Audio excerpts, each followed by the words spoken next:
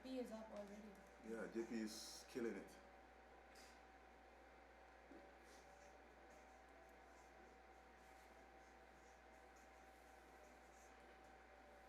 Do you think we should ask Sherry to ask the spec school to put our thing on their wall? On their wall? So they're Spec seeing school of business? they're seeing all of this. They are liking some of the comments, I think. Yeah, actually, if you get it on Smith School, like, Sherry said you can do that. you I should probably asked do that. her. She said that's not a problem. She can get that done. Okay, yeah, that's actually really smart, because They have Smith has like the best donations of any place in the school. Yeah. So we could just.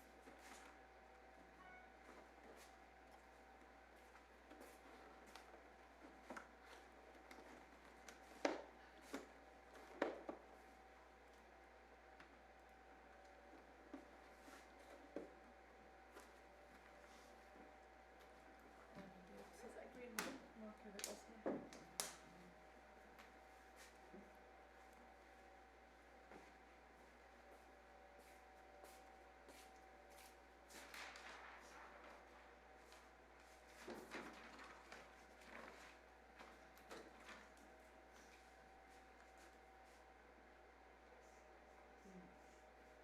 You posted?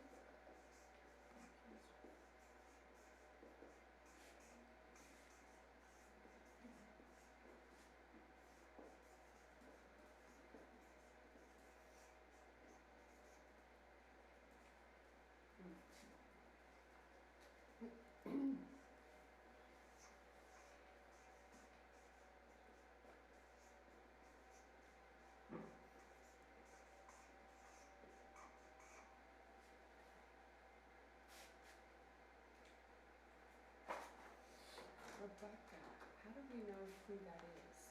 Who the Rebecca is? Because I'd like to know if it's Rebecca Louise Capper, because that's another story as the The Dean of Faculty of Education. That's another different one. If you go to the she's in Europe right now. And if you Yes, go, she's in Sweden. if you go down, you can even see from where they actually went down. Okay, I'm gone. Oh, It's not there. that's how there. Maybe she doesn't want to disclose it. And so we've been thinking before. Yeah. So you can write her full name.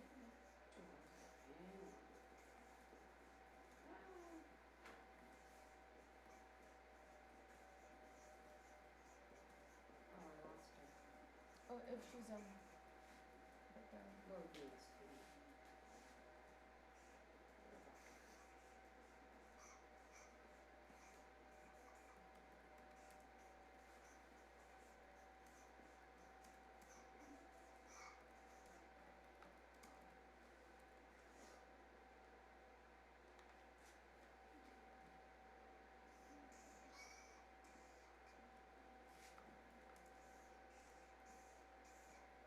Trying to respond to all the messages, so many of them that we missed.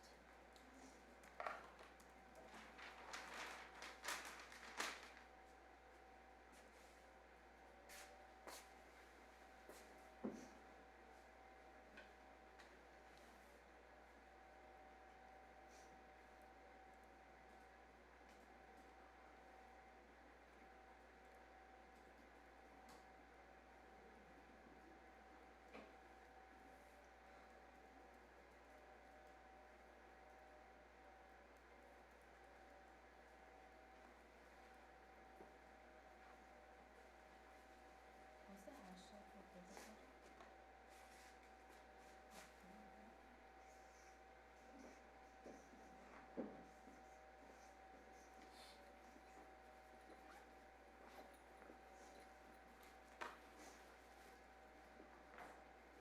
Do we have tape if I pull this from here and stick it on that one? I don't have tape. Do you want me to go see if I can find some? Or I can just move this clipboard. Hmm? Or I can just move this clipboard. It just Why don't- shows up. Why don't we, I'll go get some tape, just Okay. in case we, and Emma, can I just take a picture of it before you take it off?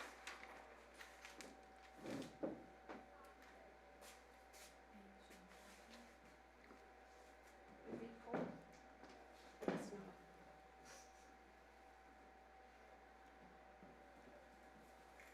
There we go. Okay, I'll go get some tape.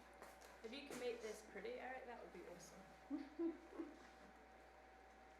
Oh, into like a whole presentation. Or some, or yeah, or I don't know, just, or even if you can write pretty. Cause I can't write pretty. Okay. So, cause I write pretty, I can't write pretty. Yeah. No? No. I'm bad.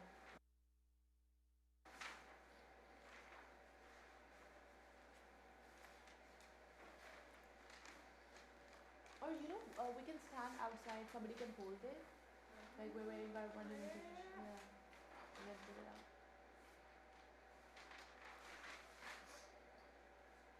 We can even do that.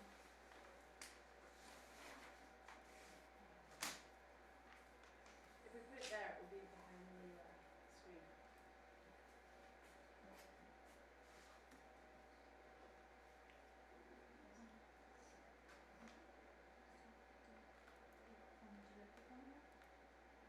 Yeah, I'm just thinking I don't want to waste the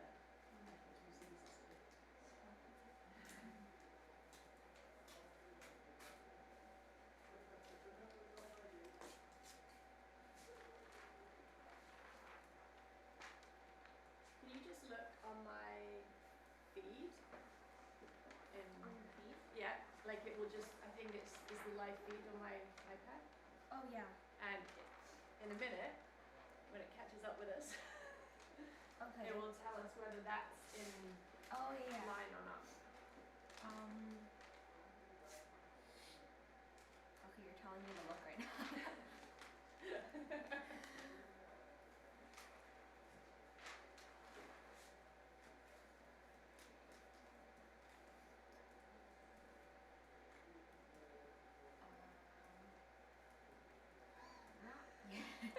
Just hold that pose like your morning stretches and your Yeah.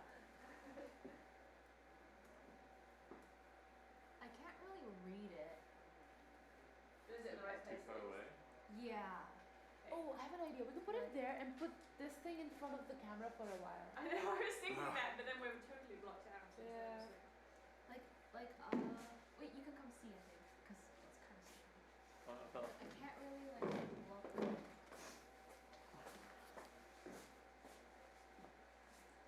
Oh, it's so exciting. Oh wait. Yeah, like you can't really, it's hard to read. It looks like it's just our work. Oops.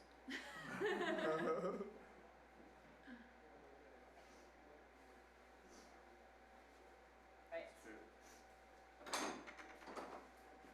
Oh, yeah, it's no good that can't read it from there. Okay. And it's not really tape. We could we not just put the board like right behind, like right kind of awkwardly here in the corner, just as long as it's like barely in frame?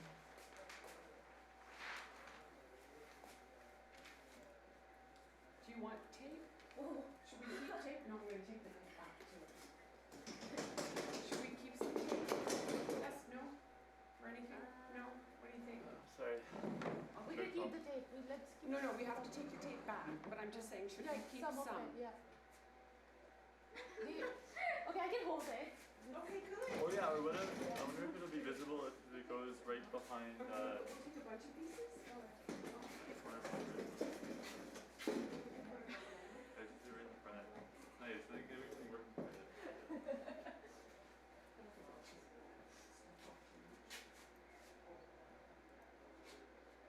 It's so funny. We're like, what is going on?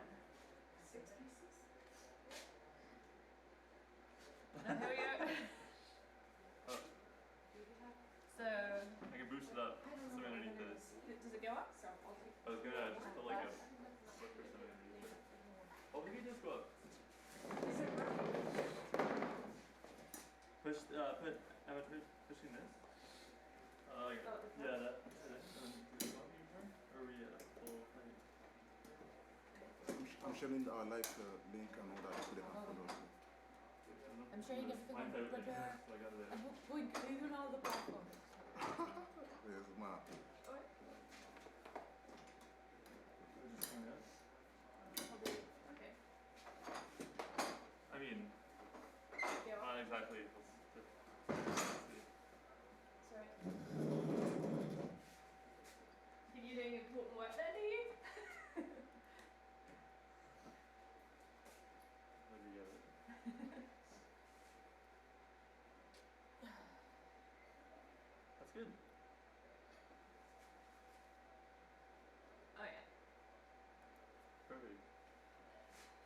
Yeah, pull it. Pull it this way? Yeah, just so it's right in the corner. Perfect. Well, I mean, I don't know. Wait.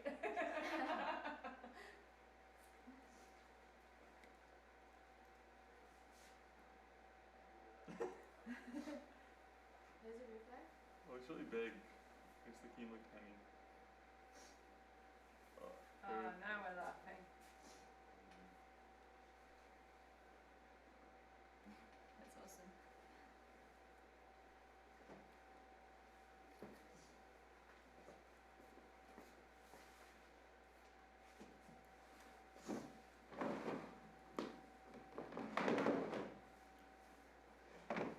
No, I'm not. That's pretty fast.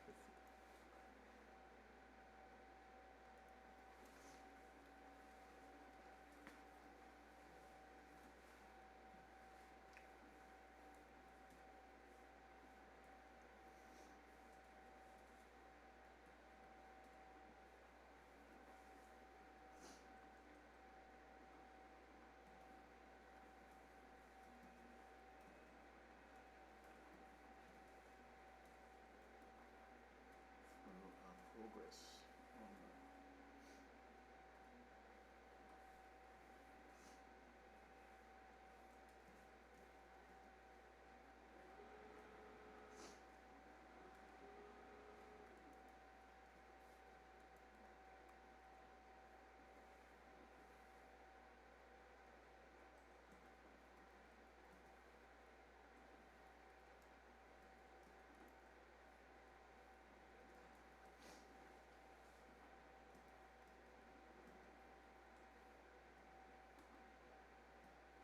People are sharing these videos. What video? It's the ones of yesterday. The I'm just trying to respond to as many of the comments as possible.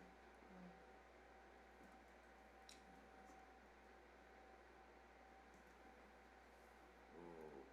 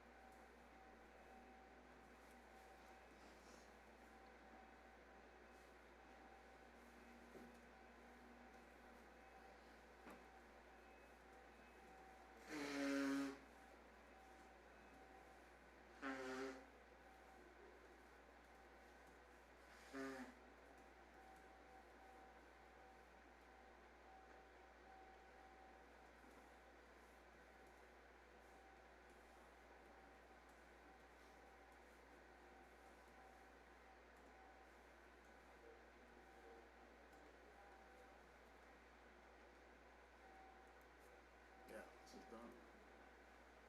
Making progress.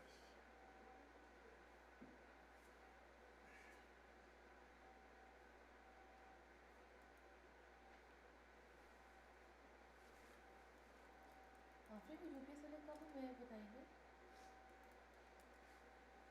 They will not see the email even before 8 a.m. Oh, okay.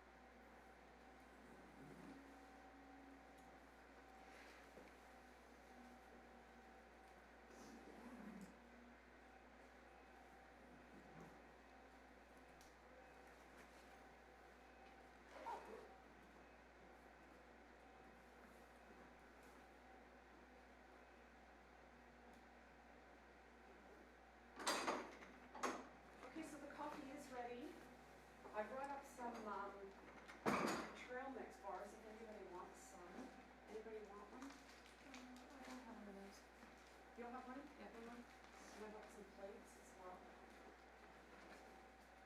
maybe that's one of those. And I asked the guy downstairs if he would put something up, a picture of the leaderboard, that we're in #1 spot so we can share it. Anybody else wanna?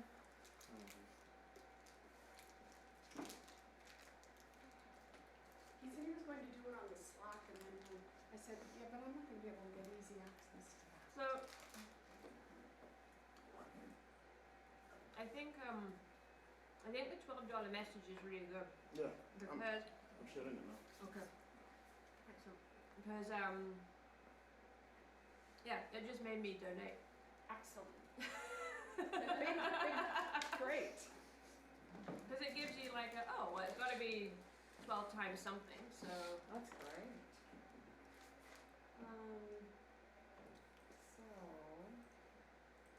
It's good, it tastes like And we booze. just got congratulations downstairs from the group across from us. So then we're up and we're working. We're what? We're up and we're working like crazy people.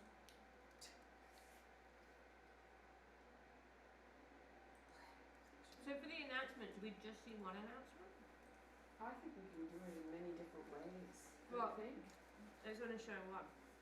Okay. If it's only showing one, we should figure out. It's gonna show one at a time, I guess.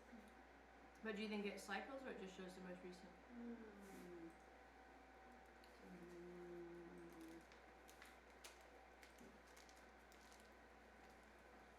Oh my god. So you changed What's up? like the Twitter name so it's not able to connect there. I know it doesn't connect. Yeah. Yeah. Oh, so what's the new name? One One big N capital? M T Yeah. features. What? Teachers, no underscore nothing. Just words. And T is capital? Teachers? Plural, yeah.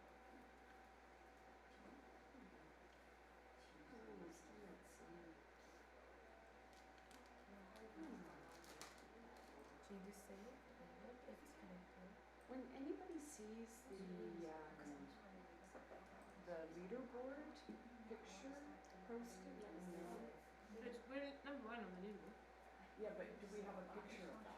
Well, yeah, just take it. And just take that and send it to me. Because I couldn't figure out how to do that. How did you get to leaderboard? Because That's the only thing that I can do on this website is find the leaderboard. Oh, leaderboard. That's like a little thing that says leaderboard. Where? I got it. How do you take a picture of it? Screenshot. Do you want me to take How a do you do screenshot? that? So for me, it's this. I can send you the picture. Okay. Or do you want? Oh, I have an idea. So let's take. So this we can even get this thing.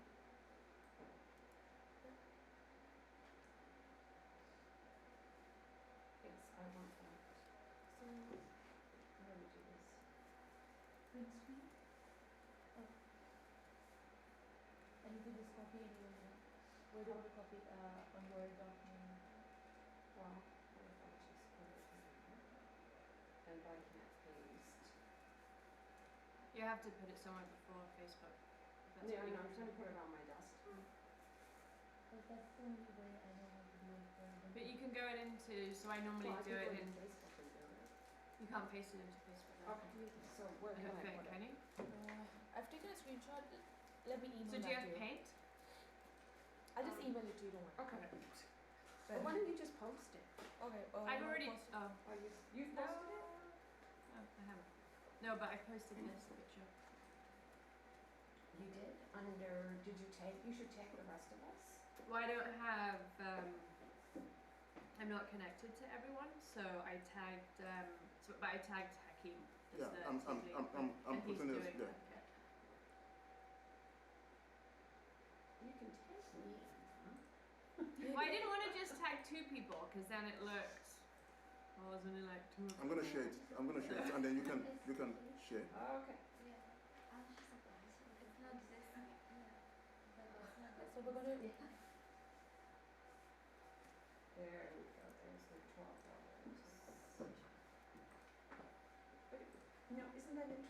won't let me share. I can like it. Yeah, the Hakeem was welcome. I'm working on it. Just hold on, I'll be done soon.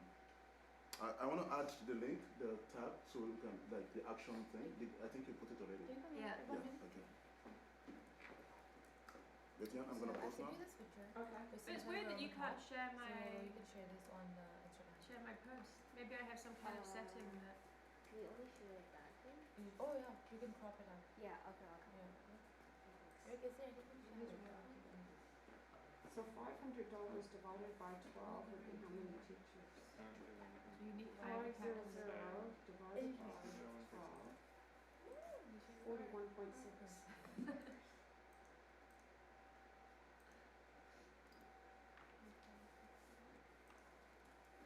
I think I'm gonna put my content editors in, then I will really be joining the world for real.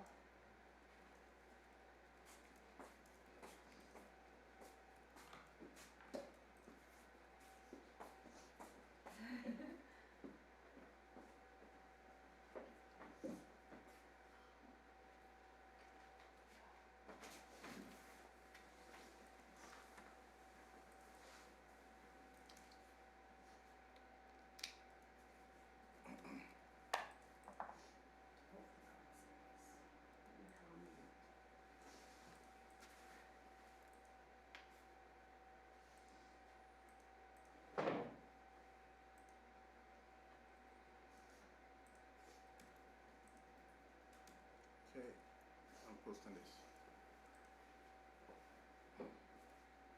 Betty, Yes. if you check, I've posted. I added the comment to.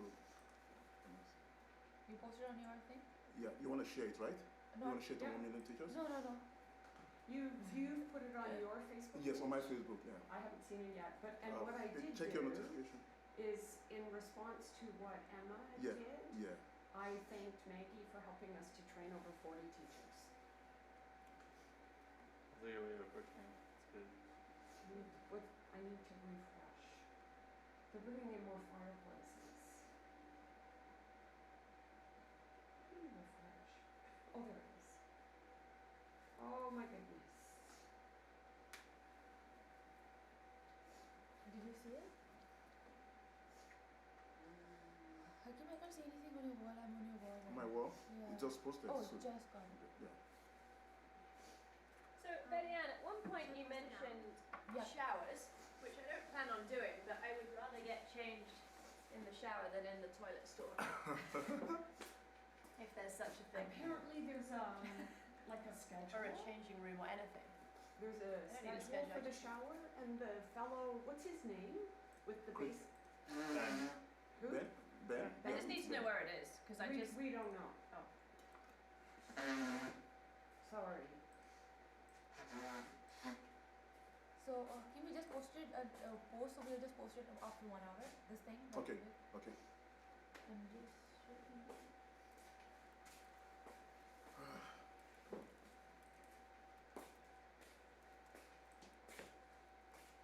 So I've shared another. You can post it like after a few minutes.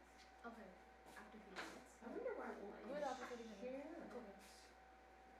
Why do you think it won't It's let fine you with share? Instagram. Pardon me? Okay. Oh. No, I'm just telling her to. Why do you think it won't let us share? It won't? No. Oh, because it's Emma. And then Might be permission, like Yeah. privacy permission. Are you guys friends on Facebook? Yeah. Of course, I yeah. like put a special setting that was like, do not let Betty Ann share anything that I post. But then that's Thanks, there. Emma. I cannot share it. Yeah, there's no option to share. See? You can download the image. You want to read that? Yes, how do I do? I can just give you the image. My image? Yeah, but Here, let me just give it to you. And Somebody it's better. share it. Okay. just share. No, we got the image. You have? Yeah. And you can copy the text and just like Awesome. the image is on your desktop. Okay.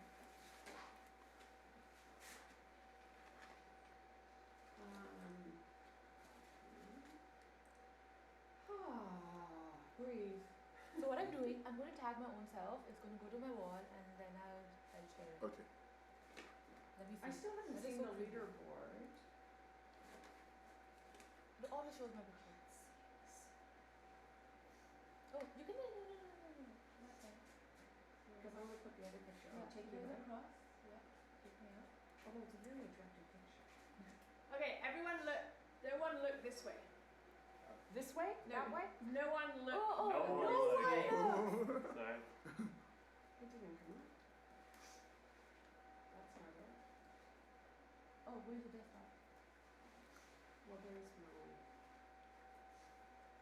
No, that's not it. Oh, this is it. This PC. Well, here's No, another. this one. That's it. Yeah, that's the image.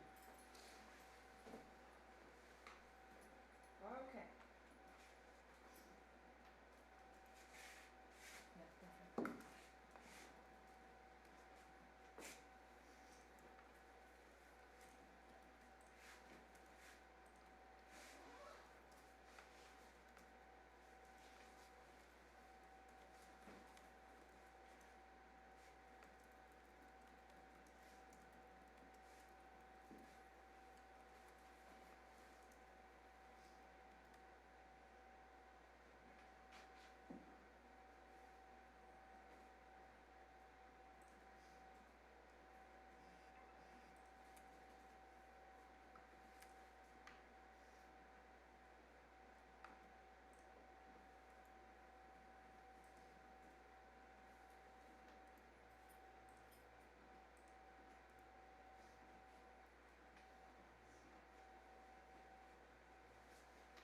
Okay, you're all safe now.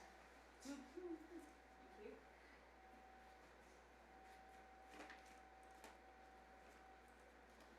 And today's the 11th?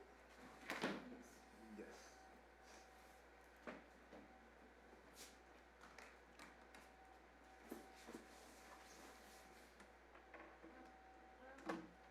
Sorry. Sorry, but How about you?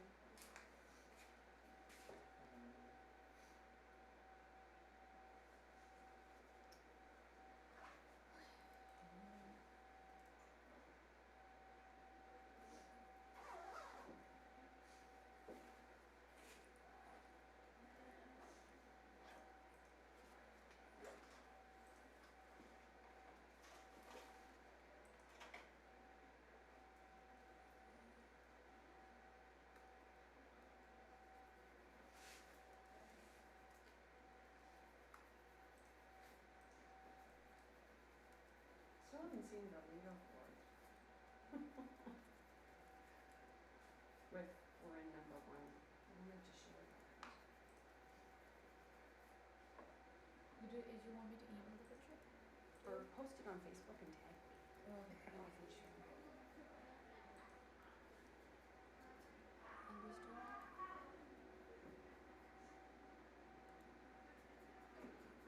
think I posted it on my Instagram.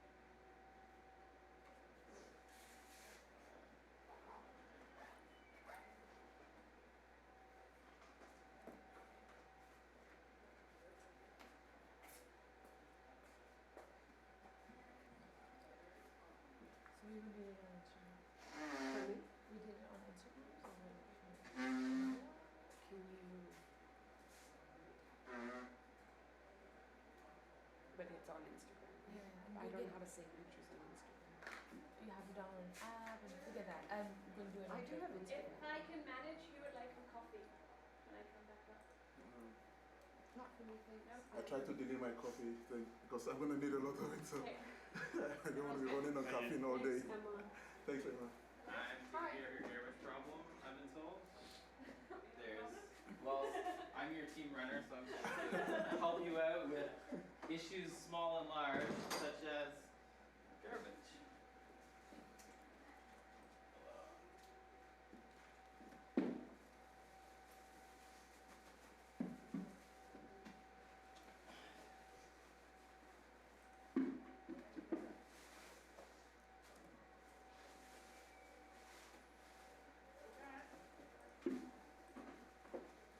So I've sent you the images on your Facebook Messenger.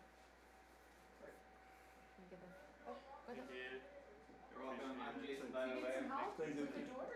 No, I'm fine, you guys Thank you. stay on your project. Stay You on seem mission. very focused, productive. Go team.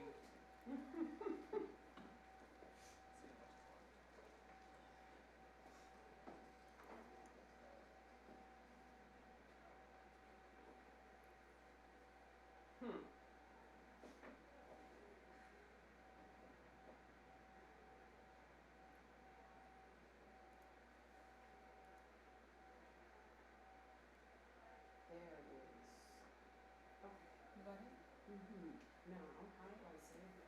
Very easy. Okay. It's not very easy. It's just not. It's easy peasy. So I'm saving it on your desktop. Are we sure? Yeah, yeah. Okay. Okay, sorry. Okay. And then yeah. Excellent. Okay.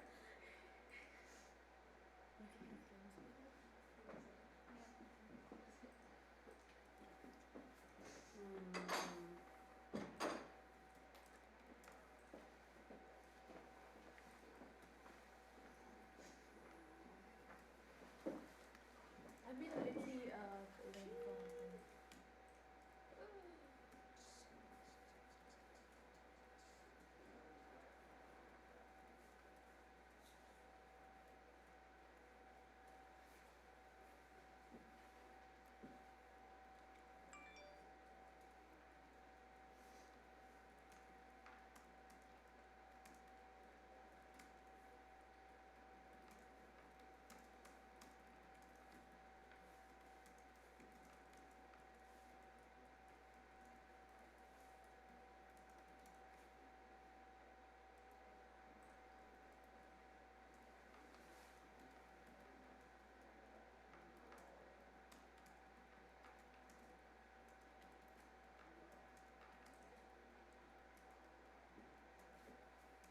I don't like it when I have to respond, send what do you call it now? Yeah. Generic emails. You need one of those bots to do those for you. Yeah. Some of them, most of them don't require any change, just the same thing, but some.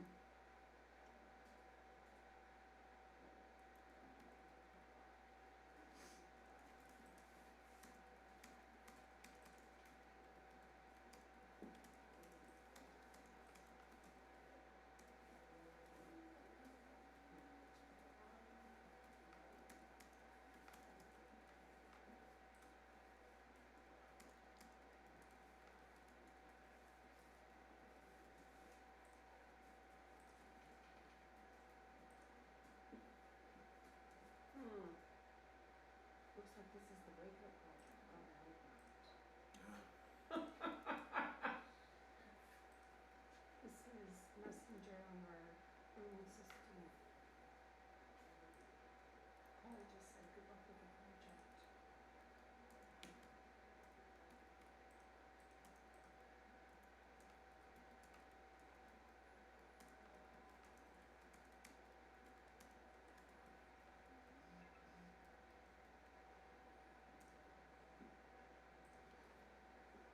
So Hakeem, you have a lot to report on this morning. Do you want to spread some of it out, or do you want to share all the things you have? Just say it. I'm hoping that you and I could do together. Oh, okay. Yeah. Let's Okay. so we kind of bounce off each other. Sure. Yeah, I think that would be nice. Sure. And then maybe going forward we can be doing that in a team of two or something like that. So Okay.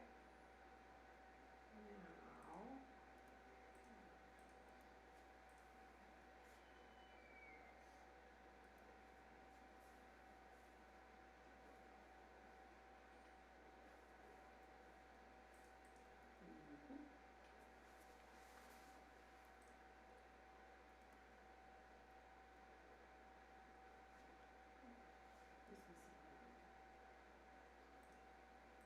Oh, well, you know what I did? I added some arrow. Press the link to support us. I added some arrows. What'd you do? I've added some arrows just to make the link more prominent. Press the link to support us. Excellent. Now, how'd you do that? I'm not gonna say it's easy. Because it's easy for me. It's because you're a young little tech person. People like you don't know. A young little tech person. I hope that's the little word. Hard to tell. okay, I'm done with responding to most of the messages, I think. Yeah.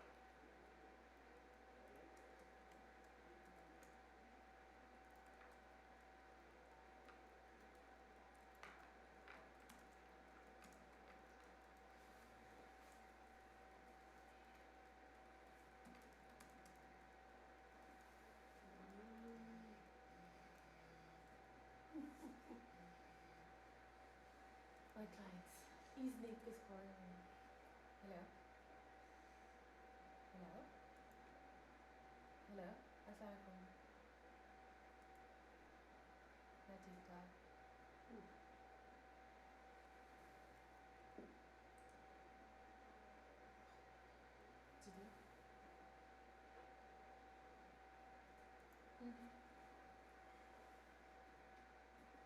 Sorry.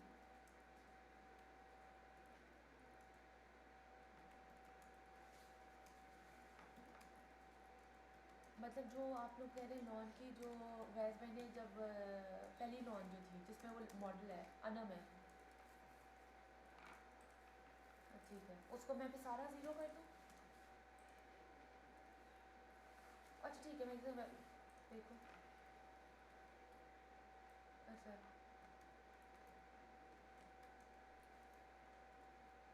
तो बताइए. So somebody, I was going to do some videoing of the, हाँ सब कुछ और कुछ करते हैं. of us doing the announcement, so will you be there? Can you use one of his? Obviously. हाँ शोफोन के Not so करेंगे और good. No, it's okay. क्योंकि So फिर you want sensing one of है. his not so जो volume Yeah. 1 है कि 2 पे करना है.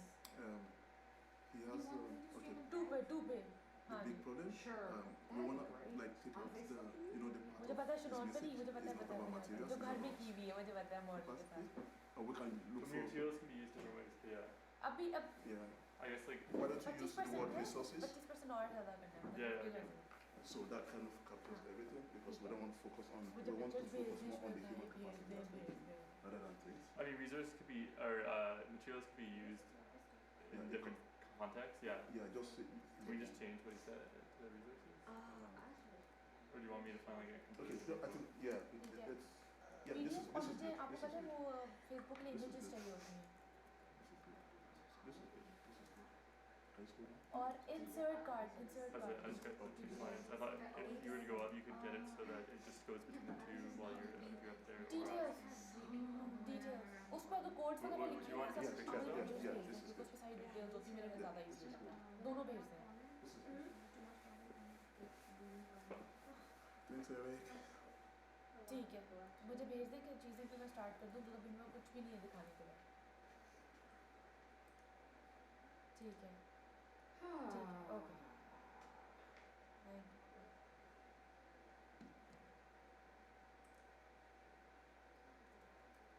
Who's Jane Fair? Janie Fair. Does anybody know? Where's my? Do you have this episode? I don't know. Yeah. Because when there Betty was Ann? the Yes. announcement update Dave was is saying that can you please let Betty Ann know that I posted on Oh, we do Twitter have an the eye. leaderboard We do image have she an eye. wanted. Yeah, he's where? On Twitter. Who? What's David- his David what's his Peralti. handle? No, he's responding on Slack. I know. But he was going to do the posting under him personally. So I don't know how to find him. What's his name? David Peralti. D-A-V-I-D. Yeah, Peralti. Oh, there he is. Oh, I haven't followed him. Fine purpose. Great handle, David. No, he's good. Okay, excellent. Woo! Thank you. Okay, let me go and follow him as well from the details.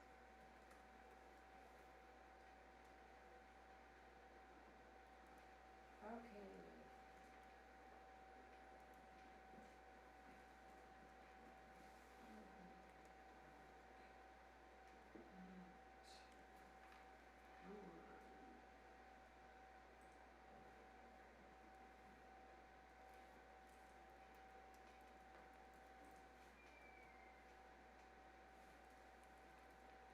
Shout out to all the fun companies I know. Come on, you guys, you've got money.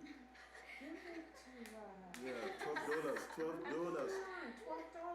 $12. $12. Times 100, please. I think big. Millie's bored. She wants to jump. We need 100,000. Come on. She's tired. She's getting old. Like me. She wants to jump. I want to jump too. Did you know that? When I turned 60, I decided I wanted to jump my horse. Oh, It's, oh. yeah. It's coming.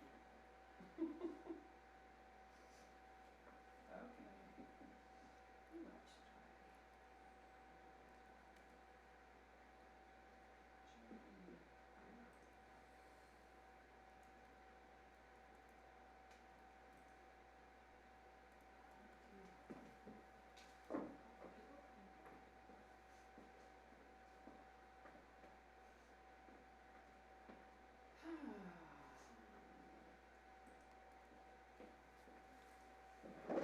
Let's try.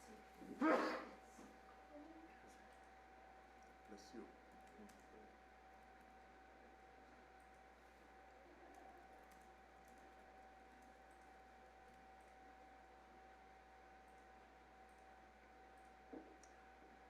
I wanted to emphasize the lowest income communities, so some people don't say, but you're training for just $1.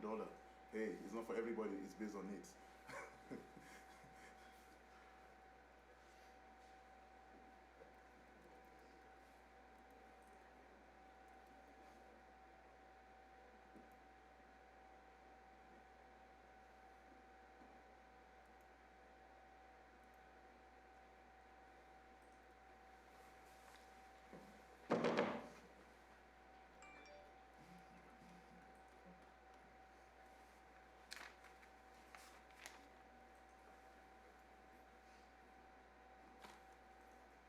Okay, my trigger is getting fired up. I mean, we're making everything active.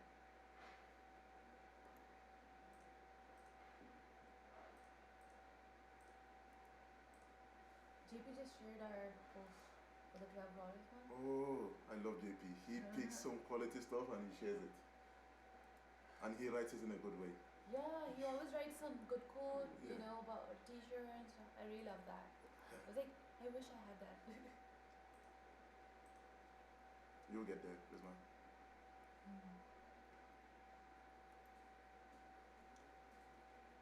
Ooh.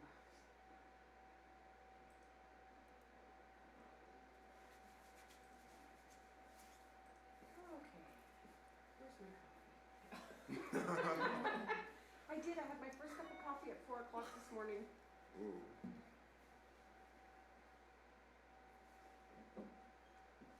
Bismarck, what do you think Steve of this? Lowell just sent us a new email Something address, else. or a new email. Oh, okay.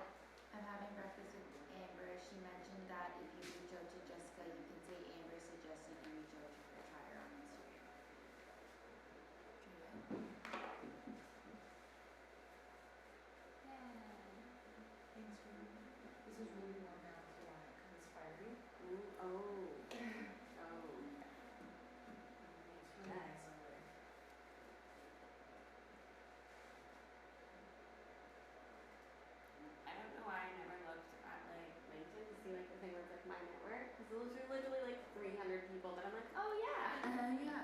I don't know.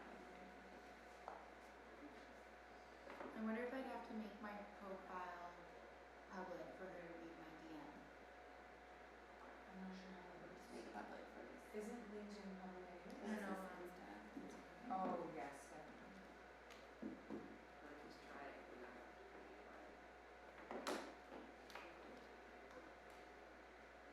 I don't know. Wait. How would we test this?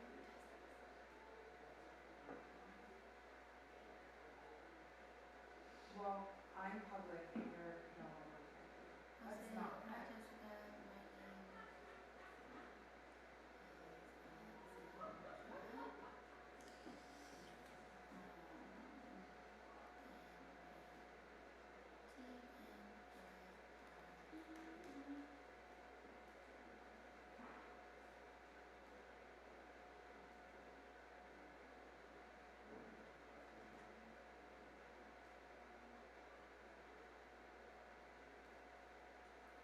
There's literally another Ben Bowden that LinkedIn recommended to me because I have 44 mutual connections with him, but it's not this one.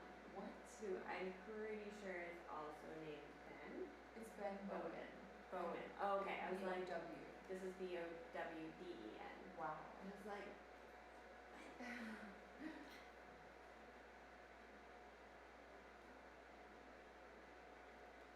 also recommended by his brother's little sister. Brother.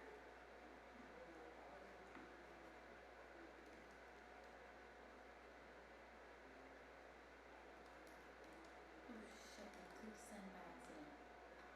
What? When I was sending the message, I clicked send. What was done? Or was it? No, it wasn't done. Just Okay. keep typing. Yeah. Happens all the time.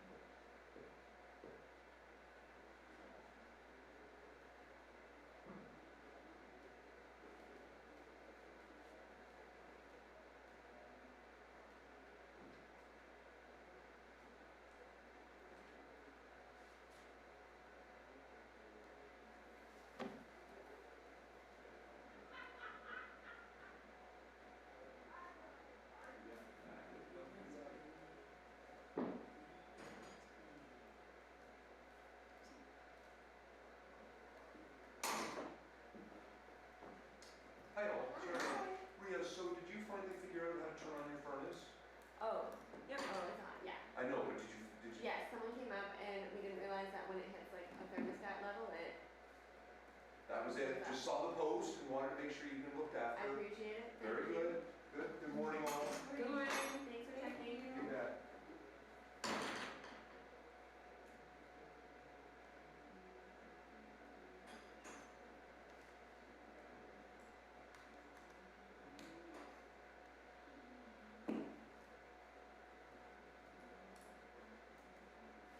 All you need is donated money. Darn.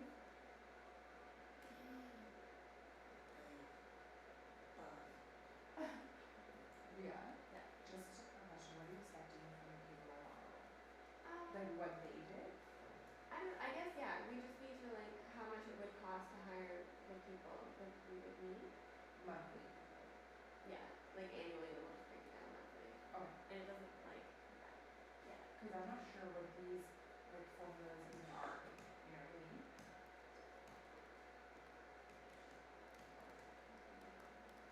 Yeah, I would have to Google it. Like I'm Googling how to do all this stuff.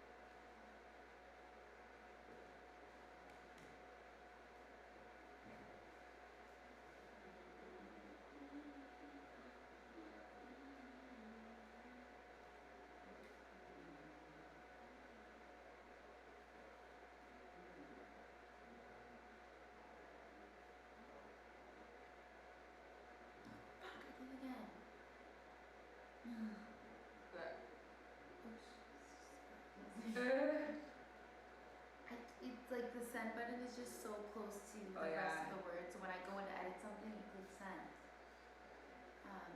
We would love you to support our team. If you're interested, please let me know.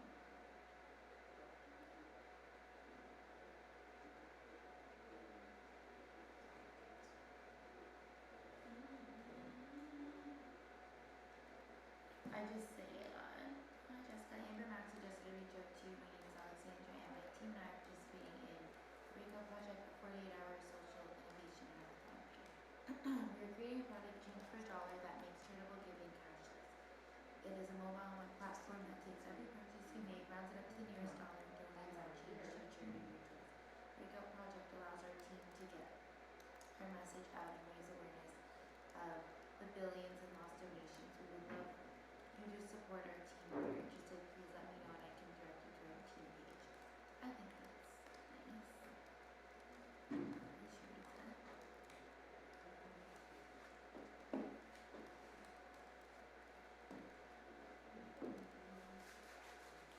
I'm finding so many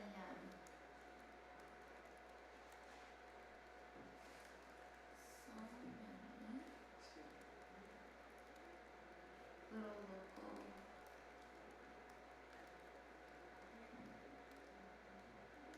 I'm reading all of them.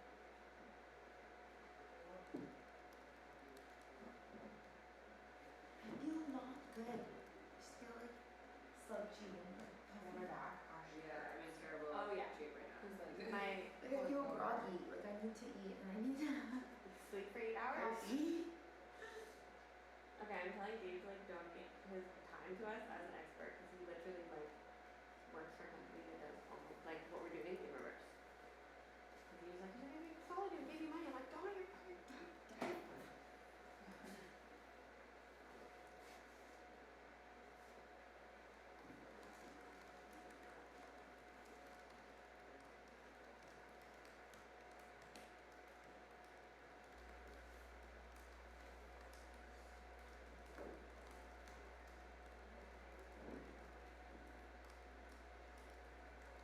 I just tweeted the FBB.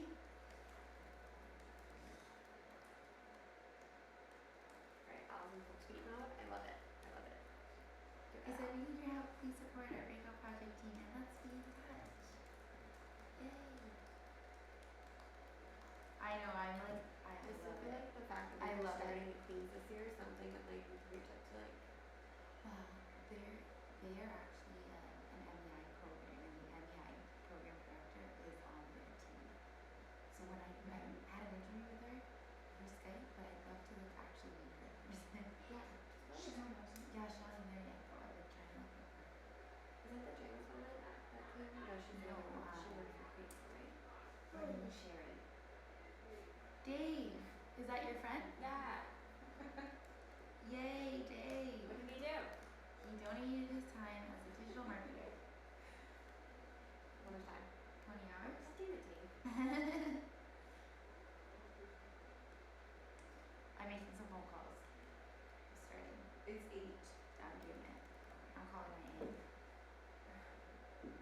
What does your aunt do? She can definitely support our team.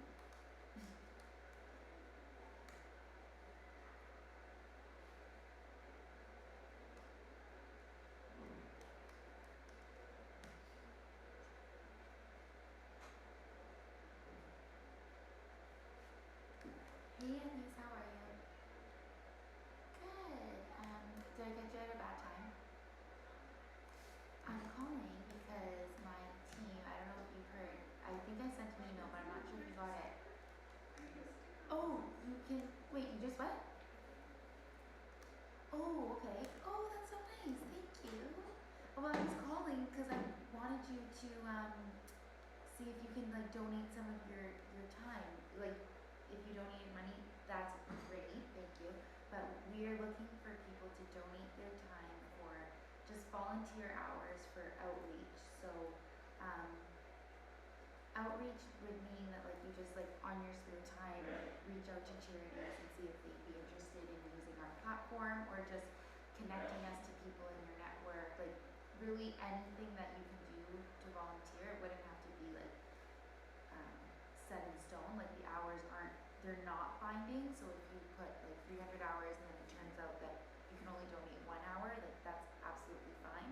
But the way that we'll win this competition is if we have, okay, so hold on. So we're actually being live streamed for 48 hours.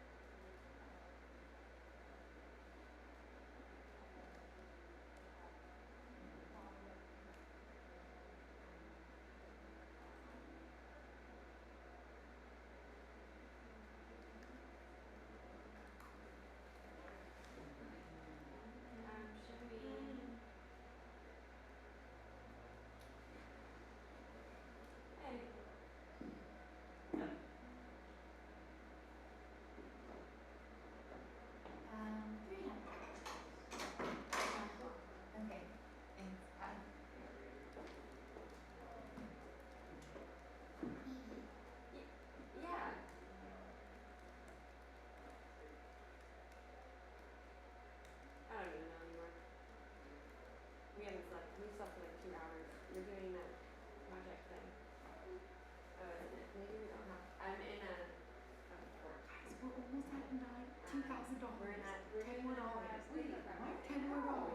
That's amazing. And how are we second in rank? Oh, sorry, never mind. That's not us. Yeah, they were. I'm like, we're almost at $2,000. I'm like, we're almost at $2,000. It's not even. I'm like $10 more. But it, are you okay? Oh my god, I think we all need to eat. Oh, I'm sorry. The other teams are down there already. Maybe let's just go and force them to come to food.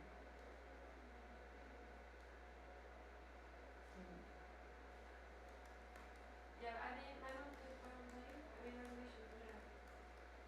Alright. People are just learning about Very this good, thing. yeah. So we're expecting today to be better and tomorrow to be even better. Very cool. Yeah, it's like a momentum thing. And then next year, guys come back and people will know what we are. And Yeah. yeah, South by Southwest had 250 people in their first year and they were pumped. And now they have over 1 million people go through that thing in a week. Wow. Yeah, 20 years later though. Yeah. How's it going? Good, yourself? Good. Alright, so, cause I don't know how much time I'm gonna have out there. 5 minutes, I think. 5 minutes? Yeah. Yeah. Okay. So what do you think about like the idea? Fix that, 'cause that's probably not. I like that It's a with bit- Chris being able yeah. to say. I don't know if are you Chris going could on say it. Say that? Because it's It's really true your though. thing, Like right? we noticed that at the coffee Yeah. house about how like so many of them are now in college and Yeah. they have chosen disciplines that actually are very Passionate. And they Yeah. continue having humanitarian projects in their own lives or they continue to join the Yeah, like geared towards professionals to continue helping the world, making it a So better instead of the place. J story for now, Yeah. let's I don't feel comfortable start after with I the said stats and that thing and then have Chris So give the 20,000 youth over aging 20,000. Over 20,000? Okay. So over 20,000 youth age out of care in Canada per year. 43% of the women and In young no, that's in a study. It's not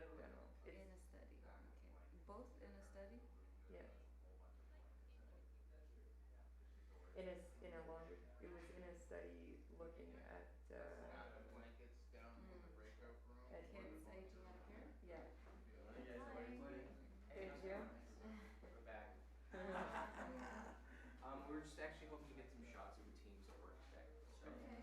this is So I won't great. ask you to pose, I will Yeah. just ask you to continue Just- what you were yeah. doing. Okay, Just cool. ignore us. How's it going? Pretty good. Yeah. Good. Poses right now. You didn't sleep here, did you? Yeah, we did. We did, yeah. Wow. Yeah. Yeah. Got a few hours, about Yeah. 3 hours, I think. Yeah. Because what, we went to sleep around 3 in the morning? Yeah. Around there. Were you posting these pictures on the site somewhere or? They're coming out on the Breakout Project's Twitter, for example, and actually all Breakout Projects, LinkedIn, Facebook, all Okay. those Have channels. some of them already come out? Yeah, Like ones yeah. from yesterday? Oh, really? Yeah. Oh. So yesterday when you were hiking, the pictures were gonna get a meeting Okay. out. Oh, really? Oh, Okay, so cool. we'll take a look at Yeah. that. You're certainly at mentioned in some of them, so, Okay. on your Twitter, yeah. Yeah. Oh, okay. What kept you here so late? What were you guys doing, late at night? Were you? Well, we were creating a brochure. Oh, Yeah. cool. So that's done and sent to Tom over at UPS, who's awesome and helping us. We're also preparing for one of the challenges today in terms of Our pitch. Yeah. Can you tell me a bit about that one? That one is called the deck card, right? Mhm. It's the deck card pitch that we're doing Deck today? Doctor. Deck Doctor. Deck Doctor, Yeah. yes. And it's supposed to be 6 slides. It gives us 3 minutes to pitch. And basically the pitch is supposed to be a little bit mini thing about who we each are and why it is that we each think that, like what qualities or what about us we think are going to be useful in our Yeah. project, how we're going to be able to help, what the issue is that we're trying to solve, and how it is that we're going to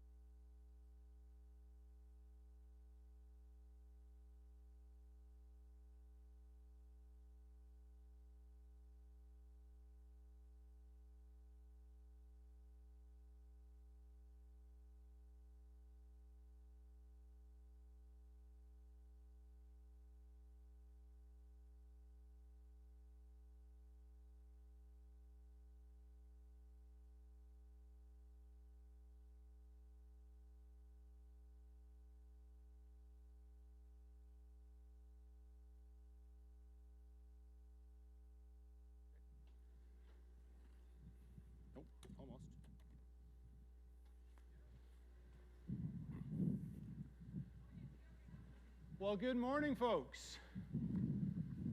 Good morning, Kingston. Good morning, the world. It's day 2.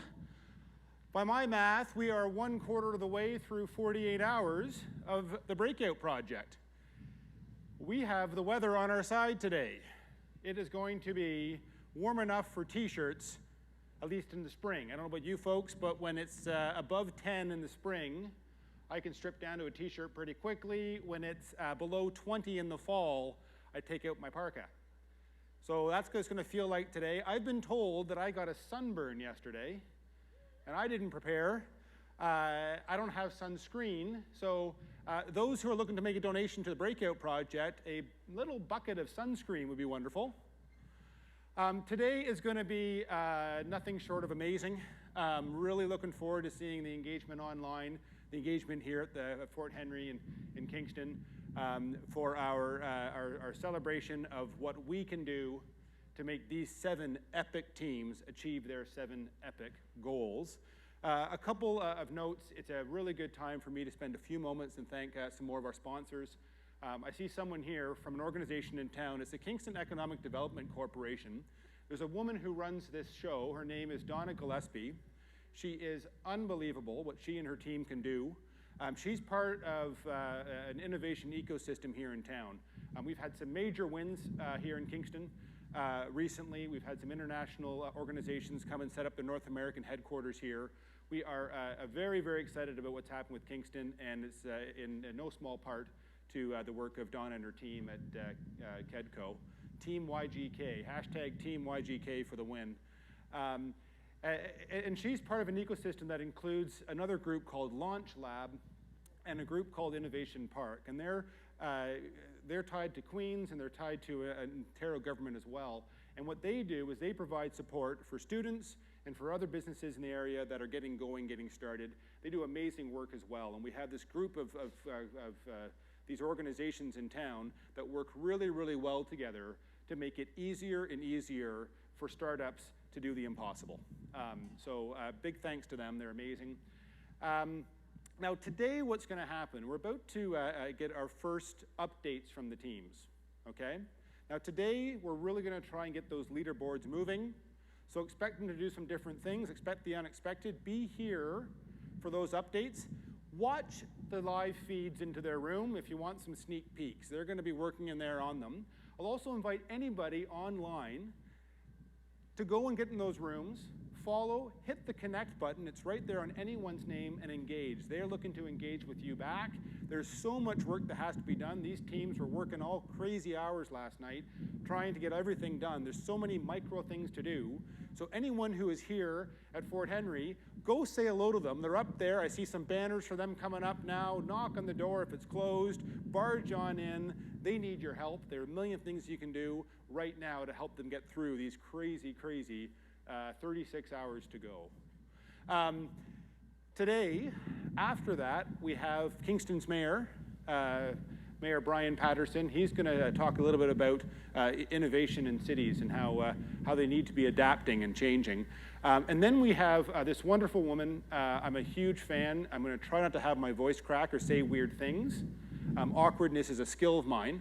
I'm going to try to avoid that where I can, because Nora Young from CBC Radio is here today, and she's going to be our host for the day. So she's going to help us steer through all kinds of weird and wonderful things we have for you.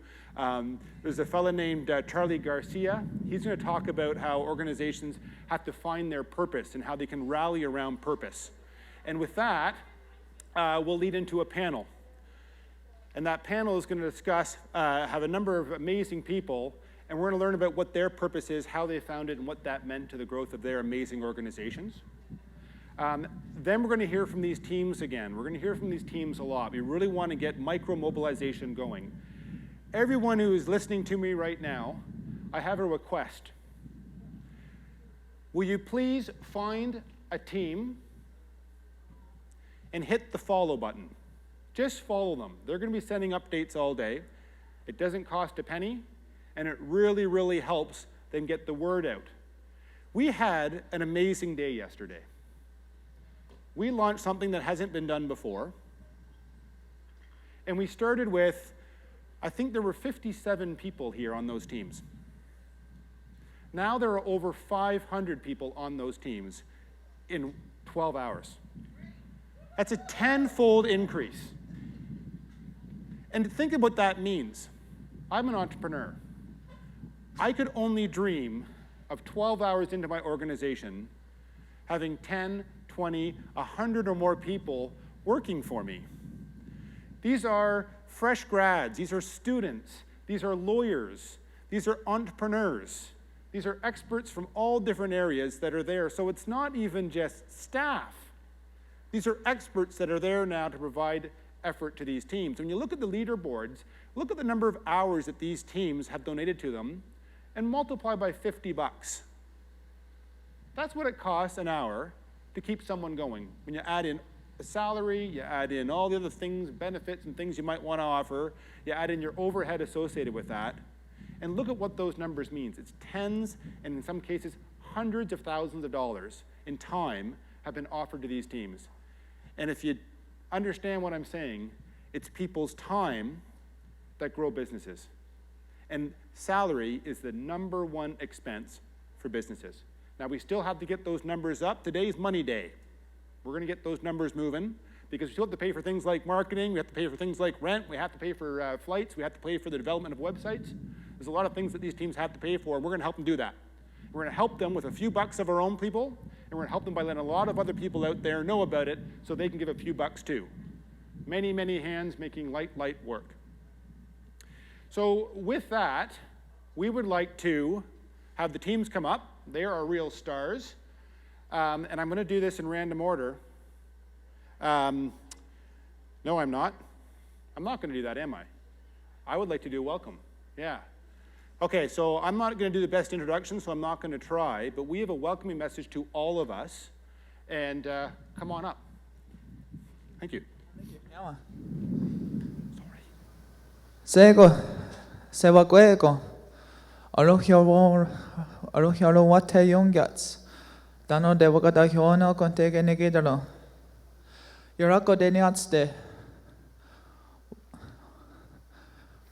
Wakatsanuni jinue, ganadayo. Ganjokwa, sawatahonzioste, gonegarewesa. Nega don chideno harado nesogoya diso. Aguego anska, onda dewa fenuni neongwat negura. Dano dayeteno harado neongwesoa. Neguego skana agahage. G diogoto warrior negantone honjageta wondero. Tonio de hak neongwat negura. Aguego anska, onda dewa fenuni neongwat negura. Dano dayeteno harado nega nigarunio. Gisego wahe. Unja ge nego sorunges. Dego no darhos danyo ogya ge negatseno. Nega no hekwa. Tonio dahak neongwat negura. Aguego anska. Onda de wafenuni neongwat negura. Dano dayeteno harado. Ne ogwe soa. Eto gadi ne dahage neongwat negura.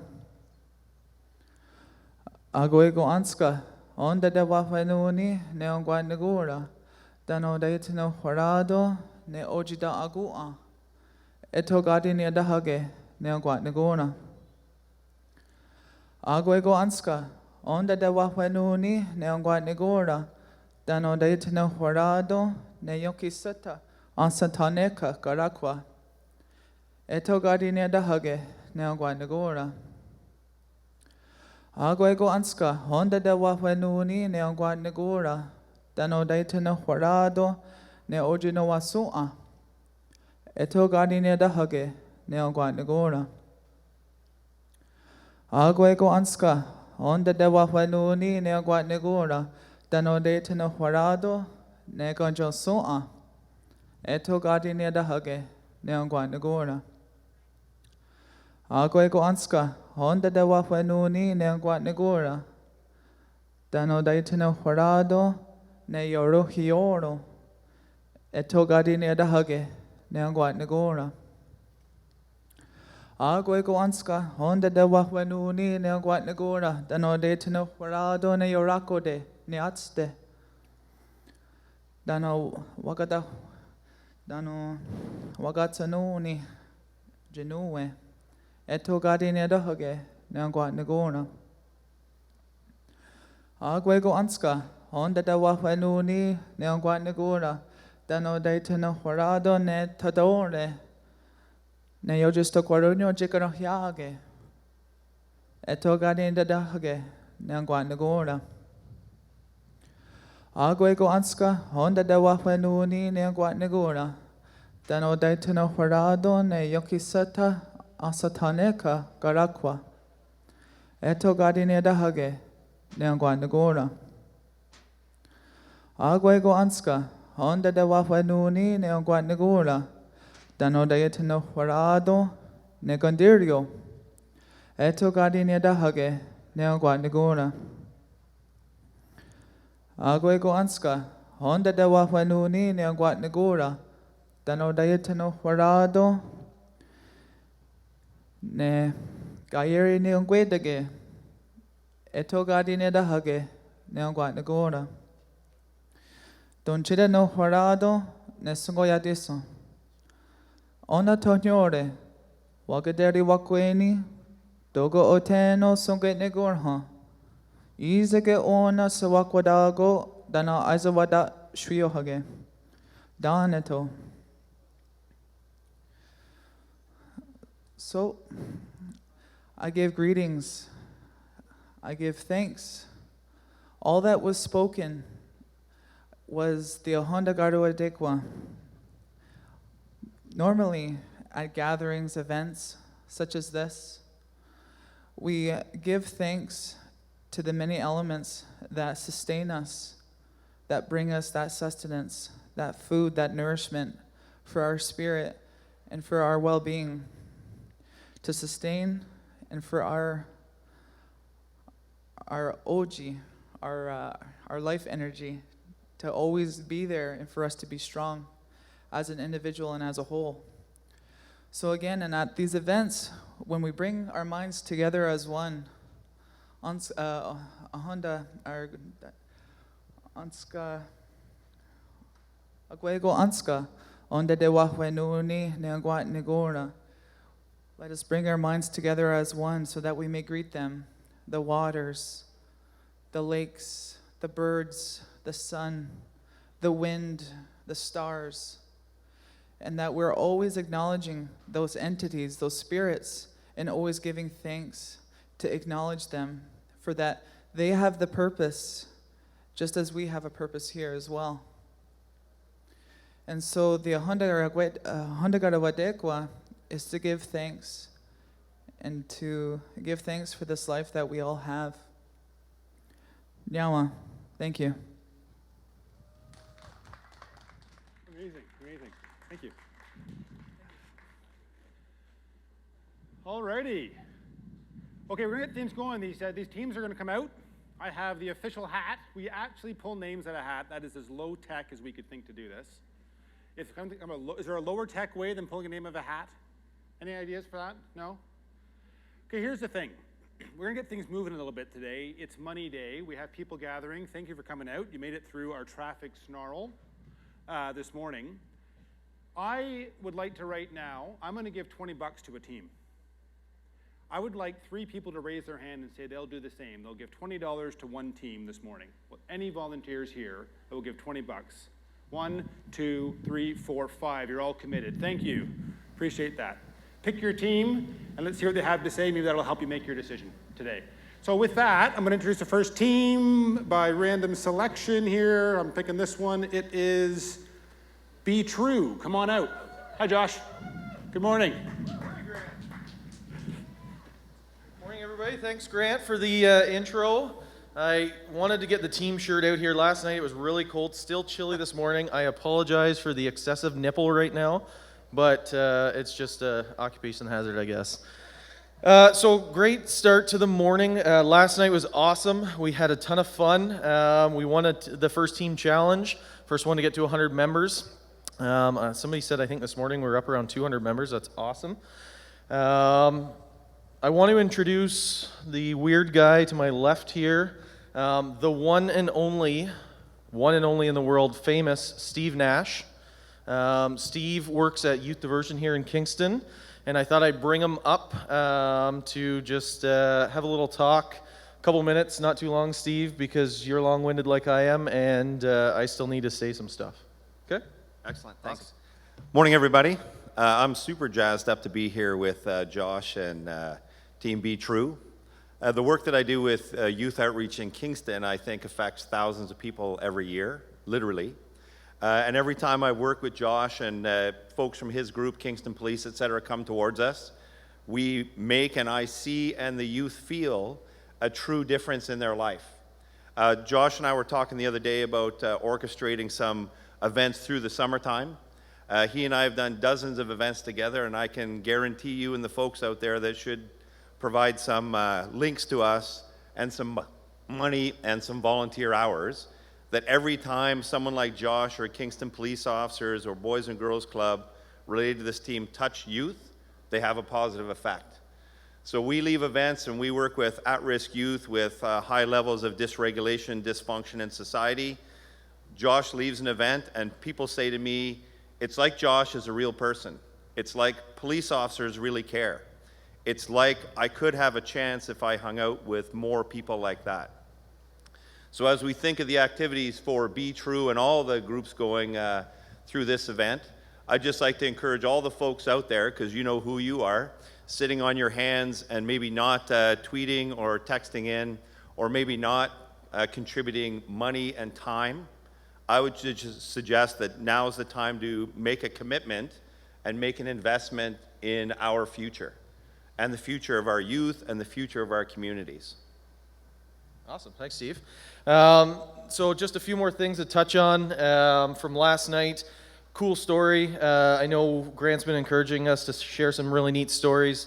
After my talk, I got approached by a couple young ladies from Queens. I'm a Queens alumni, and asked me to do the Queens U TED Talk, the next one at Queens. So I would have never thought as a police officer I'd ever be up doing a TED Talk somewhere, but it's going to be a dream that comes to reality, and it's going to be really neat to do it at my alma mater as well. So that was a pretty special moment last night. The reach from the community, the support from the community. We're getting tweets that aren't our fabricated tweets. Everybody's doing their own stuff, pushing it out, saying how important the project is. It's really awesome. The only thing I didn't mention in our team intro last night that I really wanted to is we talk about that label of at-risk youth. From my work with teens and Carolyn, our school officer, and Steve, I can tell you pretty well every teen is at risk at this point. Every teen struggles with something. The ever-changing digital world, the developing brain doesn't develop until they're 25 years old. Every youth is an at-risk youth, and I just want you to remember that when you're thinking about what we're trying to do and reach 1 million teens, 1 million youth out there, that every one of those youth that we reach could use some support in some way. Awesome. Perfect. Awesome. Hey, big day, right? Yeah, big day. It's Awesome. gonna happen. Great to meet you. Yeah, awesome. Thanks for coming out. So who here knows one police officer? I have an idea for you. You have your phones on you, right here?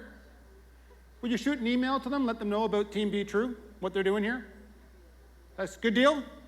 Everyone's gonna do that? All right, thanks. Okay, up next, we have, by random selection, this one. Focus forward.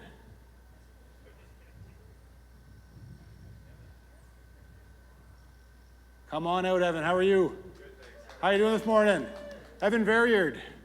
Good to see you. Thank you very much. Yeah. Do you want to prepare a message, or do you want me to just ask you random questions? Honestly, people hear more having you ask. Yeah? Yeah. Okay, so tell me overall, give me the 20-second version of what you're up to. What are you trying to do?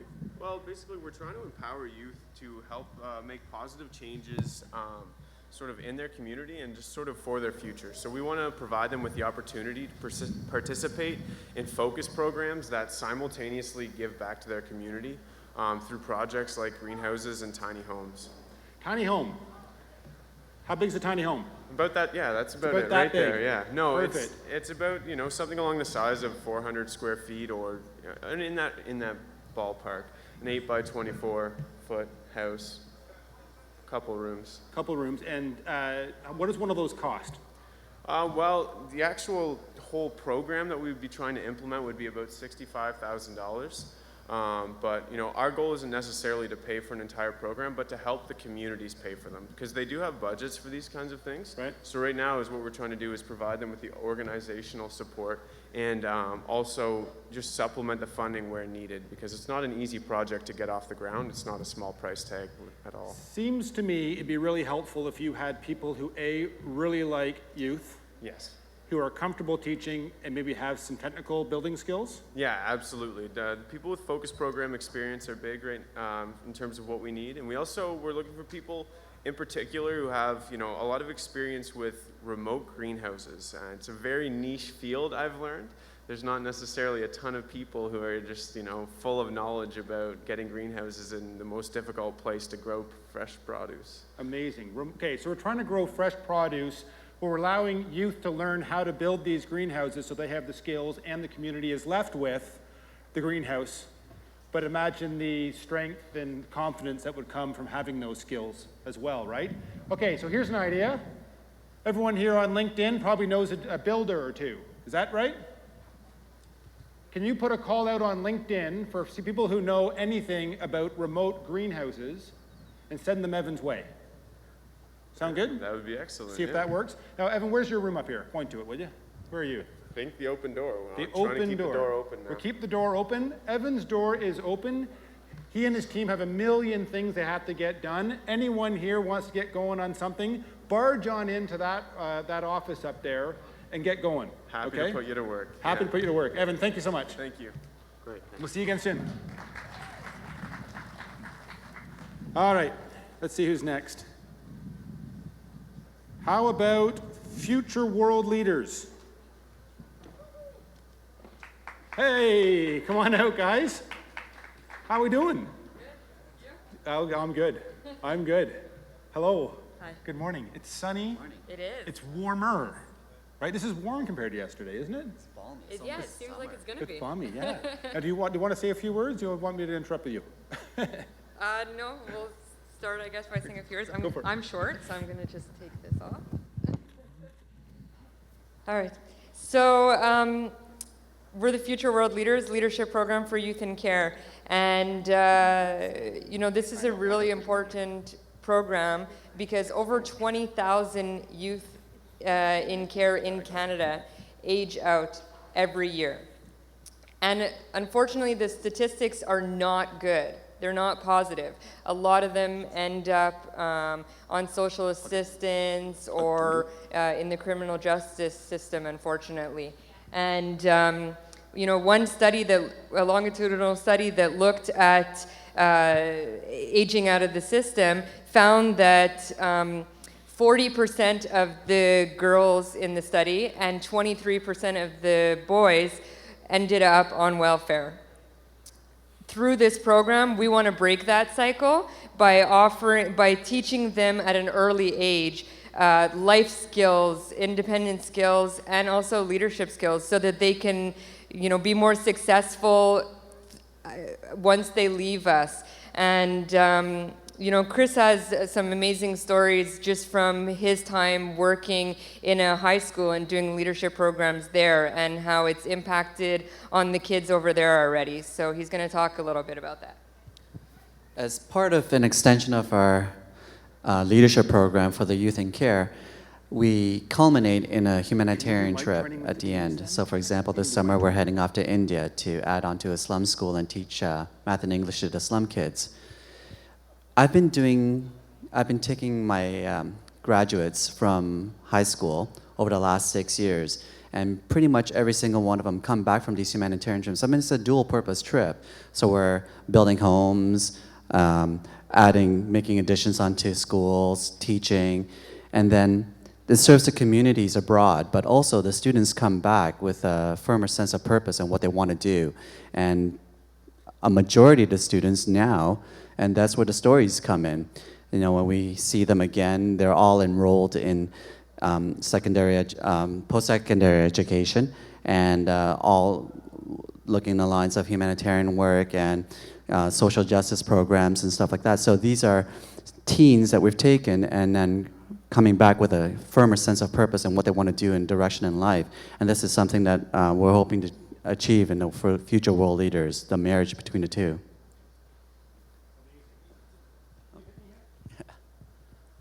Hit me.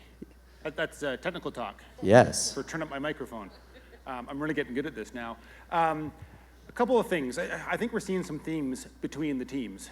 Right? Absolutely. Didn't we just hear about how every youth is at risk? We also heard yesterday from Amber Mack about how the world's going to be changing, disrupting so quickly. Another reason where you're at risk. We're asking everyone to get social today. That's another whole thing that's been injected into the lives of developing minds, hasn't it? We talked a little bit about yesterday how we're kind of lucky in Canada, but we aren't all lucky. I was born to two parents who had means, who intended to have me and my brother. We were very excited about it and had a family to support them. A lot of people here probably had something similar to that. We won the lottery. Yeah. And imagine if you didn't. And imagine if you could make it. We've got to turn this mindset, folks, from people who are that disadvantaged from the get-go, and we're going to turn them into people who are as empowered right here on the stage like this, perhaps even bigger, and that's what this team's about. If anyone here knows somebody who made it through from a disadvantaged start to where they are today, will you share, talk to them, tell them about it, and make sure they know, because this is a team that's championing their story. Can I ask you guys to do that? Think about someone who didn't have the same advantage as you to start out and has made it, and make sure they know to be on here and following this awesome team. Is that fair? That's right. It's amazing, and then we can anticipate those students that go through our program, they'll be back here in a few years at the Breakout Project with their own innovations. Amazing. Now, a lot of people here know a lot of people in town. So this team's from Montreal, okay? We have youth in care in Kingston. Can someone here, please, best efforts basis, make sure that some of the people here who are tackling the same issues, the same professionals that are tackling these issues in Kingston, come here today and visit them in their office? Right up there. Is that fair? Can we do that? Make that happen, okay? Kingston, can you make that happen, please? That'd be Good great. Deal. Thank you so much. Appreciate it. Thank you. Thank you.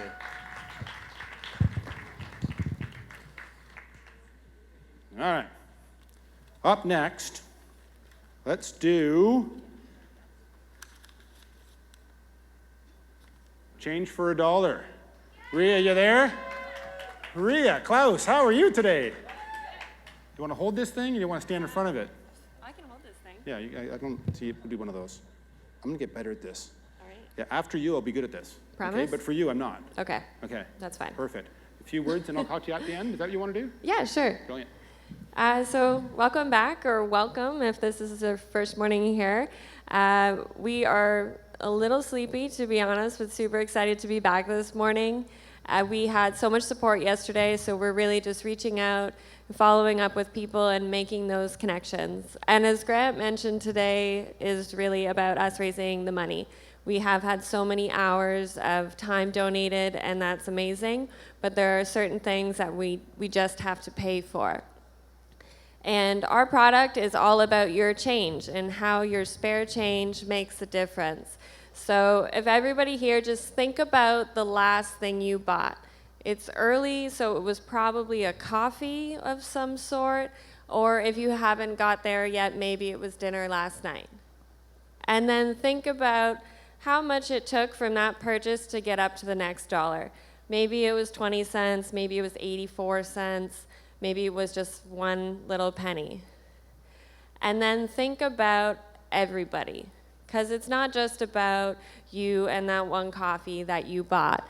It's about everyone and all those coffees that we buy and those lunches and those tops and shoes. And maybe you bought a car recently, but I will take that 12 cents and round it up and we'll give it to someone who needs it. So today, think about what your change can do and what it can do for the charities that are important to you, because that's who we want to work with. Alexandra, our wonderful PR, just wonderful human, has been reaching out to so many local Kingston charities and just getting great feedback. And if there's a charity that you're interested in or that you love and you support, tell us and we'll reach out to them. You can find us on the Breakout Project page, Change for $1. We're on Twitter as well. You can watch our live stream as we, sort through all of this.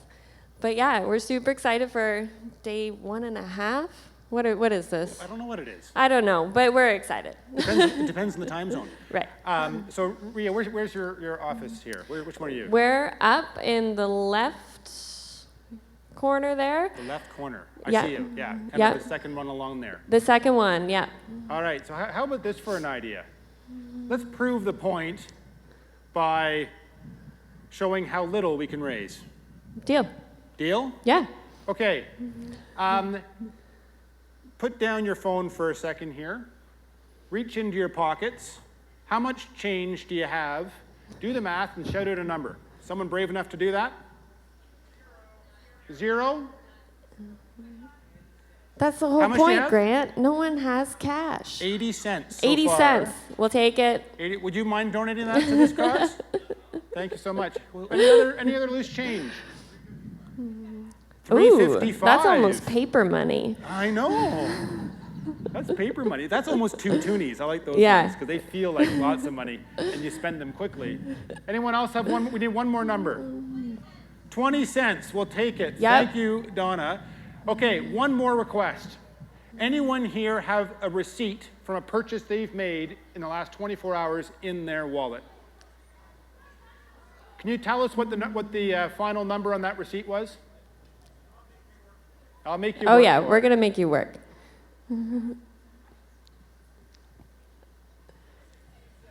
16 cents. Okay, hang on. So you have a receipt for something you purchased that cost 16 cents? $8? Got Okay, it. I think we have to run up to the nearest 5. Oh, the nearest 5. Don't make me do math. We didn't Okay, sleep. So at $2.84. $2.84. Okay, here's what I'm asking you to do. I want some volunteers. I am good for it.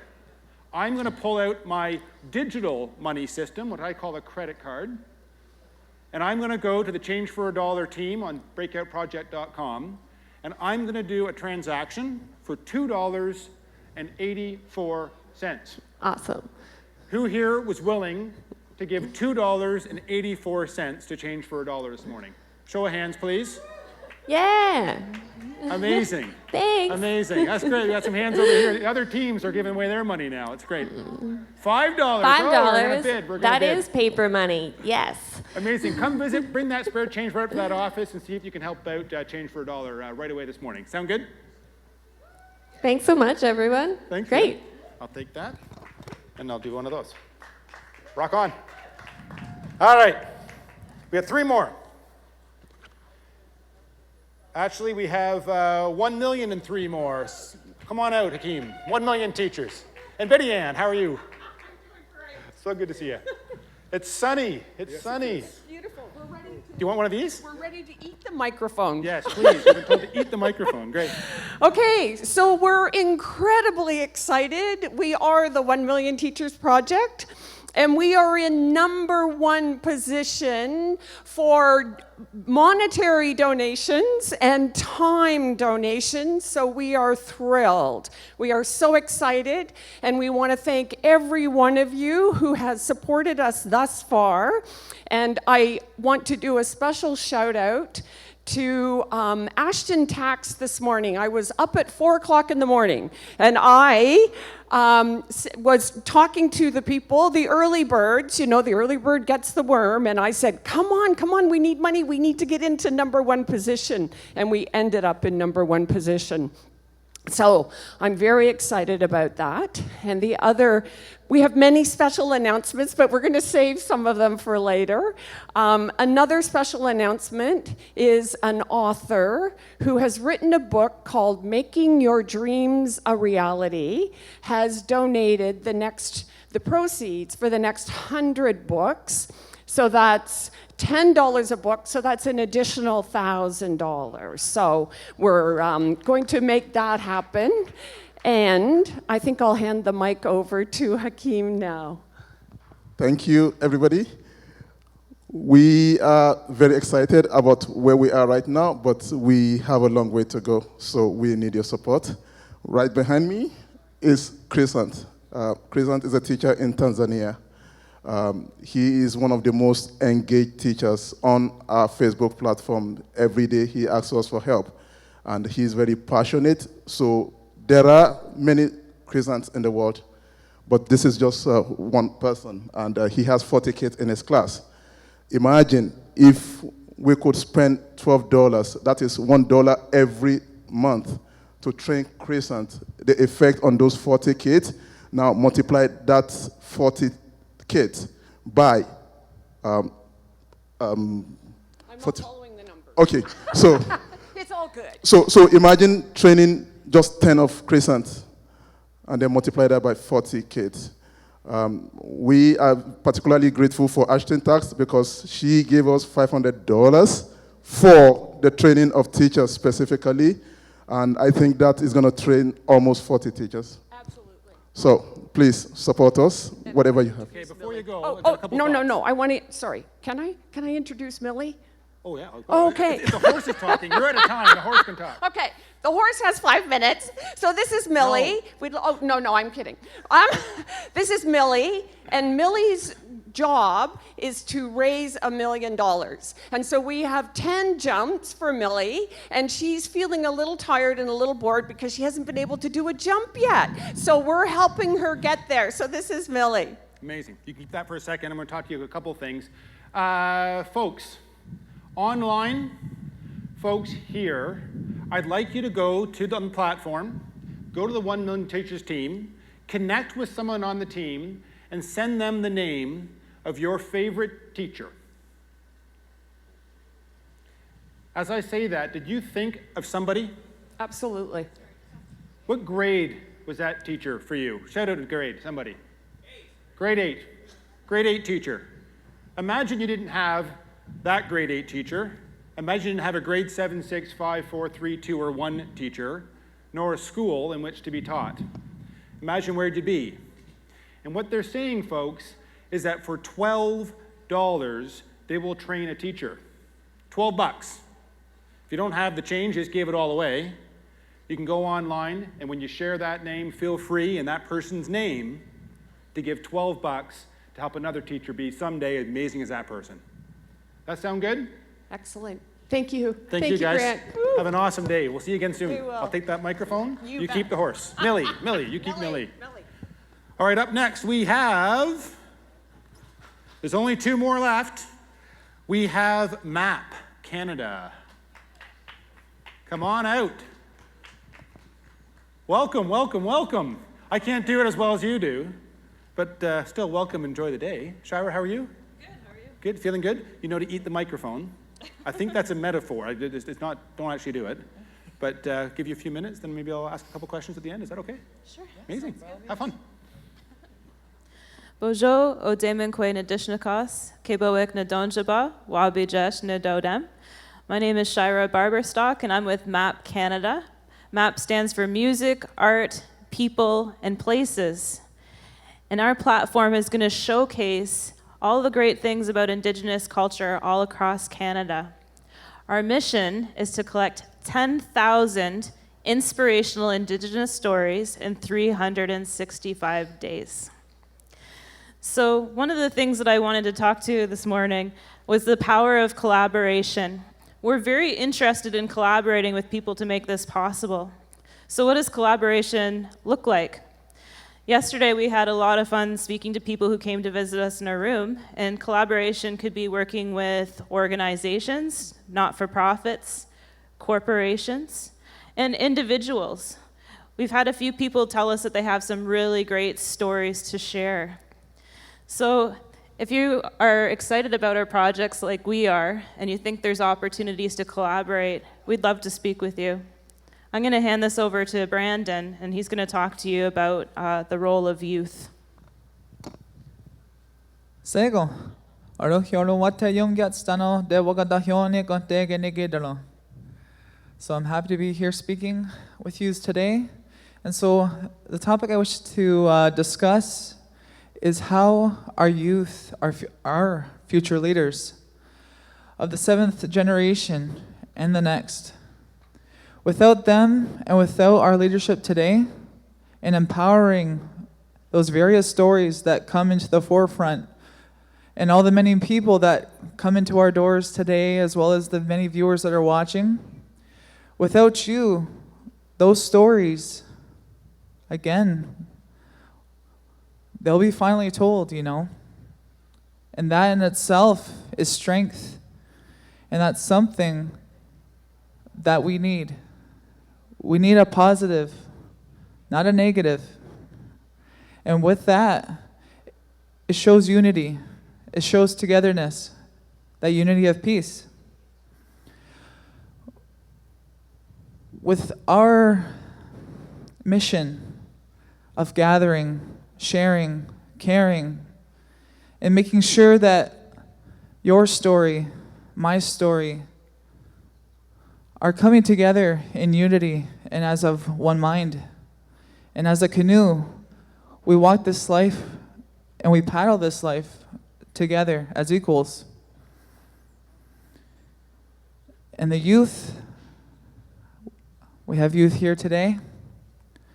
You are going to be our future leader. And when it comes time for you to be the age of such as myself, when you need to take that responsibility and that role and that lead, to lead the people, to lead your family, you'll do a great job. Because we need good, empowering speakers, teachers, storytellers, visionaries that you see today, that walk around you today. As the many years to come, the many moons, seventh generation, the 7th generation, is that they'll see that and they'll say, wow, Map Canada got my story across to the world. And hopefully, your story will be there as well. Nyawa. Thank you. Thanks, Brandon. Stick here for just a little minute, if you would. So they'll explain it better than I can, but you know, when I have to have my quick mental notes, here's what I think about. When I met Shira, it wasn't that long ago, she reminded me that it's not Canada's 150th birthday. There's a plus sign that we need there, and that plus sign is a much bigger number than 150. And we understand the theme of that, right? But what this is about is really understanding on a human-to-human level, a story-to-story level, the values, the dreams, the histories of people that so many of us have a headline-only view of, and that headline view is not good. Whether it's about bias and racism, or whether it's about reconciliation and some lack of understanding about what happened perhaps even before we were born, and maybe some new guilt or ununderstood guilt about that. There's a whole range of emotions there, but we all need to connect more to solve huge things with the Breakout Project, and man, I love the cultural effort of MAP, because what they're trying to do is really use those connections and stories from people that we have not been hearing about right here in their own backyard, the one that we are borrowing. So with that, we're mobilizing people today, okay? Show of hands here, how many people here have a close friend who is of Indigenous descent? Will you do me a favor? Will you write to that person in the next 1 hour? Tell them about MAP Canada. Now, the rest of you that didn't raise your hand, you have a job. Care to guess what it is today? Become our friend. Guess what? Once they're your friend, you'll be raising your hand. I'm going to check again when they do an update again, and I want to see a lot of raised hands. Where's your office? Point to it. It's right here. Which one is it? Oh, look at this. It even Second says. floor. There's a thing there. Okay, so it's right there. It's got the Map Canada logo on it. Go make a friend. They need help in so many ways. Offer your time. Make a new friend, would you please? Thank you so much, guys. Thank you. Thank you. Great, I'll just put it right here because I can't handle it. Okay, let me draw a name out of a hat. It could be anyone, and it is going to be Mike from STEM 365. How are you doing, Mike? Good. Good. Come on out. Give it up for Mike. How's everybody doing? And I want to give a shout out to the students out here. We're going to be talking to you in a few minutes. And this is a bit of what I wanted to start out with, is saying we're going to be doing a bit of quantifying. I'm just going to throw this up here for 1 second. I want to show the students one of the things we're going to be doing in the next couple of hours when we do a workshop with you, because that's very important. And we got a bit of a breeze here. We'll have to...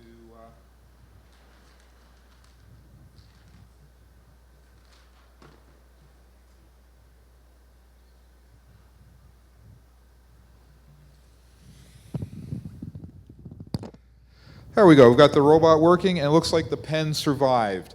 I was worried about the cold here. We've had an interesting evening. We've been working at quantifying what it means to help a student. And I didn't place that great. We'll try it again. Is how little a donation can be to really make a difference in a kid's life. And we were talking about what kind of differences do we make. And I'm just reminded of this was a few months ago. We're a startup, so we're working with one of the RICs in Ontario. And I was in a session where a woman came up to me, sat down beside me, and said, "You're responsible for what my daughter became." And I was kind of really kind of freaked out, because I thought, is this kind of, am I going to have the RCMP coming right there with me? But she said that, this past September, my daughter entered engineering at the University of Toronto.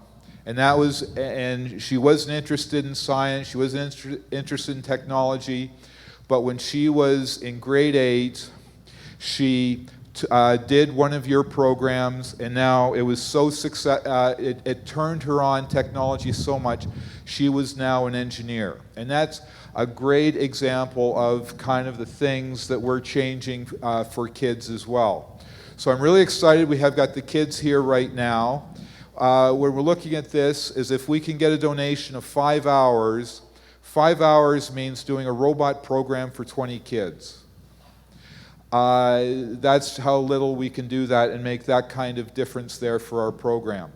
If we can get $10, that is an hour of our program for 20 kids as well with that. We're looking for donations to buy individual robots so we can provide the programs. We're also looking for as much help as we can get. We also need people to volunteer time to help organize. And we're going to be putting that up on our website, just what the breakdown of the different pieces could be. Now, we're not doing a great job here with this, but I'm going to stop the robot we've got here. There we go. And let's see how we survive the wind. So for the students who are out there, in the next couple of hours, you're going to be drawing pictures like this using the robot. That's going to be part of the program we're going to be working with you guys on. And in the pub crawl tonight, we're going to be taking the best of your art and we're going to be selling it to raise money. Right. So are you guys ready to do some great art? Let's hear it. Mike, okay. Yeah. The robot drew a picture of my thought path. It can be a spirograph. Spirograph. So when you look at this, the different pictures we kind of identify them. We can get I kind of call this a chain. We call it chain. Sorry, I pulled the mic away. We can get something I call a Lisa Simpson head, a sunburst, a sawtooth. I'm trying to think. you can draw some amazing flowers with this. So I'm looking forward to see what the students are going to be doing just in a few hours. Sounds great. Thanks, Mike. Okay. Before you go, a couple thoughts. Okay, so are we gonna auction off art? How are we gonna do this tomorrow? Maybe we can try one auction later on, but I want to do one now. I've never been an auctioneer. Okay. Okay, so these kids are gonna learn how to use robots, dramatically boost the odds of them feeling comfortable to take on advanced math quickly, okay? And they're gonna make artwork. And what I wanna know if anyone here will buy one piece of art for 20 bucks. Is anyone willing to buy a piece of art for 20 bucks? Thank you. Anyone willing to up that to $30?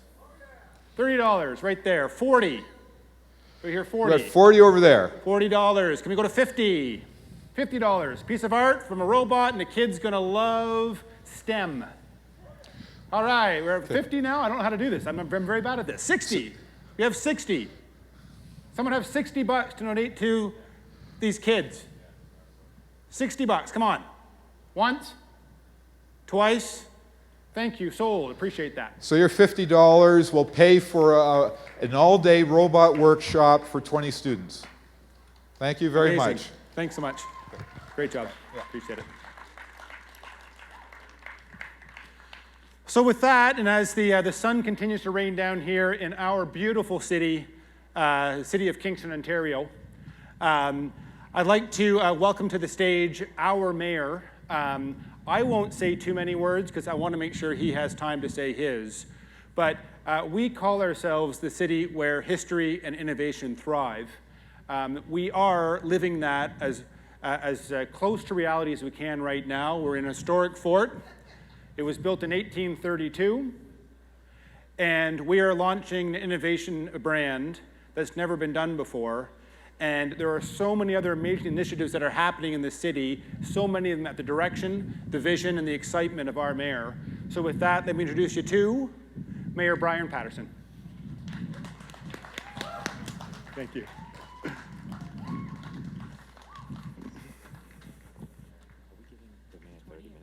He says he can be 20. Well, good morning, ladies and gentlemen. It is absolutely a pleasure to be here this morning at the Breakout Project here in the beautiful, amazing, incredible city of Kingston, Ontario, Canada. I want to take an opportunity to invite and to welcome all of you that are here and all of you that are watching online. I've been here for about the last 45 minutes or so, been hearing from each of the teams, and I'm just so inspired and excited by what I've heard already this morning. How amazing that here in one of the most historic sites in Canada, we are talking about the power of innovation. And I think it's amazing how fitting that in a place of history, we're talking about making history. So what I want to do, if I can, for a few minutes this morning, is talk about the power of innovation and what it could mean for a city and a community in the 21st century. So I'm going to draw from some of the things that are happening in our city of Kingston, one of the most historic, one of the oldest cities in Canada that is embracing the power of innovation, because in a place of history, we're going to make history. So I'm going to walk you through a few different ideas and principles about what I think is important to embracing that power of innovation. The first thing that you need, if you want to embrace innovation, you need a vision. So the vision that we have here in Kingston is to build a smart, livable 21st century city. And when people ask me, what does that mean? I talk about the importance of being a leading city. We want to be on the front lines. We want to be on the cutting edge. We want to be the place where the newest ideas, the newest techniques, the newest methods are put in place so that we can make not just our city and our community, but other communities and societies that much stronger and that much better for everyone. I think about this quote that I found from Steve Jobs. It says, "Innovation distinguishes between a leader and a follower." And I believe that that's true not only for individuals, but it's true for businesses, it's true for organizations, it's true for cities. If you want to be a leading city, you need to be able to embrace innovation. So how do you do that? Well, here's some of the things that we've had to do here in Kingston. First of all, we've had to shift our view. So when you talk about shifting our view, we're talking about going from, on the left would be a regional mindset, where we would see Kingston within a region of a few hours drive in eastern Ontario, to a continental mindset, to a global mindset. And I really believe this, that one of the most amazing impacts from technology is that it's leveling the playing field. And so in the 21st century city, you don't need to be a New York or a London or a Shanghai to make a global impact. You can be a smaller city. So Kingston has a population of about 125,000 people. You add in our post-secondary population, we might get up to 150,000. But with technology, we can make a global impact simply by identifying what are our key assets and then leveraging and maximizing them to the fullest. So we need to shift our view. Here's the next thing that I believe that any city needs to do if it wants to embrace the power of innovation. The city itself needs to set the example in embracing innovation. So how does a city do that? When I talk about a city, I'm talking about the municipal services, the city departments that run all of those things that make any city function. Well, so the first thing you can see just over on the left is you need to be able to invest in infrastructure. Now, the funny thing is that you talk to any mayor, you talk to anybody that's involved in city government, they'll say that infrastructure is the bread and butter of any city. And traditionally, that meant roads and bridges and streetlights and sewer pipes. But if you want to invest in infrastructure for a 21st century city, you also need to think about technology infrastructure. So a number of years ago, we invested in fiber, because we knew that in order for institutions and our businesses to be able to compete, if we wanted to create an environment where technology startups could come to Kingston and develop their businesses and thrive, we needed to have that technology background that was available. So as a city, through our municipal utility, we chose to invest in fiber. Now, we've got other private companies that are coming in, and they can provide it too, but the nice thing is that we've got competition. And we've also got redundancy, which anybody that runs a technology company knows how important it is to be able to have more than one source, to be able to have that technology backbone. Something else that you need to invest in as a city is in information and communication technologies that quite simply make it easier for your residents to understand and know about what's going on in your community. And one of the examples that we introduced a couple of years ago was something called DASH. It's the Development and Services Hub. Now, it used to be that if you were a citizen in a community like Kingston and you wanted to know what was going on in the latest developments, if somebody was going to build a new condominium or apartment complex or a new commercial plaza, you needed to read the newspaper and look for a public notice that would tell you about a public meeting that was going on such and such a date in the evening at a room in City Hall. And you had to adjust your schedule to get down there and be able to sit through a couple of hours of presentations before you finally got the information that you were looking for. So now, in Kingston, we have this online system where you can go when it's convenient for you, whenever you want, however much time you have, you go on the system, you can bring up a map of the city, you can zone in on your neighborhood, you can look at what's going on around your neighborhood, down the street, across the city, you can click on those development applications that are updated in real time, find out exactly about what's going on in the city, and it's just a far more convenient way to know about what's going on in the city. This is the sort of thing that technology can do. It can make a city more livable and more convenient so that everyone can be more engaged with what's going on in their community. Something else that we're investing in. So you can invest in technology infrastructure. You can invest in technologies that make communication and information exchange easier, but you can also invest in data. And one of the things that we know is that your average citizen, certainly in Kingston, I'm sure this is true for any city, they want a truck going to come and pick up their garbage. And in the winter, which we experience for several months every year, when is the snowplow going to come and shovel my streets so I can get out and get to work? So we have invested in the technology to be able to keep track of these kinds of movements in these key city vehicles. But what we're doing is we're embracing the power of open data and putting all that information out there and inviting innovators to come and to use that data to develop, for example, a smartphone application where you can just go on your phone and then you can track when is the garbage truck coming, when is the snowplow coming, when is your bus coming to pick you up. This is the sort of thing, by investing in the data, we empower innovators in our community to be able to do great things with that data, to analyze it and to use it for social good. Now, up until now, everything that I've talked about is about investing in infrastructure or technology, and I think we've heard this from the teams we already heard before, if you really want to make key investments to allow for innovation in your community, you need to be able to invest in people. And so as a city, we're taking the lead in investing in people in our community. So let me give you an example. So we have young people in our city that are on social assistance. Maybe they've come from a background where their parents were on social assistance. They come from a background where maybe that was the norm.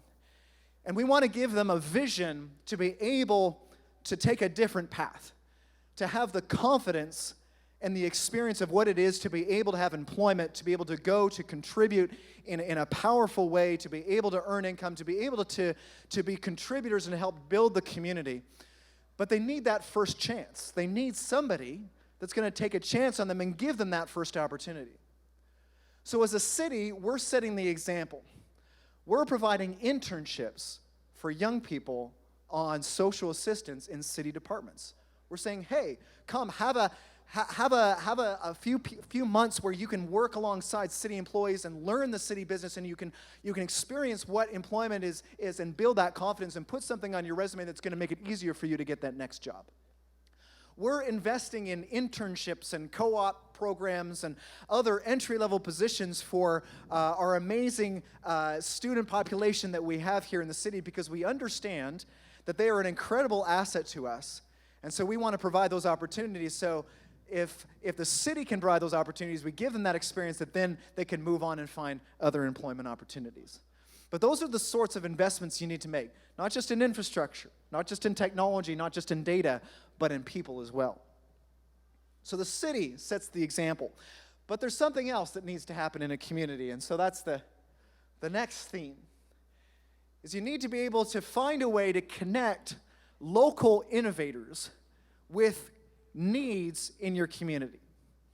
Now, we're very fortunate here in Kingston because we have 3 amazing post-secondary institutions: Queen's University, St. Lawrence College, and Royal Military College. We've got a lot of amazing, smart young people that are right here in our community, and they're learning about the latest techniques and technologies and information. And what we want to be able to do is connect them to some of the existing needs that we have in our city, and really that any city would have. So here's an example. I'll start here on the left. We have nonprofit organizations in our city. These are nonprofits that do great work in our community each and every day. But if you've ever been a part of a nonprofit, you know that there are often challenges that you face on a daily basis. Maybe it's trying to ramp up your fundraising. It's trying to increase your footprint in the community. It's trying to be more efficient in your operations. It's trying to market and raise awareness of what it is that you do. There are these challenges that we know our nonprofits face. And then on the other side, we have these PhD students in our post-secondary institutions that are doing all of this great work. So what we have, something that's being rolled out in Kingston, something called the PhD Community Initiative, to be able to link the two together. And it's great for the PhD student because then you get applied experience that is great, obviously, for your research and your career development, but it also helps the nonprofit to be able to become that much more efficient and effective in the community. Something else, another need that we know is very relevant in our city and many other communities, is how do we encourage more women to embrace the power of entrepreneurship? How do we find a way to be able to get young women the confidence, the resources, the mentorship, the knowledge that they need to be able to take the creative ideas and skills that they have and to be able to implement them, start up new businesses, and to be able to make incredible impacts socially and beyond in the communities. So one of the things, if that's the need, one of the things that we've seen happen really kind of bubble up from a grassroots level is a young female entrepreneur who's basically has a vision for this, and she started a program called Feist, Female Entrepreneurs in Small Towns.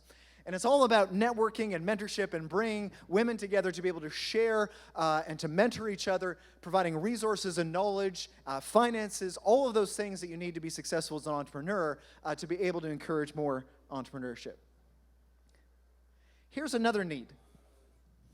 What do you do when you have people in your community that are faced with social isolation?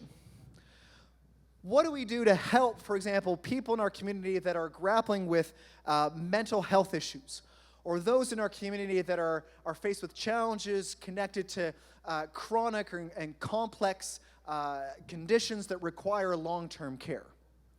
So we have a hospital here on our waterfront in Kingston. It's called Providence Care. And so it was an old hospital that was there for many years. And it was really interesting because the hospital was located on the waterfront, and right next to it was one of the most popular community parks that we have in the city of Kingston, called Lake Ontario Park. And right in between them was this giant chain link fence. And it basically spoke about a separation. There were those in the community that were facing these difficult challenges. They were on one side of the fence, and then you had all of the young families and everybody else that was coming out to enjoy the park. They were on the other side of the fence. So this is a good example of how innovation is a lot more than just technology. Sometimes innovation is just in terms of planning and how you can invest in people. So when we were at the point where we wanted to build a new hospital, one of the things we did in the early phases, what Providence Care did is they brought in some innovators in the design work and said, how can we improve the quality of life for our patients and residents that are in this hospital? And so they keyed in on something.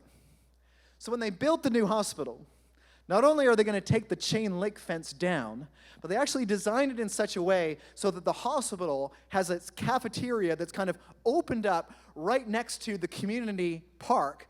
So all the young families and people that are coming down just to enjoy the day down at Lake Ontario Park, they can actually come in and they're invited into this terrace where they can come in, they can grab a bite to eat, they can mingle with the patients and the residents that are there. The patients, the residents can come out, they can walk into the terrace, they can enjoy the park. And where you go from social isolation, now you have this integration of the community that improves the quality of life for everyone. That's what happens when you can connect local innovators with community needs. Now, what really gets me excited is not just when the city takes the lead in setting the example of innovation, and not just when we have community innovation and local innovators that are being connected with other organizations and other needs. It's when we embrace the power of partnership by putting the city together with other community organizations, and then we can do some pretty exciting things. So I'm going to give you some examples of some of the partnerships that we have here and we've developed here in the city of Kingston. One of them is with a startup technology company called DocuPet. Now, DocuPet is a young company that's developed an online system for registering pets. So if you got a dog or a cat at home, right, you can go online, you can register them, you can obtain a license, and they have this really cool feature online where if your dog or cat runs away, that you can go online, you can just click this link called Lost Pets, and immediately just enter the information. Immediately it sends out an alert to everybody that would be in the surrounding region, the community, to be able to go out and to be able to find your lost dog or pet, so you don't have to go to all the street posts and have a picture of your pet with phone numbers and post it on all the street lights in your neighborhood. On the other hand, you have a city like Kingston, which I'm sure most cities can identify with this, where you have generally a very low rate of licensing and registration for pets. And quite frankly, when you have lost pets, it's a lot of expense for the city having to put money into your pound services to then, when you have them, then be able to house them, and hoping that the pet owners are able to find where it is where the pet are and be able to reunite them. But a lot of the times that doesn't work. So here's the partnership. We have a company here in Kingston that's developed this cool product. As a city, we have a need, so we're going to provide an opportunity for them to be able to test and pilot their technology here in Kingston. And it works out. I mean, not only does the city now have a much higher rate of licensing and registration for pets, but we've created and provided DocuPet with the experience that they need so that they can go now to other municipalities and they can sell their product, and they can say, you know what, in our hometown of Kingston, they gave us the chance to pilot this and it's going great, so you know what, you can trust our product. And DocuPet has had tremendous success. There are a number of other cities now across the province and beyond. I know that they're into other countries as well, providing this service that really any municipality would be interested in. But that's the power of partnership, where the city can locate and we can see, here's a technology startup company, they have a product that we can use, we're going to give them the chance and help them to spur on their way to great success, which obviously is something we're very interested in. Something else, another example of partnership, deals with the development of our workforce, making sure that we've got the people that we need here in our city that are going to fill the jobs of tomorrow.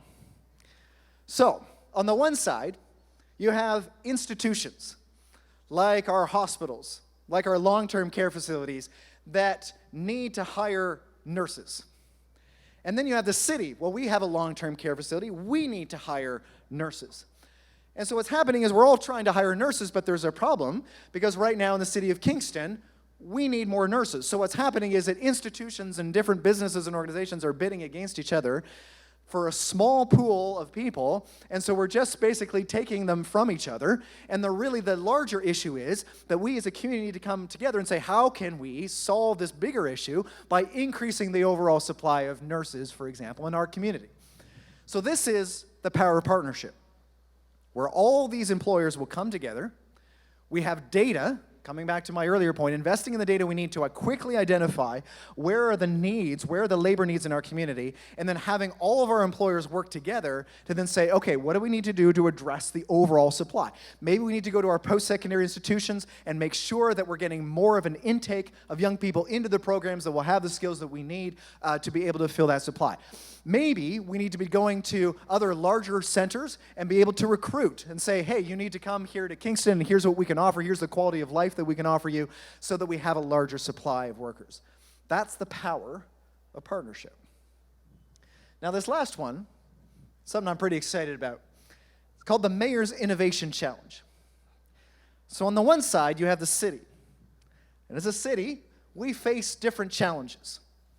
We have different issues and problems. We're always trying to find better ways, more efficient ways to be able to provide our services. Maybe it's an engineering problem. Maybe it's a social services challenge. Maybe it's an issue in our arts and cultural community. Maybe it's a technology problem that we really feel like this is an issue and we really need to come up with a solution. On the other side, we know that we have these post-secondary institutions with all of these smart people that are developing their skills, and they're looking for ways and applications to be able to take the knowledge and the theory that they're learning in the classroom and be able to apply it. So the innovation challenge is that as a city, we're going to identify these specific problems. We're going to roll out specific problems in a number of these different areas, and then we're going to throw out the challenge to our students and faculty, our post-secondary institutions. We're going to have them compete against one another to come up with the best possible solution. And then as a city, as long as it's a solution that's financially viable and meets the basic criteria we're going to look for, we're going to commit to pilot those ideas. And we're also looking at offering internships with the city to the winning teams to be able to provide them the opportunity to be able to work alongside city staff to implement these new solutions that have been developed. Now, remember I said earlier that one of the things you need to do to make a global impact is that you need as a city to find where is your strength, where are your assets, and then you need to leverage those to the max.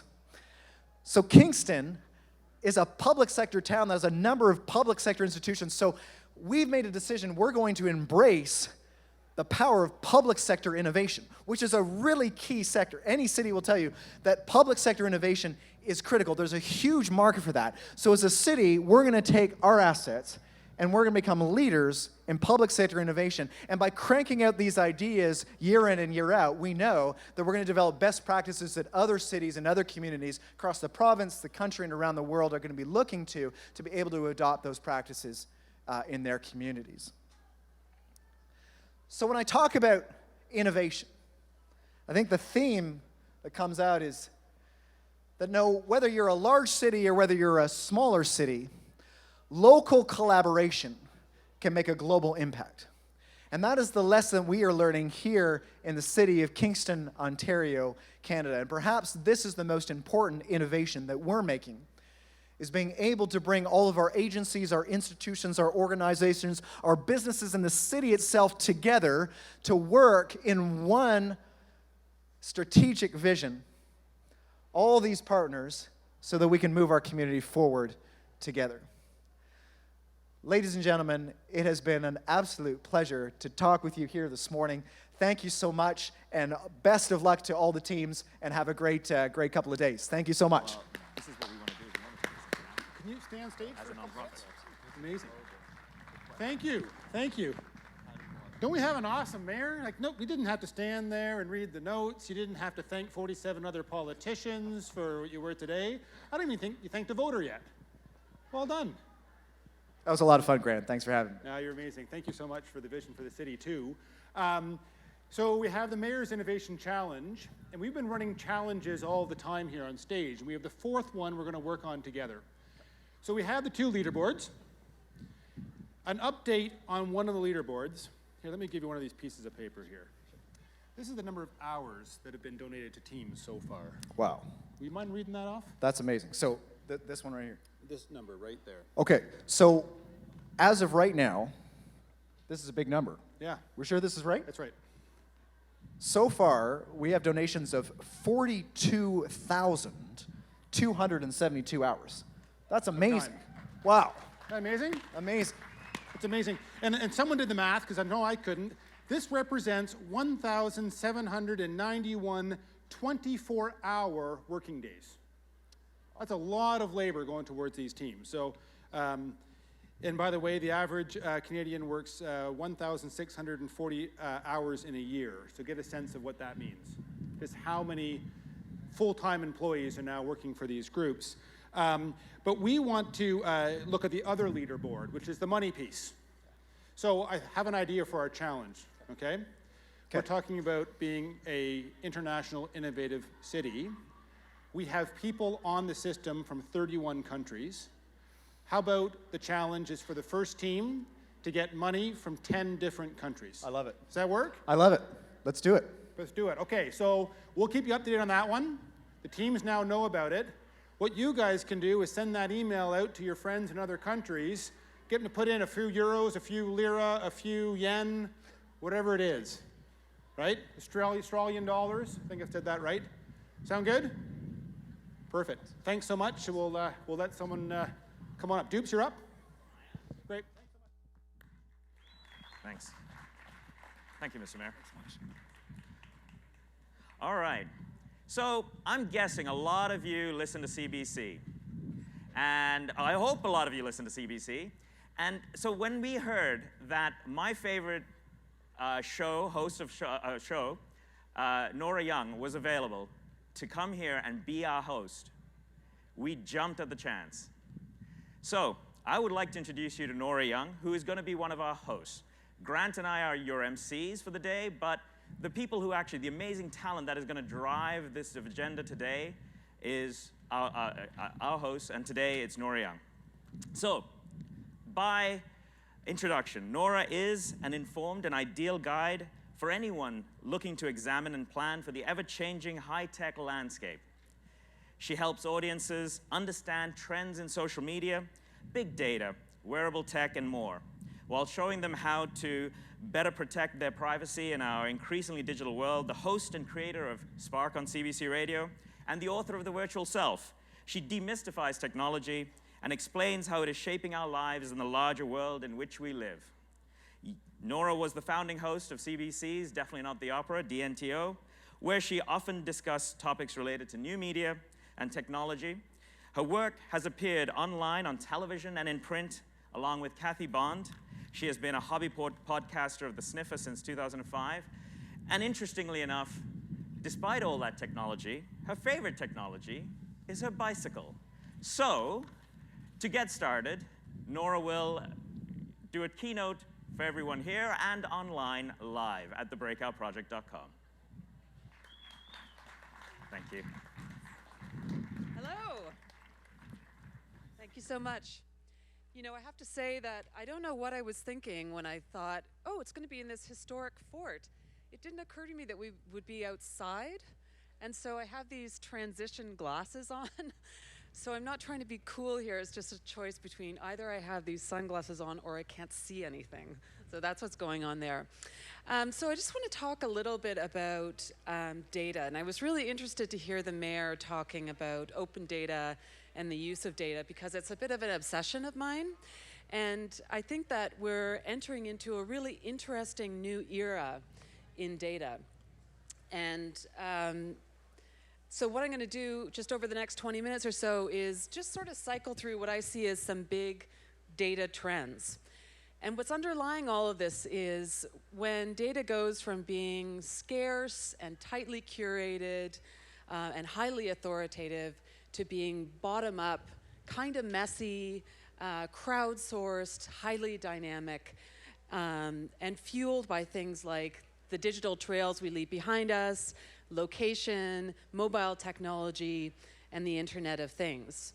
And the reason why I want to talk about this is because I think it's at the beginning of a new technology that the choices and the politics behind the technology are really the most clear and obvious to us, right? If you think about something like, oh, I don't know, airplane travel or the automobile or whatever, we just take it for granted. We don't think about the choices that underlie it. But when we have a new technology, we can really start to kind of examine it and ask some good critical questions. And so that's a little bit of what I want to do this morning. So data trend 1 here, just mapping the body. Who here has something like a Fitbit or an app that you use on your phone to monitor your physical activity? So you probably know somebody who does, even if you don't yourself. This is a really rapidly growing area where a lot of us are just starting to track how we move our bodies, how we go through physical space. According to a September 2016 study by Global GfK, 33% of internet users in 16 countries use some type of technology to track their fitness and their health. So it's really a growing movement. And add to this something like, this is a thing called Ginger. And it's the thing that lets you track your mental health. And that's something that people are starting to do more and more. I mean, people have long tracked, you know, their moods, how that's correlated with how much sleep they're getting or whatever. But what Ginger does is it's an app on your phone, and you do self-reporting, but then it also uses the metadata that your phone produces to gather data about how you're behaving. So it tracks things like, you know, how many text messages you exchange with people, how much you're moving around in space, and things like that, because those are the kinds of indicators that are correlated with mental health, right? If you're isolated and you're not leaving your house very much, maybe that's because you're depressed. And so this kind of thing offers us a lot of potential, but it also offers some kind of concerning questions about privacy. And that's what we're going to come and see a lot of in this whole discussion, is the relationship between the opportunity of the data and the concerns about privacy. So going on to second data trend, this looked like a really good restaurant in Kingston. This idea of just sort of self-reportage about the things we see around us, tracking your experiences on something like TripAdvisor or Yelp, or tracking the way you're responding to the movies that you watch on Netflix. And not necessarily because you particularly want to track what you're seeing on Netflix, but just because it's a way of getting you better recommendations. Or even just our constant Facebook posts, for example.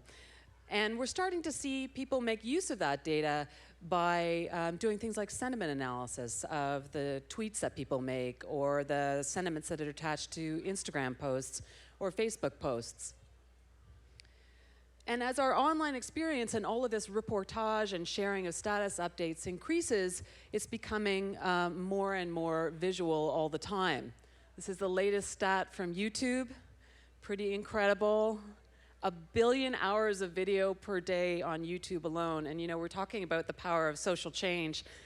Imagine if we collectively, as a world, used 1 billion hours per day for something more significant than watching YouTube videos. But anyway, it is an incredible amount of visual imagery there. I'm just going to leave that there for a little while. So if you think about how much that's expanding, it's really kind of astonishing. And until recently, all of that video information that we were sharing was something that we had to tag ourselves, right? We had to label it, we had to put a hashtag on it, all of that kind of stuff.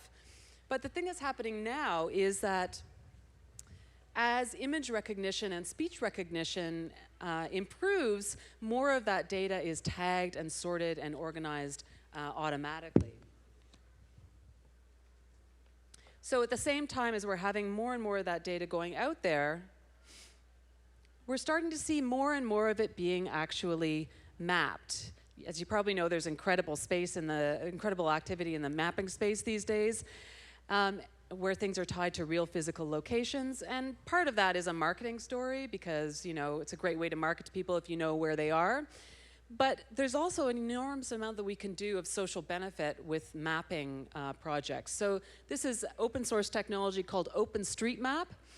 And it literally lets people from the bottom up map their communities. So this is a map of Kibera, which is the largest urban slum in Nigeria. And what the application of OpenStreetMap did was it allowed the people who lived there literally to put themselves on the map, right? Literally to do that kind of bottom-up map making. And if you think that map making is a really ancient human activity and it's something we've always considered very important, the ability to do this bottom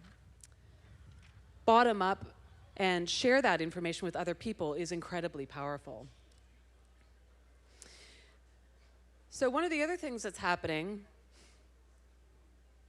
in these data trends is that the capturing of data is starting to happen more and more automatically. So if you think about how things are now, you're probably mostly opting in to share your data, right? You're opting in to take a photograph and share it on Instagram. You're opting in to track your fitness and share it with other people or map your runs or whatever it is that you're doing. But more and more, that's starting to become something that happens automatically. So this, for example, is something called the narrative clip. It's a little thing that you wear on your lapel, and it just kind of automatically takes a photograph every 30 seconds, all day, every day. All day, every day, of everything that's going on in your world from your lapel.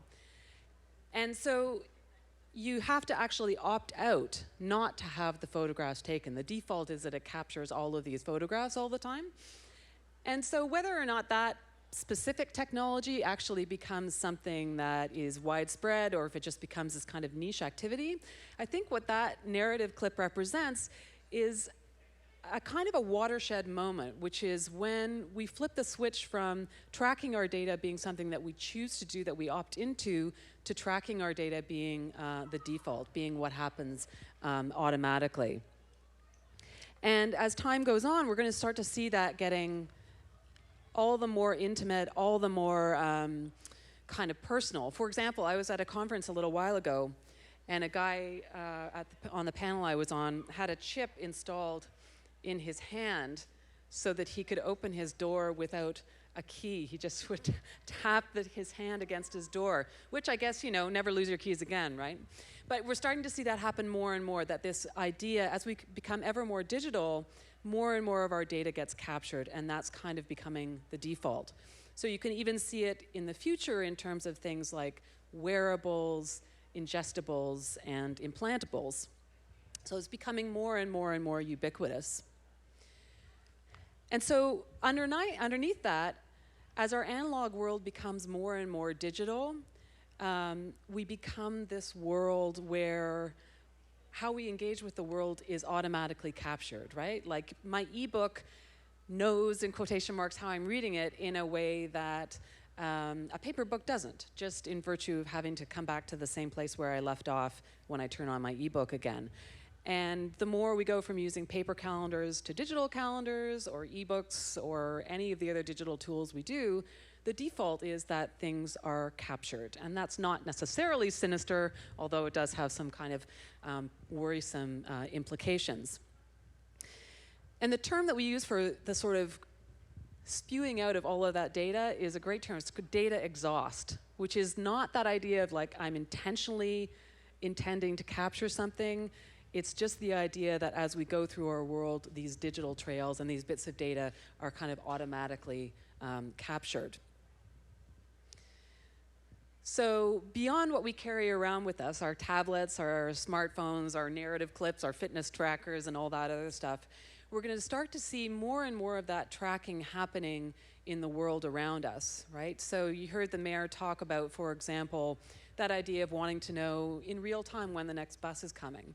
So that's an early example of what we're talking about when we talk about the Internet of Things. And when we talk about the Internet of Things, we're talking about all of the sensors and abilities to capture data that are starting to be not what we carry around with us, but dispersed in the world around us. So a simple example of that that exists right now is the Wi-Fi enabled bathroom scale by WiThings. So what it allows you to do is you step on your bathroom scale in the morning and it takes your weight and automatically communicates it over the internet to your online profile, which, yay, I guess. But that's happening all the time, right? We have things like the Amazon Echo and the Google Home, all these little internet and connected devices that we're starting to see happen more and more. Actually, there was just a recent article in Scientific American suggesting that in 10 years, we'll probably have 150 billion, with a B, networked sensors. So these sensors will be everywhere, collecting data about everything from where the next city bus is, to air quality, to the numbers of people moving through a given location. And so the idea here is to make the city smart, to make it networked, to make it responsive and alive, in a sense, with this kind of dynamic data. So that's going to be a huge one, the Internet of Things. Another giant one that we're starting to see, which is also data-fueled, is the boom in artificial intelligence. So as you probably know, there's been a huge amount of talk about growth in AI lately.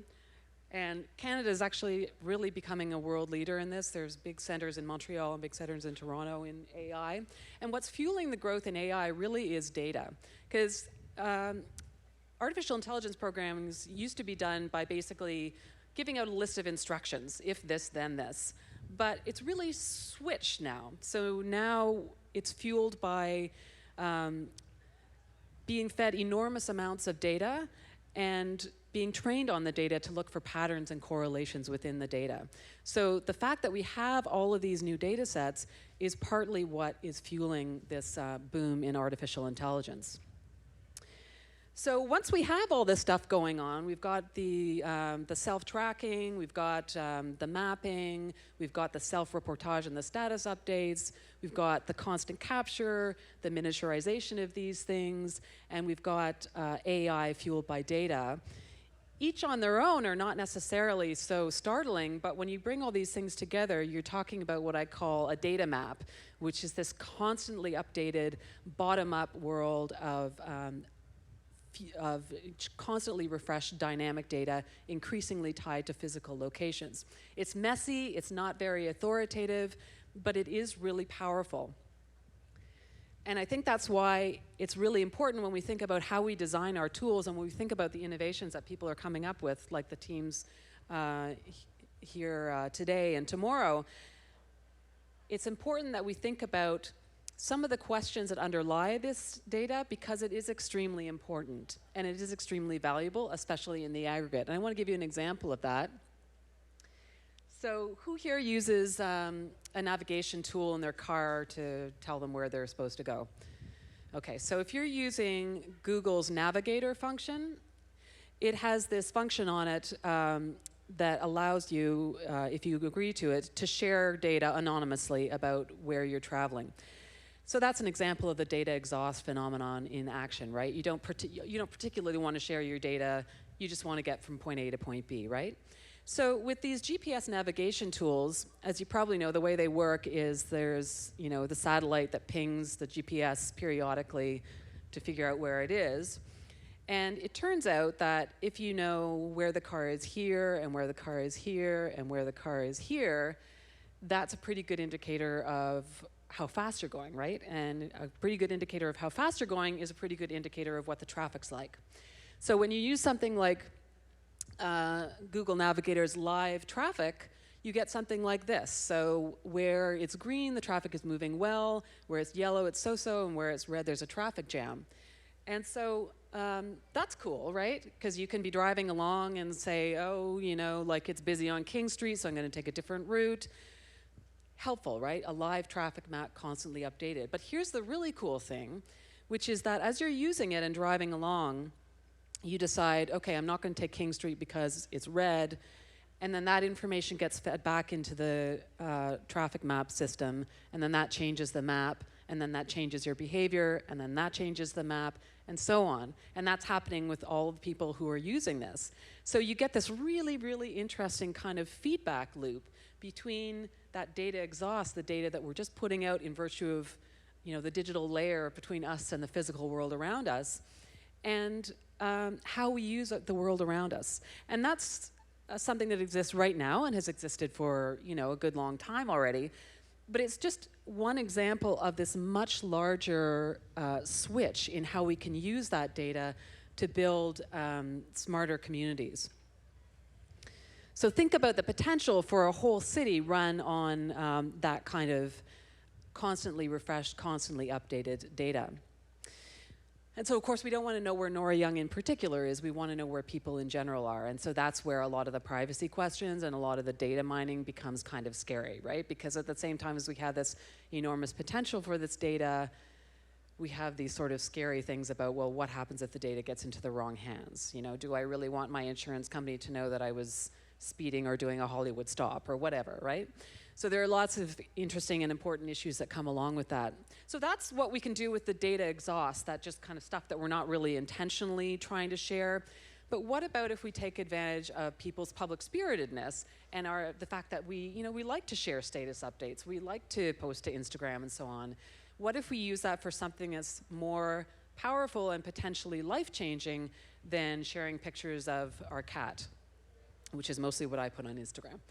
So who here has heard of Ushahidi? Ushahidi is Kenyan technology. It was developed, it's open source. It was developed after the post-election violence that happened 2 elections ago in Kenya. So I guess about 8 years ago now. And what it was a very simple tool that would allow people to do what they were already doing, which was using their phones to send text messages, to track episodes of post-election violence, partly as a way of bearing witness to it and partly as a way of seeing where it was going. And it was enormously successful in a very difficult time. And since then, Ushahidi has been used over 90,000 times. This open source technology, over 90,000 times to track everything from, this is Syria tracker, it's tracking violence in Syria. It's been used for extreme weather events, for election monitoring, all over the world. And the important thing, and one reason why I think what we're doing here now is so important and so exciting, is that this wasn't some giant top-down government project. It was literally the idea of 3 bloggers, 3 people who just had a good idea and a passion to do something in a serious situation that's now actually changed things all over the world in terms of our ability to map these things. And so when we talk about things like big data and the data boom, usually people talk about what governments are doing or what massive research will be doing or what giant corporations like Google and Apple and Amazon and Facebook are going to do. And that's absolutely part of the picture. But it's also true that there's room for exciting projects at all kinds of different levels, right? And the reason why I point to those 2 examples of the Google Live Traffic Map and Ushahidi in particular is because what they're doing is they're not just kind of like harvesting your data, right? When we use this term data mining, think about the metaphor of that mining. It means that the data that we're producing is essentially raw material just to be sort of sucked out of us, right? But what the Google Live Traffic Map and Ushahidi are doing is thinking about it in terms of a partnership, right? It's a sense of saying, like, your data has value. We have an interesting use for the data. Do you agree to share it with us under these conditions and for this purpose? And I think that as we go forward in thinking about designing some of these tools, we have to think about that idea of partnership as a model, right? And the mayor talked about open data and the significance of that. And that's part of what we're thinking about, is that it's a public resource. And if we protect people's privacy, we can also use it for some really valuable things. So there's a lot of potential, I think, if we think about Ushahidi and live traffic as kind of examples, simple examples of the kind of things we can do if we think creatively. But obviously there are a lot of concerning things about this as well. I mentioned advances in artificial intelligence. Algorithms has become this really sexy thing. Every startup out there has a new proprietary algorithm that's going to do amazing things. But blind reliance on algorithms is starting to have some serious consequences. They're shaping not just, you know, the news that you get in your Facebook news feed. They're determining people's credit ratings. They're determining the mortgage rates that you're offered. They're determining, in some cases, how long people are being sent to prison or what their chances of parole are. And, you know, this is a direct result of the explosion of data that's out there in these enormous data sets and the advances in machine learning that I talked about earlier. And parts of this are actually really quite freaky. It's been explained to me a couple of times on Spark by computer scientists that these algorithms are so complex and the process by which they produce their logic is so opaque that even the computer scientists who are working on them in some cases don't understand the algorithms or how they've come up with what they've come up with. So that's the kind of powerful but also kind of scary world that we find ourselves in now. Another question is biases in the data, right? We're all kind of a little bit drunk on numbers, I think, and we like to think that, it's an algorithm, it's math, it's unbiased. But again, as we've explored on Spark, the question is, you know, where is the data that you're using coming from, and are there biases in the data? So an example that one guest on my show had, which has become sort of notorious in algorithmic circles, is the case of data collection in Boston. So they did this thing where they wanted to crowdsource where there were potholes in Boston. And so they made an app available, and people would, you know, drive around in their cars with their smartphones, and the accelerometer in their phones would just record when they went over a pothole. So they gathered all this data. Sounds super smart, right? That's a great way to crowdsource where the potholes are. But what they found was that, surprise, surprise, most of the potholes were in affluent neighborhoods. Why? Because those were the people who had smartphones and cars. So that's an example, you know, that was unintended, but it's an example of the problem of bias in the data. And so when we think about these algorithms and the power of these algorithms, you know, we have to think about where the data is coming from, the bias in the data.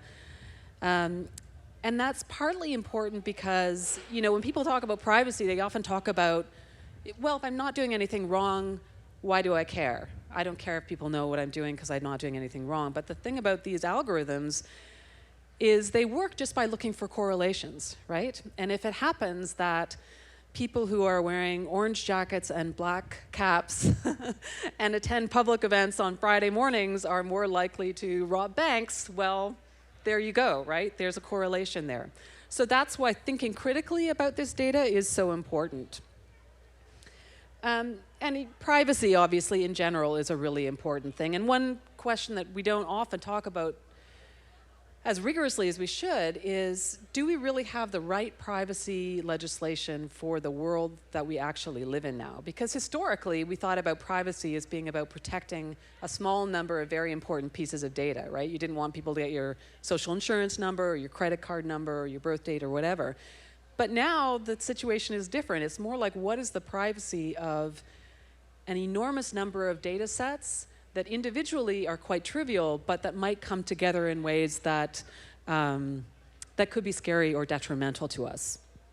So I've been talking about this data stuff partly because I just think it's important for us as a society, but I also think when we're thinking about projects like this, when we're trying to think of new ideas to make the world a better place, there's some real implications for businesses, for startups, for designers, for technologists, and for innovators generally in how we think about this use of data.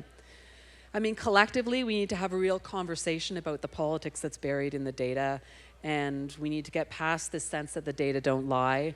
There's social and political questions that we actually really need to address. I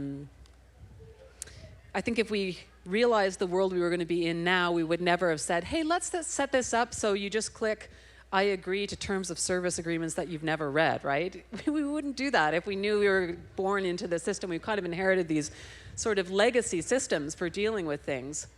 But I think as designers, as creators, as businesses, we actually have individual responsibilities as well, beyond what governments have responsibility for, to figure out what this means in terms of how we design data from the get-go. And what I mean by that is if you're designing new technologies or new innovations, you have to think from the beginning, what is the relationship that you're going to have with the data that you're collecting? And what is the relationship with the users of whatever it is that you're creating? And is there a way that you can think about that relationship as being one of a partnership rather than just data mining, extracting the raw material from the people who use whatever you've designed? You know, it's not just about being careful to protect privacy, for example, against data breaches, though that's obviously important. It's because, as I hope I've argued, that there's real value in gathering and sharing the data, right? I mean, there's no reason why any or all of our 7 teams can't have the next Ushahidi, right? Can't innovate on that type of a scale.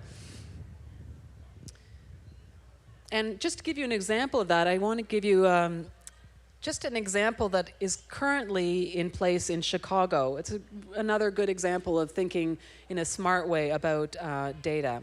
It's called the Array of Things, and it's a really interesting example of what you can do at a city scale.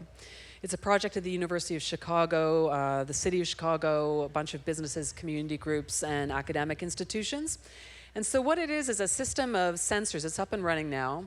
That are all around the city and that are designed to gather data about things like foot traffic, air quality, traffic patterns, and more, which is going to be of use to researchers and to urban planners and to city officials.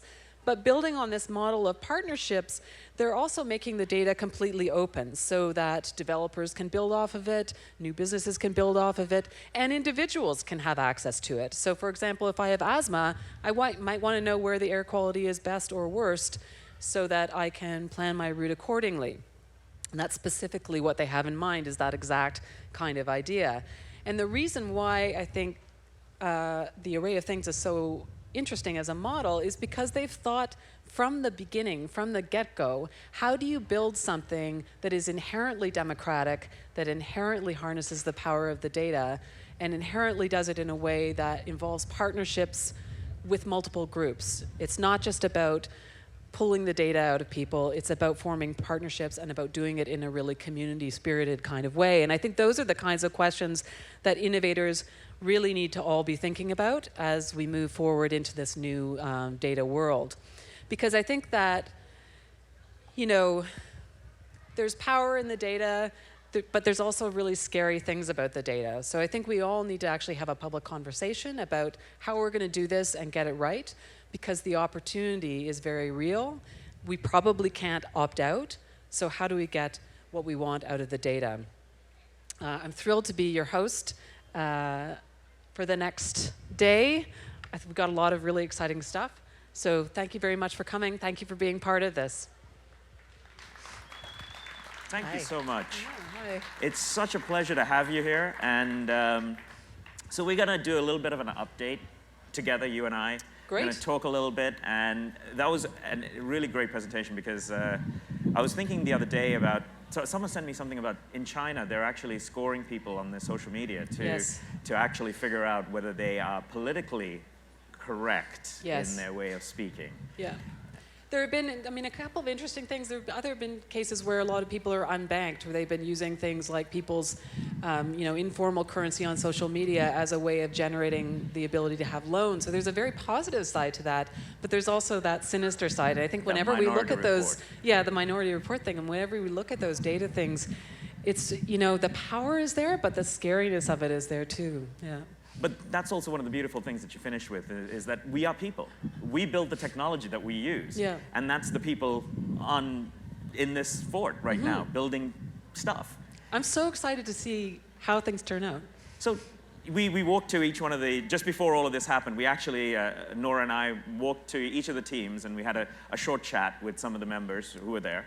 And you mentioned that you like a couple of the teams, in terms of, spoke to you in your professional and personal life. Yeah, I mean, I thought they were all doing really interesting things. One of the ones, the MAPS project, really interested me specifically because I'm a journalist, and I feel like, as journalists, we have a lot of responsibility for the way that we frame narratives, right? Because you're always making choices about this is a story or this is not a story or whatever, right? And I feel like so much of the narrative, as they said in their presentation, has been really focusing on problems, which is a real thing, but to the exclusion of everything else, right? And shaping a narrative of how the relationships between Indigenous people and settlers are constructed. So I think that really spoke to me as something with real potential.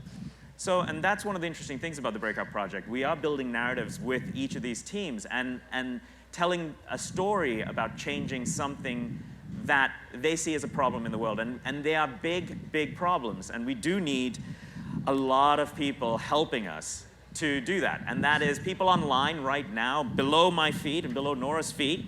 We are, digitally and also visually right here. And for those here, the teams are up and you should go meet them. You should see what you can do in terms of donating your time and effort. We have a lot of hours being donated. But we also want to get a lot of money being donated because these teams, they're going to take this and they're going to run with it for the rest of this year. It's a powerful commitment. Exactly. So to do that, to get the tools they need, to get those narratives on the air, to build those robots, we do need cash. Now, so I went to Nora. She didn't know about this at all beforehand, and I cornered her. I did. I really did corner her. You did say I could say no. Which is I good of did you. say that. I did say that because, well, I don't want Nora hating me for the rest of, that would suck. So I said, Nora, we'd like to announce an impromptu audience challenge, and that is, will she lend her voice to be your voice greeting on your phone, or maybe in your social media? Maybe you no longer have voicemail and you just want to play Nora's, hey, you've reached dupes. And to do that, we figured the first person to donate, or first organization to donate $1,000 to any team between now and 5 p.m. tomorrow will be the person that gets Nora's voice on their voice greeting. Is that okay? Is that okay? Yeah. I would love that. I would love that. Suddenly figuring out how I can get $1,000 so I can actually get it. Hi, dupes. You've reached dupes. This is Nora Young of Spark. That would be fantastic. So that's again, I'm going to repeat it again. I feel like I'm a telethon host here at this point. But the first person or first organization to get $1,000 to the Breakout Project, and that is thebreakoutproject.com. Find a team underneath here or over there, and donate $1,000 by 5 p.m. tomorrow, gets Nora Young from Spark on their voice greeting to be played when someone calls you. Now, we are going to go on through to the next segment, which... Yes, to our next speaker. I'm really excited about this. Our keynote is Charlie Garcia. Charlie is originally from Panama, and he has an interesting history as an entrepreneur. He built a financial services company. He started with 3 people and grew it to 60 offices in 7 countries, $2 billion in assets, 7th fastest growing company in the US. So this guy has some serious entrepreneurial chops. He was voted Entrepreneur of the Year 3 times. But then he turned his attention to trying to help government. He worked with 4 different presidents of both parties. But he's most proud of his work in Florida, where he helped to turn around the education system with a particular focus on improving education outcomes for underprivileged children. And now he's turned his attention to being a social entrepreneur, helping organizations and young people embrace their purpose. And that's what he's going to talk to us about today, leading with purpose. Now, why matters more than ever. Charlie?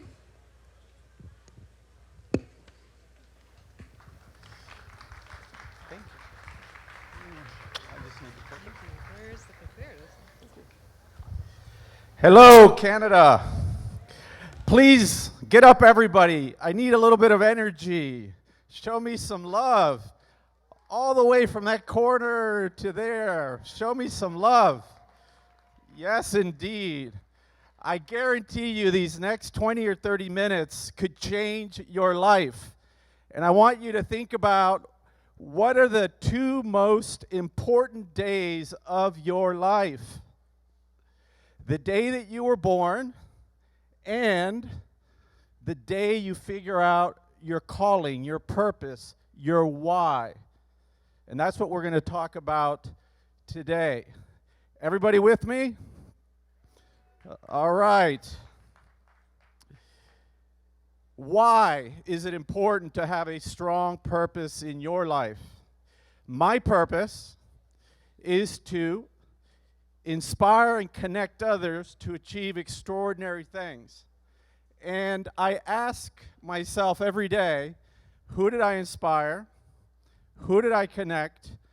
And who is going to achieve something extraordinary in their life journey because I played a small part in it? So when I was being introduced, said that I had worked for 4 presidents of both parties, which is true. But I had an interesting experience in that the president of the country I lived in for 20 years, Panama, Mireya Moscoso, was in Miami watching TV, and I popped up as this crazy entrepreneur from Panama that she didn't know about. So she asked me to come to Panama and get the key to the city. So I went to Panama, and I invited my mom, my wife, my kids went. And one of those strange coincidences that my mother was a 7th grade public school science teacher for 22 years. And when we got cleared security and went into their version of the White House, there was 3 ladies of different ages, and by coincidence, they had all had my mother as a school teacher in 7th grade. And when they saw her, because they didn't know that I was her son, they went nuts, like a rock star just walked in. And they started screaming and yelling. They immediately went into the president's office and start telling the president how my mother had changed their life. And in about 20 minutes, knock on the door, and all the photographers come in, and the president gets up. Well, the key to the city for the teacher. So it was one of those times where, you know, my ego couldn't have fit into this place here. And I was very proud of my mom. And later, you know, having a conversation with her, she looked at me and said, "Son, this is for you to remember that your life will never be measured by all the money you have, the possessions you accumulate. It's not power. It's none of that. Your life will be measured by how many hearts you touch." And that had a turning point in my life. And I looked at myself and started a journey around purpose, about being humble, about turning my gifts to benefit others. And I hope today that that journey will inspire all of you, whether you're an individual trying to figure out your why and your purpose, or you're leading a company or an organization, that you can put yourself and that organization on a purpose journey. Your purpose needs to have a direction.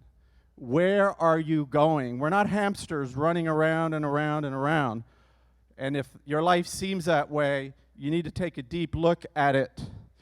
People with purpose have direction, and people with purpose move the world. Think of Mandela, of Gandhi, of Steve Jobs. Think of incredible men and women, Martin Luther King, and what they've done because they've been grounded in purpose.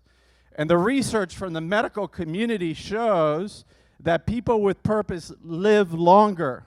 If you read the blue zones, 7 zones in the world where people live over the age of 100, the common theme besides what they eat is they have a purpose. If you read Viktor Frankl's Man's Search for Meaning, a gentleman that survived the horrors of the Holocaust, in 7 days he wrote why he survived and others is because they had a purpose. The patron saint of purpose is Richard Branson, who has formed a B team and the elders, and he's catalyzed various groups around the world. And he believes that in this world, there can be no real profit unless you have a well-defined purpose where companies are stepping into it for the benefit of the planet and the benefit of humanity. And Jim Collins, who wrote the book From Good to Great, discovered that the greatest companies in the world and all the research that he did were companies that had a clearly defined purpose, and they knew what their why was, why they existed. I'm living my purpose today in a nonprofit called Alpha, the Association of Latino Professionals for America. And what we do, we're in 160 universities and growing and 44 professional chapters, is our purpose is to connect Latino leaders for impact. And this heart here shows the process of how we take these interconnected circles of what you're good at, what your passion is, what you can bring to the world that provides value and your vocation, and we look at the center of it, and if you can step into that purpose, you get such energy, and you're in a zone like some great hockey players you have in Canada who said you have to be thinking not where the puck is, but where it's going. I don't believe in coincidences, as all those coincidences happened when I went to Panama. I believe a coincidence is God's way of staying anonymous in our life. And when you put your vibrations into the world from your brain, which is like a radio station that transmits and receives, all these little coincidences are going to happen. One of them happened to me today that I'll talk to you about. I've had an opportunity to work with Richard Branson. This is a picture of us in South Africa, where at the end of this year, we're going to be launching a purpose constellation to provide the tools to entrepreneurs, to individuals, and to large corporations to step into their higher purpose. And the gentlemen that are behind the Breakout Project have coincidentally designed a technology platform in the cloud with a Toronto-based company that I've been searching for a year. So we will be collaborating with them as well. You're already having a huge impact and you didn't even know it. We're trying to spark minds, we're trying to innovate, and we're really trying to get everyone to find what is your purpose and step into it. If you get an email from me, you'll often see this at the bottom of my email. Changing the world begins with a small group of people who simply refuse to accept the unacceptable. And I encourage all of you to do that. A month ago, in April, I was with Richard on Necker Island, where he lives 2/3 of the year, and we were having a leadership conference on purpose. And of course, I had to put the picture there so you could see what it looked like from my room because it is so cold here. We're going to do one of these in Necker Island. So one of the individuals that I invited was Jim Stengel. Jim Stengel's important because he was a young marketing officer at Procter & Gamble, which is a $220 billion Fortune 50 company, and he took a couple of brands and he turned them around by focusing on purpose. And in 2000, the company and the stock of Procter & Gamble was going south fast.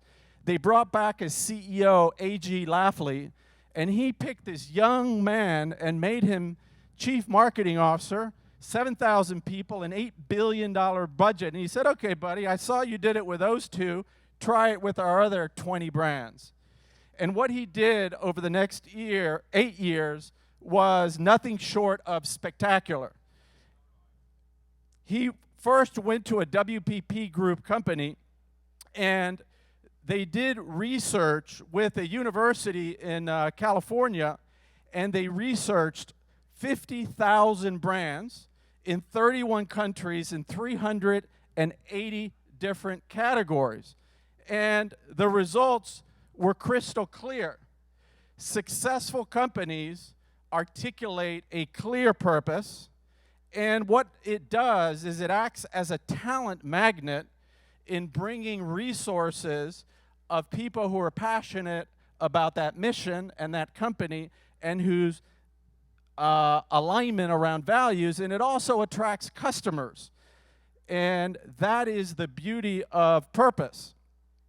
And his conclusion was that businesses that have a clear purpose substantially and significantly outperform their competitors. And the research showed that there was generally 5 buckets of fundamental human values that improve people's lives by eliciting joy, by enabling connection, by inspiring exploration, by evoking pride, or impacting society in a positive and fundamental way. Jim wrote a book. I want to leave you with some books. I'm a big believer that you should read and learn these things. His book is called Grow, and you can read about the research and also really do a deep dive into these companies. And I want to show one of the inspirations for Jim, besides Jim Collins, is a gentleman by the name of Roy Spence. And he has a great book that I also encourage you to read, and it's called It's Not What You Sell, It's What You Stand For. And I would say this is the basis for the purpose revolution. And then a book called Cause. And the millennial generation, 80 million strong in the US and globally much larger, they want to live a life of purpose and passion. I have 3 daughters and a son. I have 4 young millennials of my own. And because they don't want to just come to work and work for money, they want to bring their passion to work, they are forcing companies who need to survive by recruiting millennials to align themselves with purpose.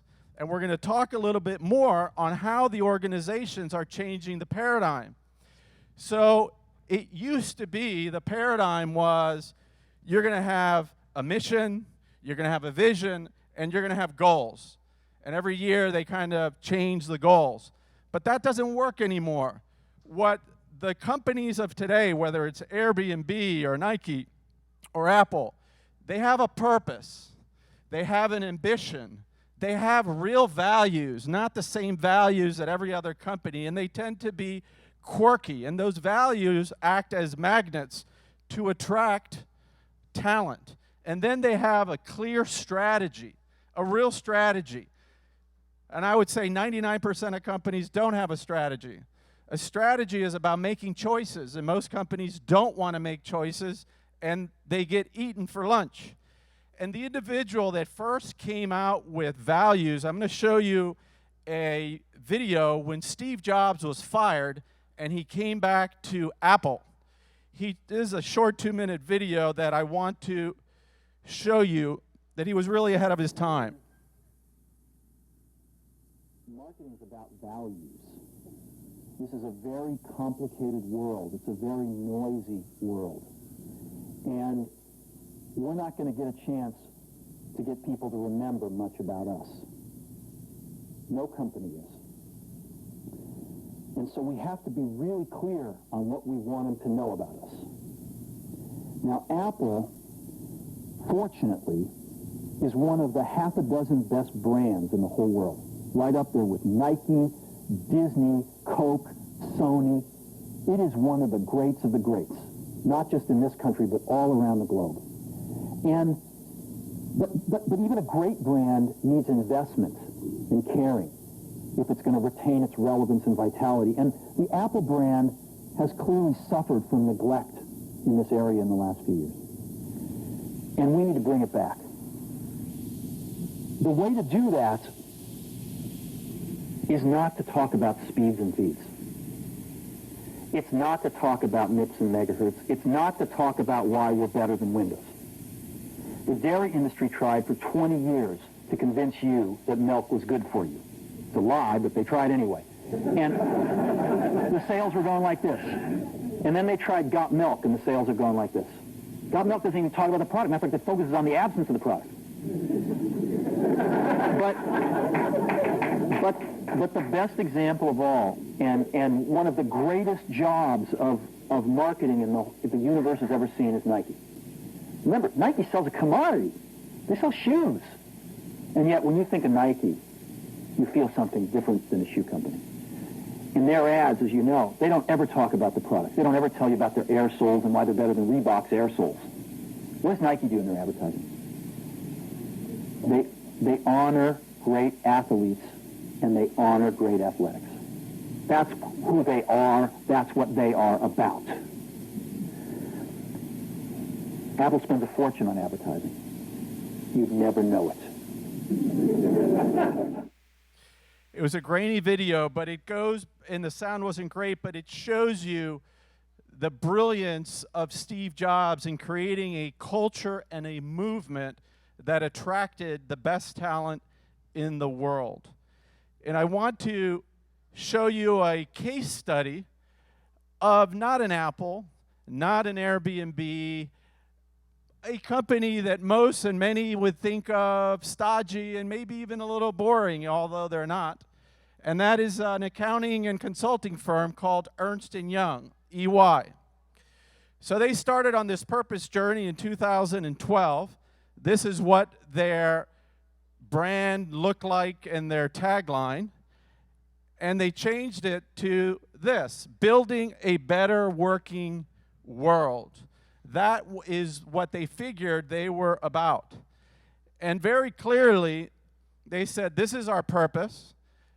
This is their ambition. And they had some goals that were quantitative and qualitative.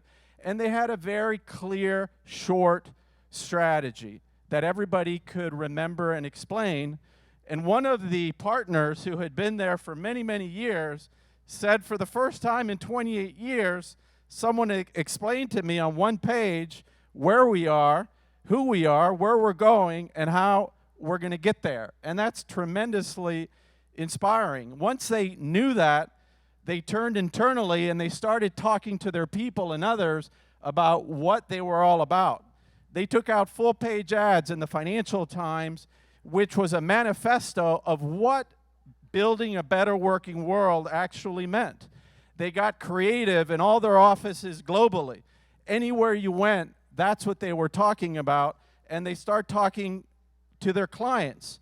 And in the next phase, which was external, they started thinking about how do we take this message to others all around and make you think better. And what happened, if you look at the results of actually when people started joining the conversation and they talked about entrepreneurship, about empowering women, people got really motivated to come work at their company. And these have been the results, which is kind of the proof in the pudding. They were growing at 3 to 4%. Today they're growing at 9%. Their employee base grew from 145,000 to 230,000 in a very short time. They're a talent magnet. They were ranked in the 20s. Now they're ranked 3rd globally in a group that measures their competition. And in terms of best places to work, they went from 59 to 29. That is the power of purpose in a corporation that you wouldn't really think about as being on the leading edge. And this gentleman also came.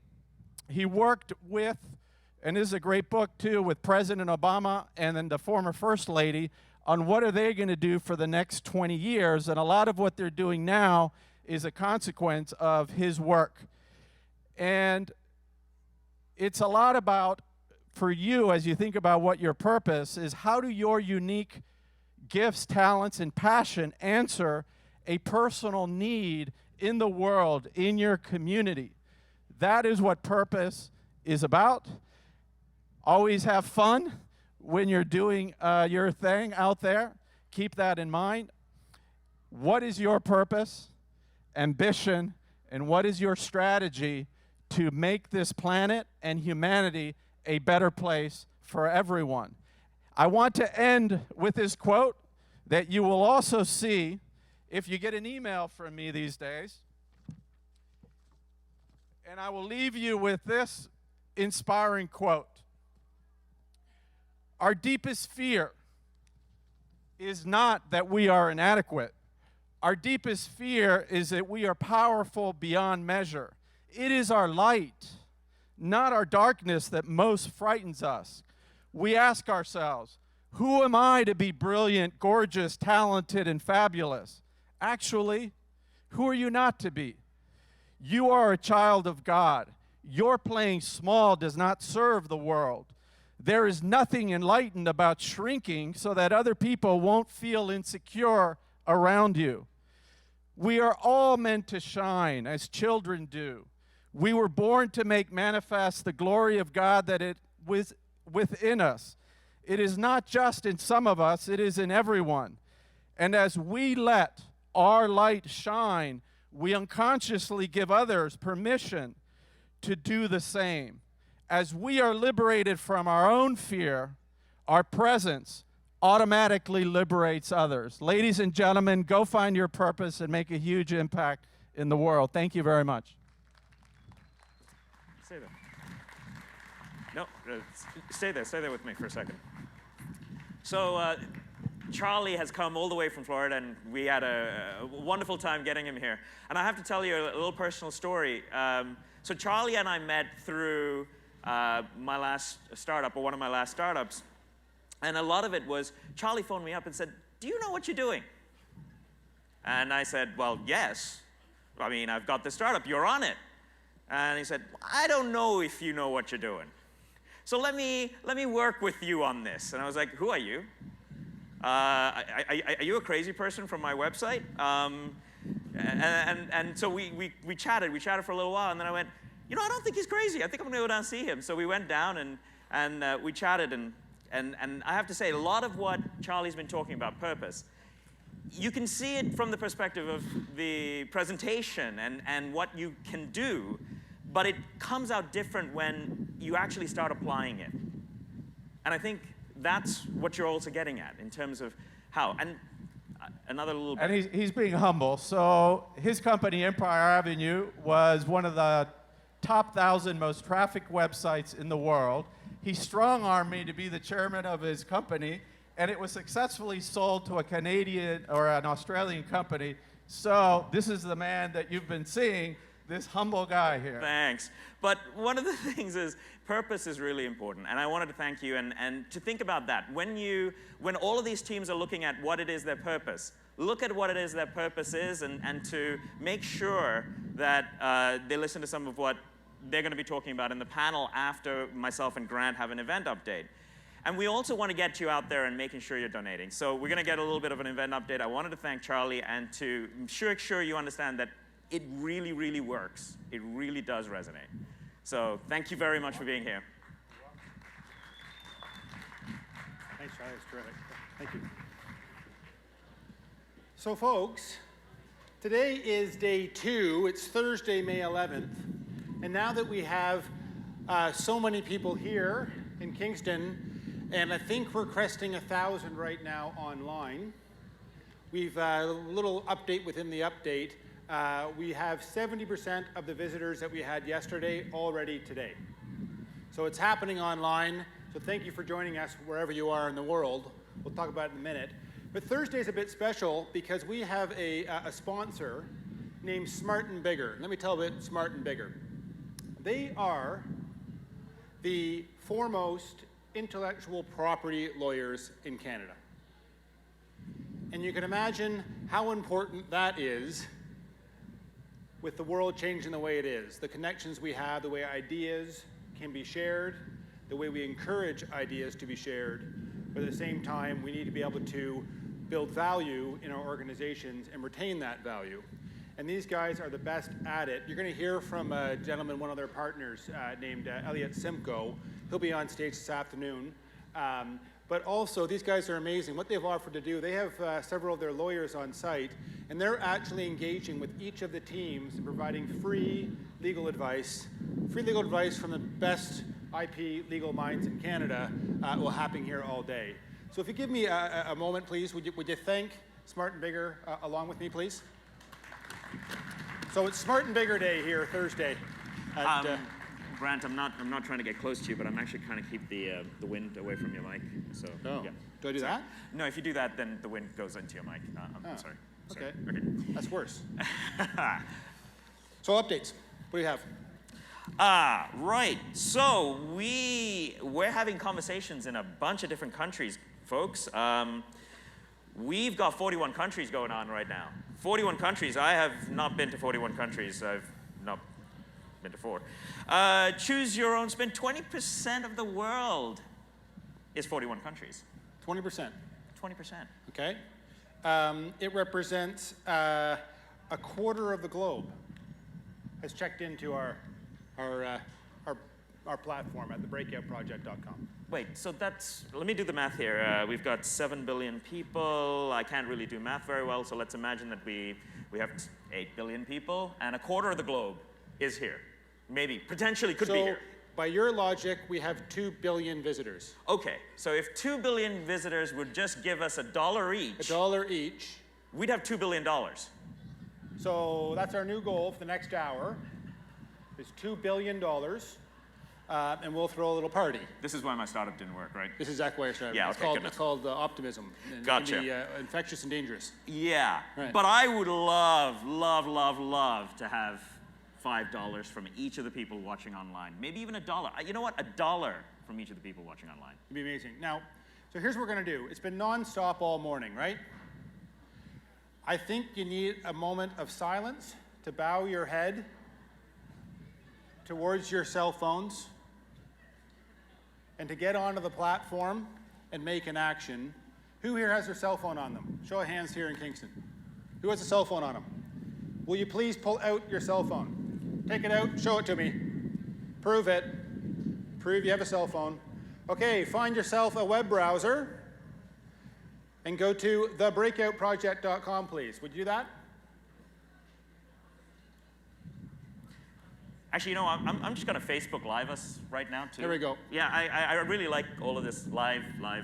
You know what? We're going to live from this side, and they're going to live from this side. I'm not entirely sure what they're going to see now, actually. But yeah, we'll see how that works. Yeah. Okay, are you there?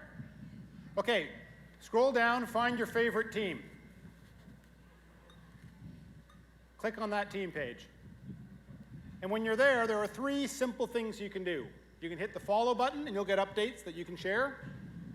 You can offer some time, but since today is Money Day, we would love for you to look at that team and give what you would have paid to see Charlie Garcia anywhere. What would you pay for that? Would you mind offering that to one of these teams? How's that sound? I thought he was amazing, and I think it'd be a great offer on his behalf to one of those teams. Would that work? Perfect. Hit those buttons, pull out your credit cards, and we'll move on. Thank you so much. So we We're good. Introduce. Yeah, I think so. Yep. So, was there? Bring more up. I think so. I think so. So, at this point, we are going to go on with our show. And my friends are wondering why I'm broadcasting this live at this point, I'm sure. So, Nora's going to come on and take us on forward. Guys. Thank you.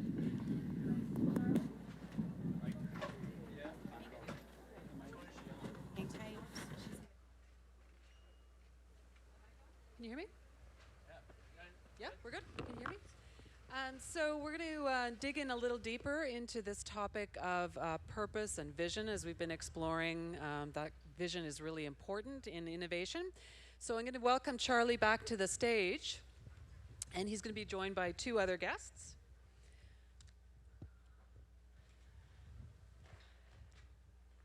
Charlie's joined by Tara McAllen.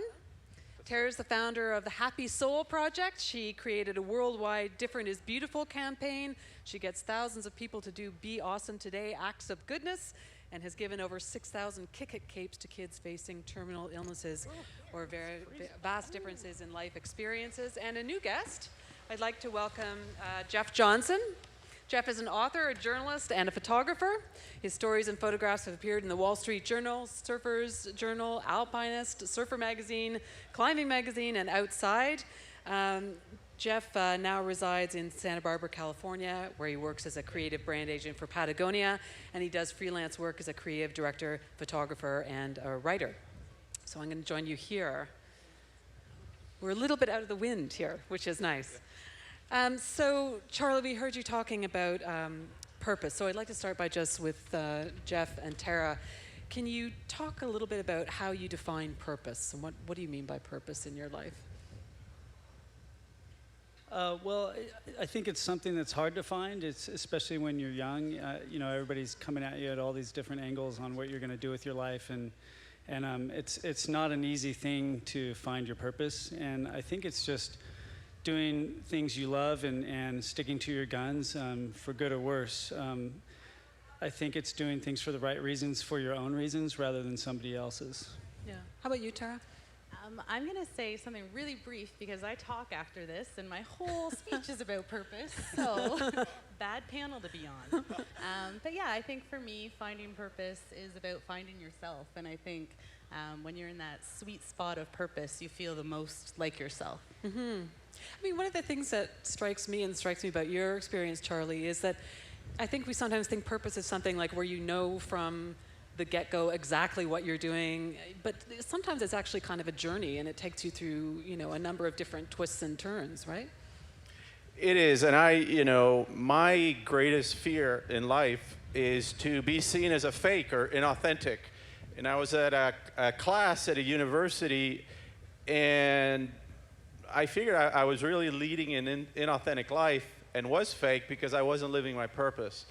And I took an inward journey and completely changed everything I was doing, but I was 50 years old. And I hope that my 4 children can step into their higher purpose sooner, and I'm working with them to try to make that happen, because when you step into your purpose, I've been more creative in the last 6 years than in the other 50. Right. So one of the things that I found, like in my own experience, I had this idea about writing a book, and I wrote a book, and that was great, and it was a lot of work and stuff. And, you know, then you go and you publicize the book and all that stuff, and then that ended, and it was like the wave pulling back from the shore, and I found myself sort of standing there thinking, okay, now what? So if you're at that point where you're just, and I think we've all been there, where you're just looking for what your next thing is, like what do you do? What are the steps that you take? How do you scratch around and find out what's the next thing? Well, you can't force things, you know. It's the book came to you just naturally, right? And, yeah. And I think if it's not coming to you again, what do? You know, and it's kind of like that story about the sailor, the guy who dreamt of building a boat and sailing around the world, and he built his boat, and then he realized he just wanted to build a boat. He didn't want to sail. So it could be just writing the book could be the exercise that you want to be doing rather than actually finishing it. So it's hard to say, but I would say just letting things come naturally. You can't force it. I mean, that's a tough thing. You know, you have creative moments, and then you have down moments where you're not motivated to do much. So it's just kind of how it rolls. Yeah. Yeah, once again, I'm going to skip this question because it's going to come out in about 20 minutes. Right. Well, I have two suggestions. I'm all about being the light and being a vessel. I'm a surfer, surfed all my life, lived on the beach, and I always say, you know, God's the ocean and I'm the wave, and the ocean can exist without the wave, but the wave without the ocean. And I pray every day, and I say, you know, God, you're the source of all abundance, and I pray that you work through my hands, that you think through my mind, and that you love through my heart. And things just magically seem to happen that keep moving me forward. And when things get tough in my day, I repeat that a few times, and it really helps. Yeah. So is purpose all about achieving success? What's the relationship between purpose and success? I just think that success is not about money or anything. Success is finding your calling and pursuing it. And your calling could be teaching. It could be anything. But it's having most people don't know what it is, or they know what it is, but they don't have the courage to actually pursue it because other things are pulling them back. Right. Jeff, how would you describe your calling? Because you've done a lot of different things. That's a good question. I don't know. I don't really know how it all happened. I never had a plan. I never thought I would be here today or doing what I'm doing now. I had no idea. And it's been a long process. You know, I didn't really, I'm 48 now, and I think I started my career, if you can call it that, in my mid to late 30s. And during that time, it was evolving, and I was evolving into a writer and a photographer, and I didn't even really expect it. I wasn't even planning on doing it, and it wasn't until I was about 5 or 10 years into that process that I realized what I was doing.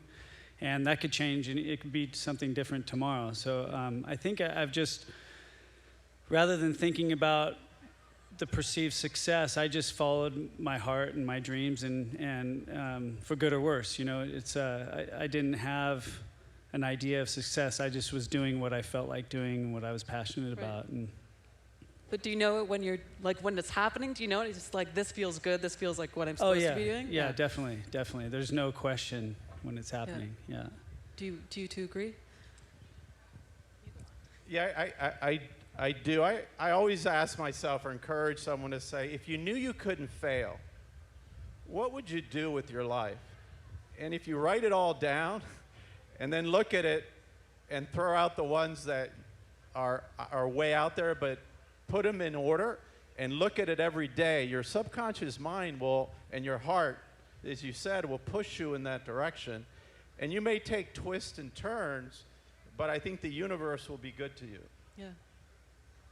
Tara, I know you're going to talk more about this later on. You don't want to give up all the jewels. But can you just tell panel to be on just with me. for background, can you just tell us a little bit about your organization's purpose? Yeah, Happy Soul Project is all about celebrating differences, and it started when I had a little girl and she had Down syndrome, and through that I found my purpose, but it took a while, and like he said, I have been down many paths that y'all are going to hear about in 20 minutes, but I think the main goal that I've learned in purpose is listening to myself. There's so much noise out there, and there's so many directions you can go in, and there's so many requirements and fulfillments in life you're supposed to do. I think what I've learned the most important thing is listening to my own voice in the process. Yeah, so is that really part of the key, is just that inward looking partly, in terms of not being buffeted around by other people's expectations and by... Yeah, I think it's different for everybody, and everybody's path is different, but for myself, and knowing that this moment in life and the position I'm in and founding Happy Soul Project, it all kind of is aligned because of how I listen to myself. And I think each person, I mean, has a different path to follow, and that may not be the case, but for me, it was really about finding that. And you know, that path isn't always clear, and I think we all have a tendency to fight things when we see things coming our way that we're not used to or that are uncomfortable or things that we don't like. And you tend to fight for your vision or whatever. And the old CEO of Patagonia, Casey Sheehan, told me one time that the universe is always working in your favor. And because I was having a few things that I was really fighting, and I really thought about that, and you know, you just have to let it. And it's a hard thing to kind of let go of things, you know, and when it all comes around, you find out it is working in your favor. You just have to let it be. So it's good advice. For me, it boils down to, I find that there's two states of being. You're either suffering or you're in a beautiful state of being. When you're suffering, I find myself controlled by my ego. Jealousy, paranoid, I'm fear. When I'm in a beautiful state, I am flowing, I'm creative, I'm not being controlled by my ego. And you're either aware or you're not aware. And I would say most people, 99%, are in the dark. And when you step into the light, you're controlled by this creative source. And my challenge is staying in the light, because it's so easy to get going back and let your ego take over. And that's kind of my constant challenge. Mm-hmm. Well, what about burnout, though? I mean, even if you're doing something that you really love, like how do you keep the engine stoked and keep focused and protect yourself? For me, that's a great question, and you have to do the things that make you come alive. So I play soccer every Tuesday, I race cars, I surf, I do things with my kids, I read, and I spend time with my wife on vacations, and I need to do enough of that to feed myself the energy. So when I get buffeted by the stressful things that happen, my energy level is up. And I think the universe tells you that at times. I mean, being a blogger and running a foundation, there's definitely burnout, and it's a tireless and thankless job. And, you know, right when I'm about to quit, or right about when I read a comment from someone who's really ignorant, I get a message from someone who, you know, Happy Soul Project changed their life or changed their path. I get a message from a parent who got a diagnosis and their baby has Down syndrome and they're on their way to terminate, but they Google Down syndrome and they find my daughter. So I think the universe tells you when you're on the right path and when you need to keep going despite the burnout and despite the devastation. Jeff? Yeah, I would say you just have to change things up. It's a constant thing for me when I hit a flat spot, that I just have to change everything around and do something differently, whether it's start shooting with a different camera or working on different projects. And just like you said too, the exercise thing is, I'm a surfer and rock climber and I like to run, and I'll just go for a run or go on a trip somewhere and kind of clear my head. And yeah, you can't be, it's hard to do the same thing all the time. You need to mix it up a little bit. I'm starting to feel like surfing is a very important common thread in this whole thing, right? Yeah, not for me. What's that? Not for me. Maybe. You never know. So I'm a technology journalist. I want to shift the conversation a little bit to technology. Do you think that technology is a distractor or a driver for your purpose and what you do? For me, it's a bit of both. Being a blogger and being in today's society with social media, Happy Soul Project wouldn't be what it is, and my voice wouldn't be as loud as it's become without that. In the same breath, it definitely is distracting, and it definitely plays its part in jealousy and comparison and all that kind of jazz. So I think it's about finding a balance. Mm-hmm. I think it can be both, right? In the nonprofit that I run, it's really a bricks and mortar nonprofit with about 10,000 members when I got there. We're at 82,000 members, but I want to get to 1 million. But you can't get to 1 million unless you build an online community. So being able to leverage an online community and deliver with video and information to affect people's lives, not only in the US, globally, you can do with technology. On the other hand, I think the lack of productivity that we see in the world is because people are so distracted and unengaged because they're connected to the matrix. Right. And somehow you got to disconnect yourself from the matrix and think and not be so influenced. Well, I'm kind of a Luddite, so that's a big question for me.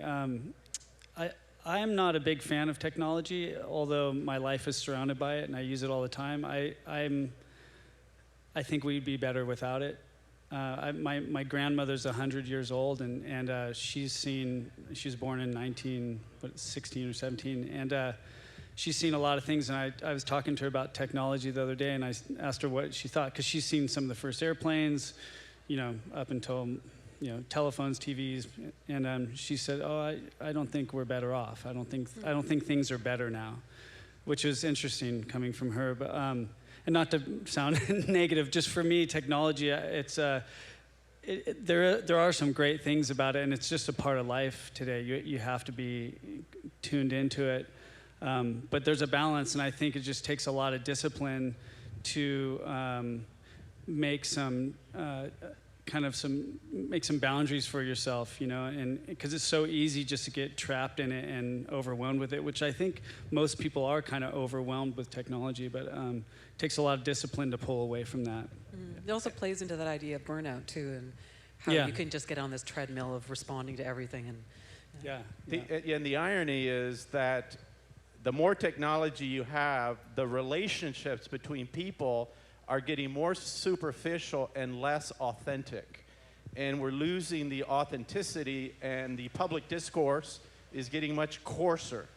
And I find that people find it difficult to connect because they're used to tweeting in 143 characters, and they don't know how to connect with people anymore. I follow a lot of street photographers, and I do a little bit of street photography myself, and there's a constant conversation going on amongst all these street photographers, especially in New York, that you can no longer get these photographs of people interacting. That was what street photography was all about, is getting these kind of decisive moments between people doing things on the street, and now it's just people with their heads down on the iPhone. And I was just in Italy a couple years ago walking the streets, and half my photos were people on their phones, and yeah, it's kind of interesting when you think about just on the streets what you're seeing. Yeah, I did an interview a little while ago with an artist based in New York, and he created an app for phones that basically reminds you, it's tied to the GPS system, and it reminds you to look up when you get to a street corner, partly so you don't get hit by a car, and also partly so you can enjoy, you're in this incredible city, right? Like, look up from your phone and see what's around you. Is that the app that tells you how many times you've looked at it too? No, that's a different one. Because there's one that kind of, it embarrasses you, right? It Yes. says this is the 50th time you've looked at your phone. Yes, it's somebody else's purpose. So I was asking Tara this. Jeff, can you just talk a little bit for background about your purpose and how you see it? I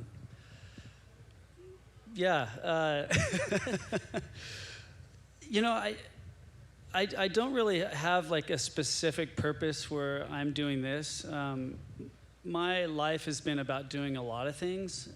I've never set out to do one thing. I didn't want to be this guy or this guy or this guy. So I've done a lot of different things, and my purpose was not to do one thing.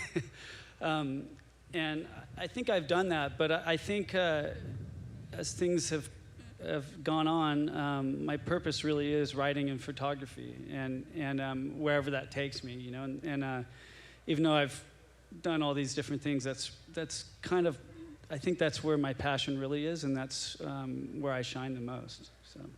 So is purpose what you do, or is it what you are? It's your essence and how you're affecting the world, and I think that it's like throwing a pebble in a pond. One of your pictures or something that you've written, the waves that it's created and the individuals in the world that you've affected because of it would probably surprise you.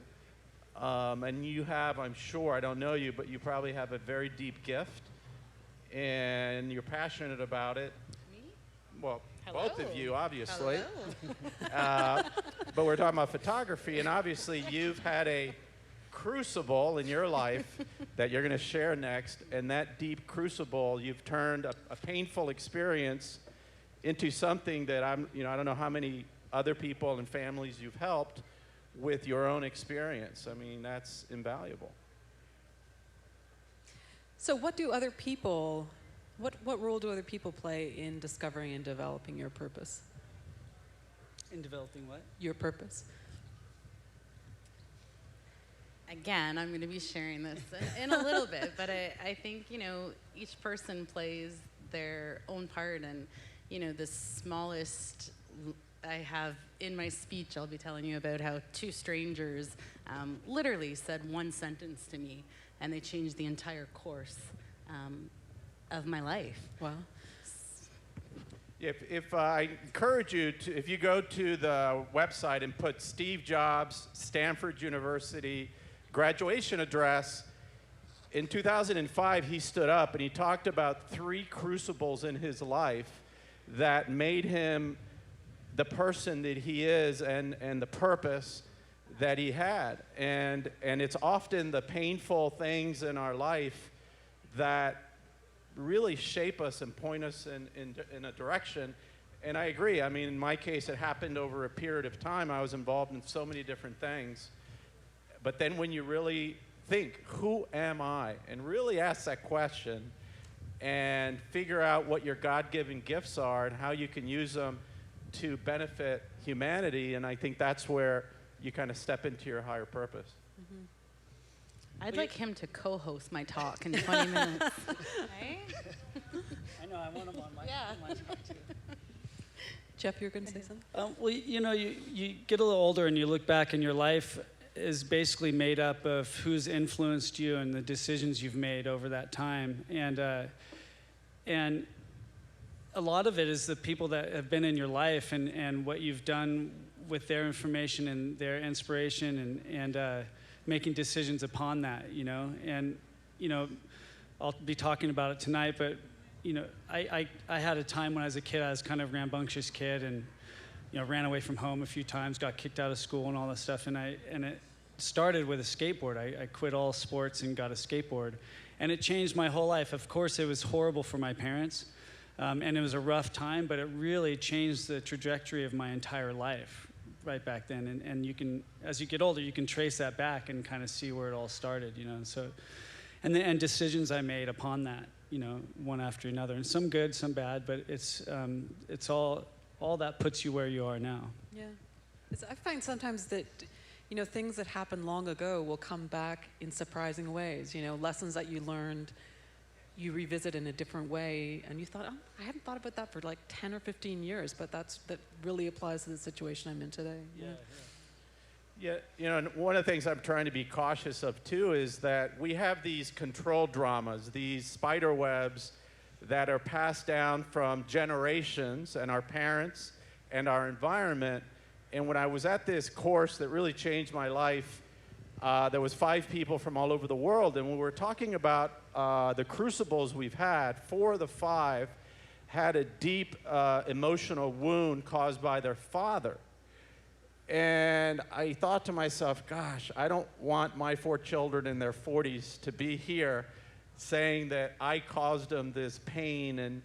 And we have to be really careful as parents, as human beings, the influence that we have on those around us. And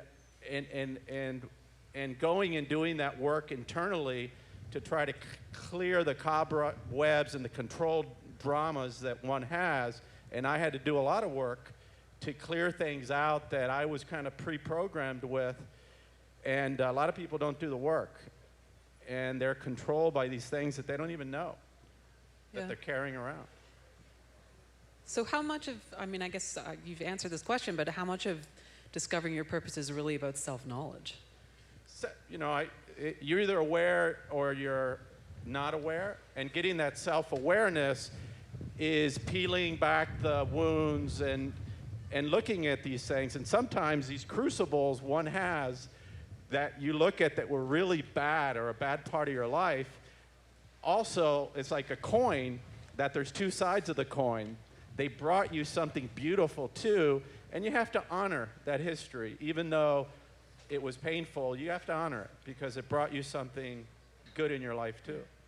Well, I think it's important to lead an examined life, and I have this theory on diets and why they work, and I think almost every diet will work because you're actually, for the first time, thinking about what you're putting in your body, and just the fact that you're thinking about it, the diet's going to work. Doesn't matter what the diet is. It's because you're actually you're actually paying attention to what you're doing, because when you're not on a diet, you're not paying attention, you're just eating whatever. So it's treating your life like that in an examined way, you'll get to know yourself better and be able to grow and figure things out.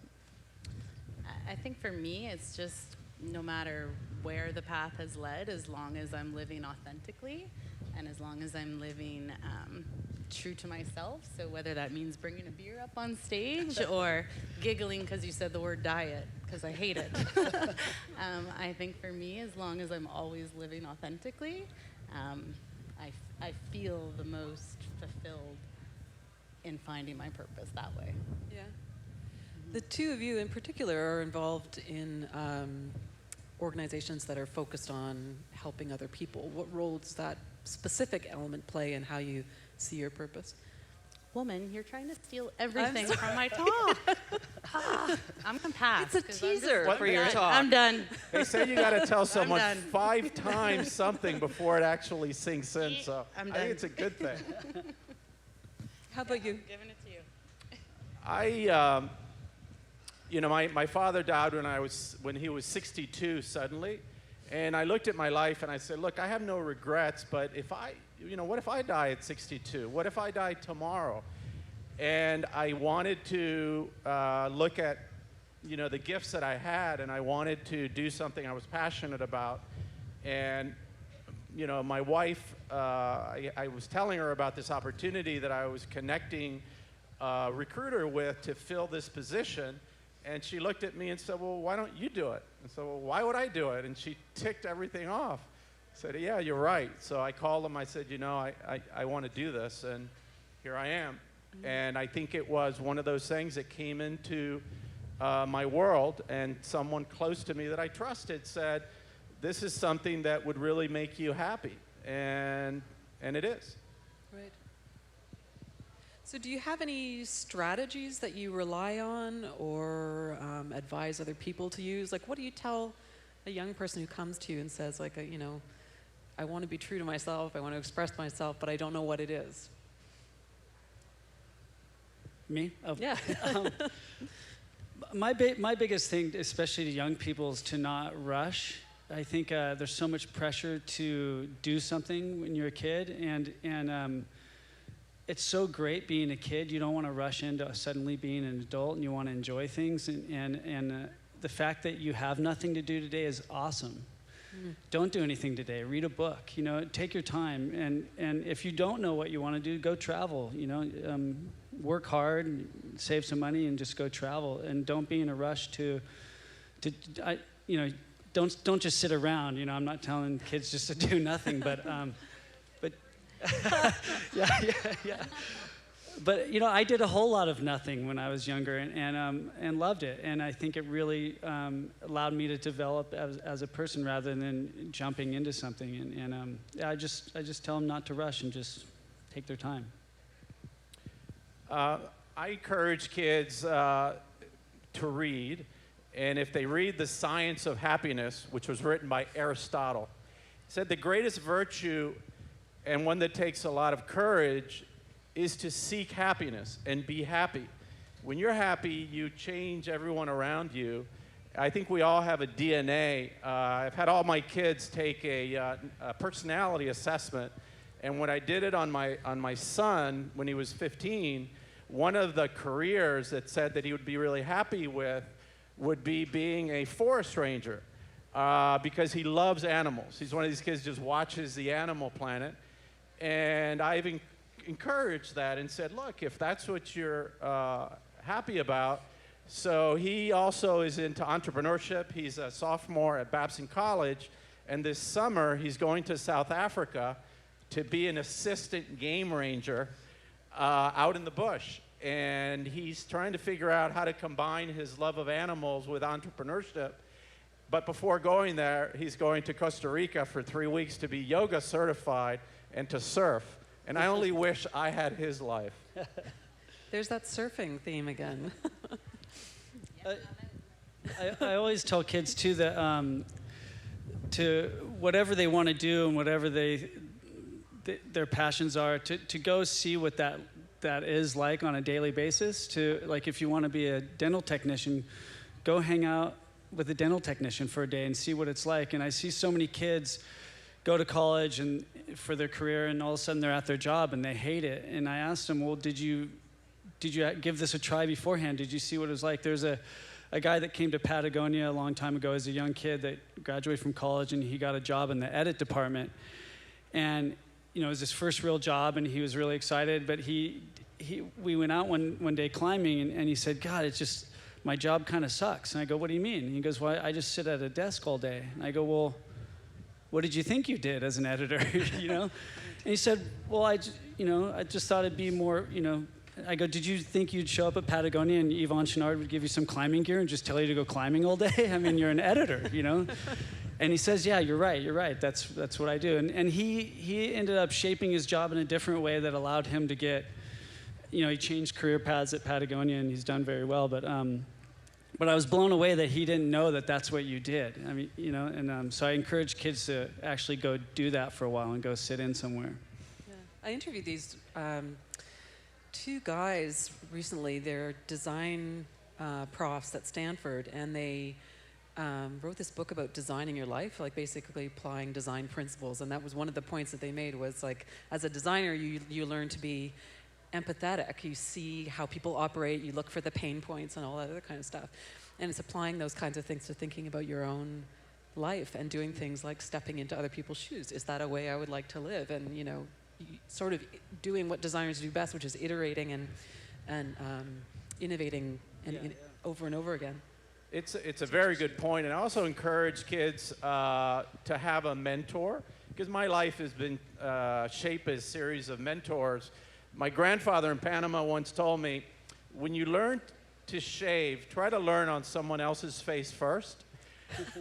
And it taught me that whatever I wanted to do in life, I would find someone that had already done what I wanted to do, and I would call them, I would show up in their office, I would be a pest until they talked to me, and sooner or later they would talk to me and they would give me some awesome advice.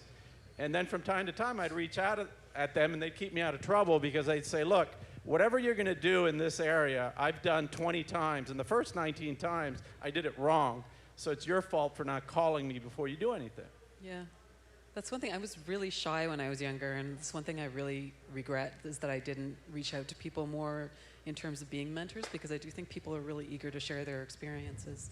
How about you two? Have mentors played a role in your lives? Yeah, no one overly. I think, once again, when I talk in a few minutes, you'll see kind of how people played their part in it. But I didn't have a mentor that I actually seeked out per se.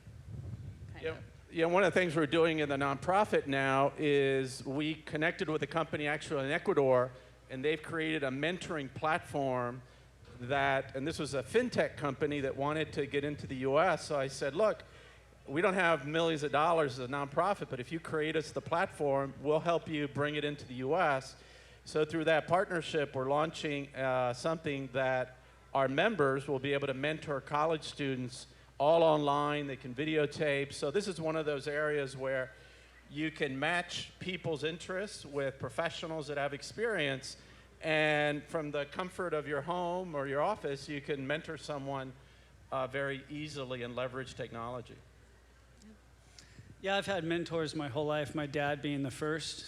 He's a great mentor growing up, and then all these different things I've gotten into, whether it be surfing or climbing or photography or writing. I've always had somebody there that I'm looking up to, and some of these people I didn't even know. There's a few people that I just read about, and I was a big fan of theirs, and blah, blah, blah. And a lot of these people I ended up working with in the long run, and they've become more mentors in a kind of a closer way. But yeah, there's always people that I'm looking up to and for inspiration. Yeah. Just to be devil's advocate, I mean, this is great to have your purpose and live authentically, but at the same time, you know, people have to put food on the table.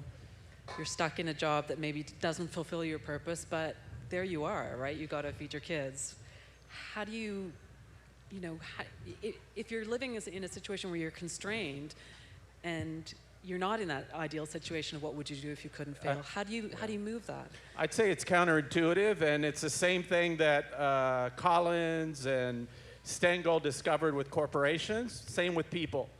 So if you step into your purpose, the universe will provide. And I've seen it myself in my own life, and I've seen it with friends that in the blink of an eye have gone from nothing to extreme abundance without even thinking about it, because they took the courage to step into their purpose.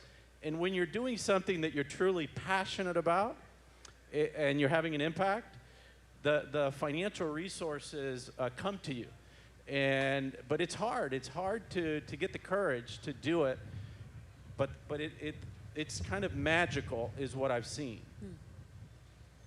Yeah, and I had no idea that I would have any amount of successes in what I'm doing. It could have not worked out. You know, I had no idea, and I'm still kind of shocked and surprised, and especially now that I have a 1.5-year-old baby girl and a wife and mouths to feed. I always thought that if I started thinking about my work as you know, a means to make money, the magic would go away, that there'd be a sense of loss there, and I think I'd be going about it the right reasons. But now that I have a wife and kid, and I have a base, a real strong base of what I do, I feel like I'm even more creative, and I'm actually better at what I'm doing. And I thought it was going to be the opposite, and I was really worried about that. And I was even thinking about going into real estate or something, you know, something that's totally not me, but I can make more money at. But yeah, and I found out just having that pressure of a family, I thought it would ruin it, but it actually has made it better. I highly recommend a book. I gave it to all my kids by Scott Adams, who's a cartoonist who came up with the cartoon strip Dilbert. And I think the title of the book, it came out last August, was How I Failed at Everything in Life and Became Successful.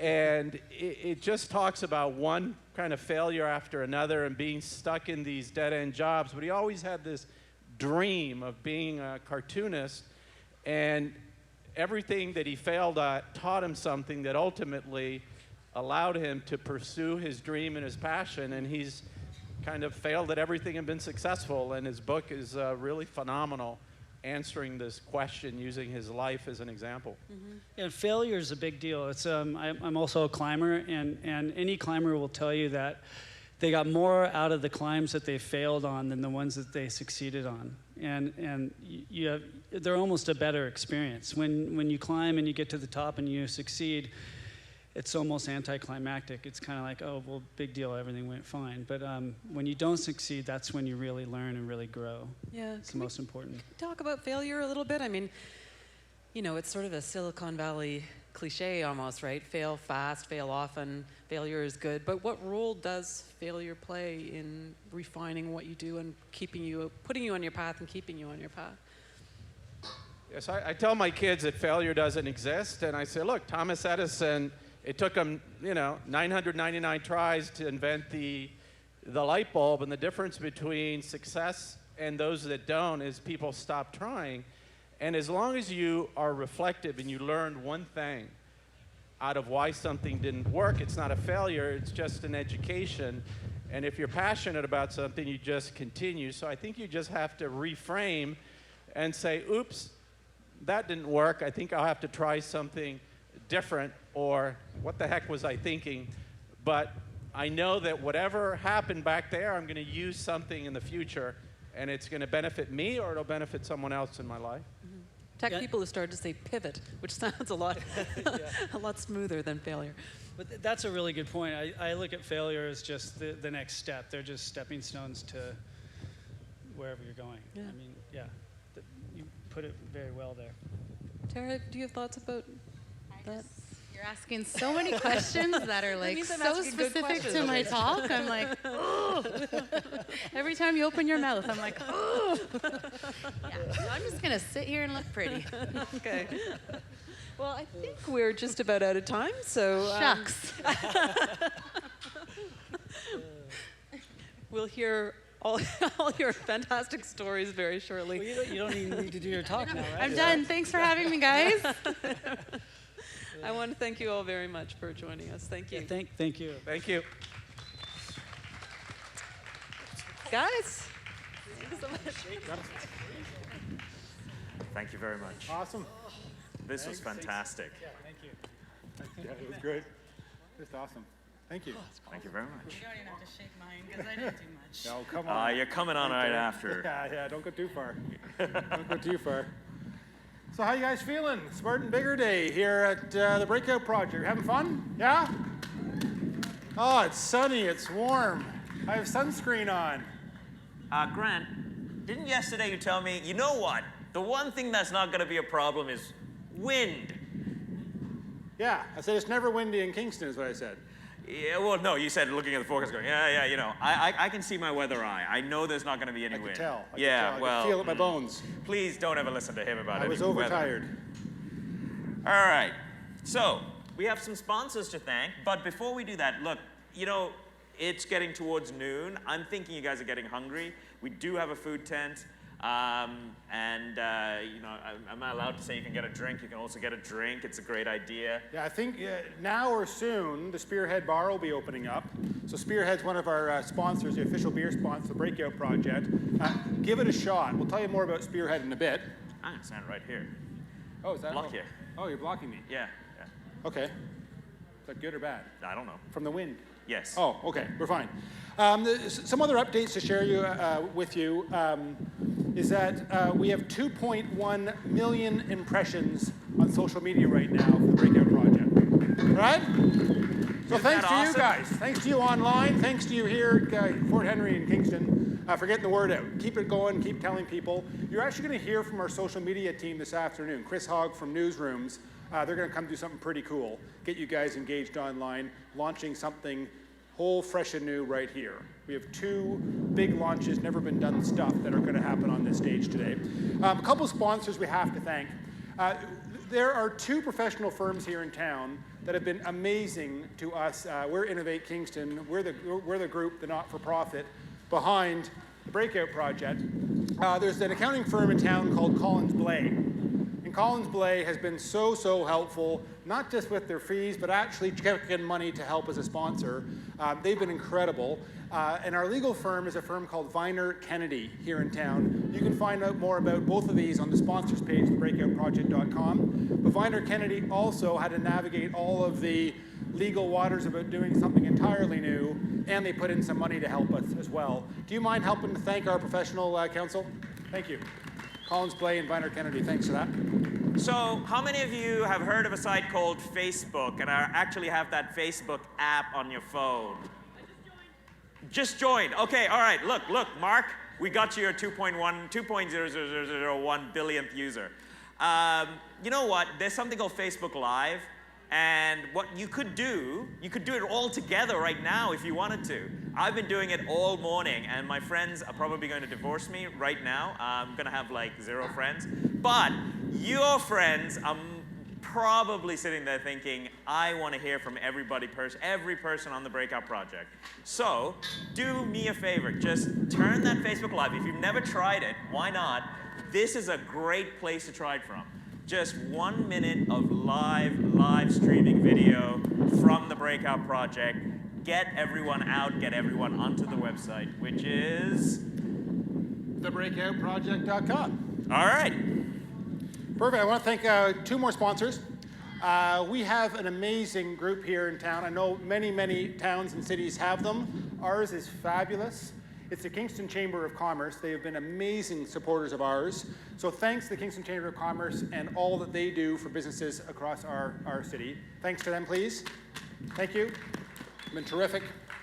And I'd like to also thank a few groups from out of town. So we have partners from groups that are innovative centers and social impact and social innovation centers all across Toronto, Montreal, and further.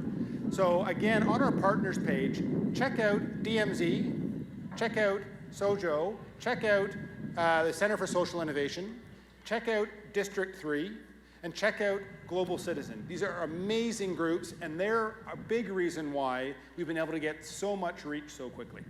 So thanks to them. All right, so if you weren't here last night, by the way, there was a wonderful lady by the name of Amber Mack. And so if you missed Amber Mack last night, well, she's been out today online, and she's tweeting out about us and getting on Periscope and all sorts of wonderful dealios and things like that. So the hosts have been amazing. Nora Young has been absolutely amazing, and she will continue this afternoon, which is fantastic. We have a couple of team updates, and then I think good. Go for it. We have that. So move on. Let's see. What's a good one? Should we do STEM? STEM 365? Yep. So 55 kids using robots. We're exposed to STEM right here, right now, live. And remember, just $10 gets 1 hour of a robot in a classroom. And they expose children, especially young women, to STEM, and $250 buys a robot entirely for use in schools across the province. So just think about it. $10. I mean, I spend $10 on 2 beer. Imagine what $10 can do to get 1 hour of a robot in class. And yeah. I'm going to tell you about Change for a Dollar. They've had just an amazing number of hours donated online, and their first volunteers have showed up here. There are people from Kingston now working on their team in the team room. How cool is that? They're reaching out to local charities and have already gained a following in the US, in page 2, Mexico, Thailand, Pakistan, Caribbean, and they're working right now on calling Germany and Italy. Isn't that amazing? I think they're going for that 10 money from 10 different cities challenge. That's what they're going for, is my take. Want to do one more? Sure, I think one more. Perfect. Let's talk about, oh, this is neat. So MAP, they've just met with the local group. Remember I was asking about them this morning? You had to connect them with people who deal with youth at risk. Well, they've connected with a group here in town called Keys. And this is an amazing group, been around for quite a while now, led by a gentleman named Michael. There he is right there. Thank you, Michael. Hey! And so now they've started to form a relationship. So they're working on getting volunteer hours and getting all kinds of materials ready right now, but that connection happened thanks to you guys. So now we have these groups that are working. So exciting days. All right, this is thebreakoutproject.com, and if you're watching online, we're going on to our next segment. And if you're watching here, make sure you hydrate yourself, make sure you wear some sunscreen, and so that you can be wonderfully tanned like me. And shall we continue? Let's do it. All right. Let's introduce.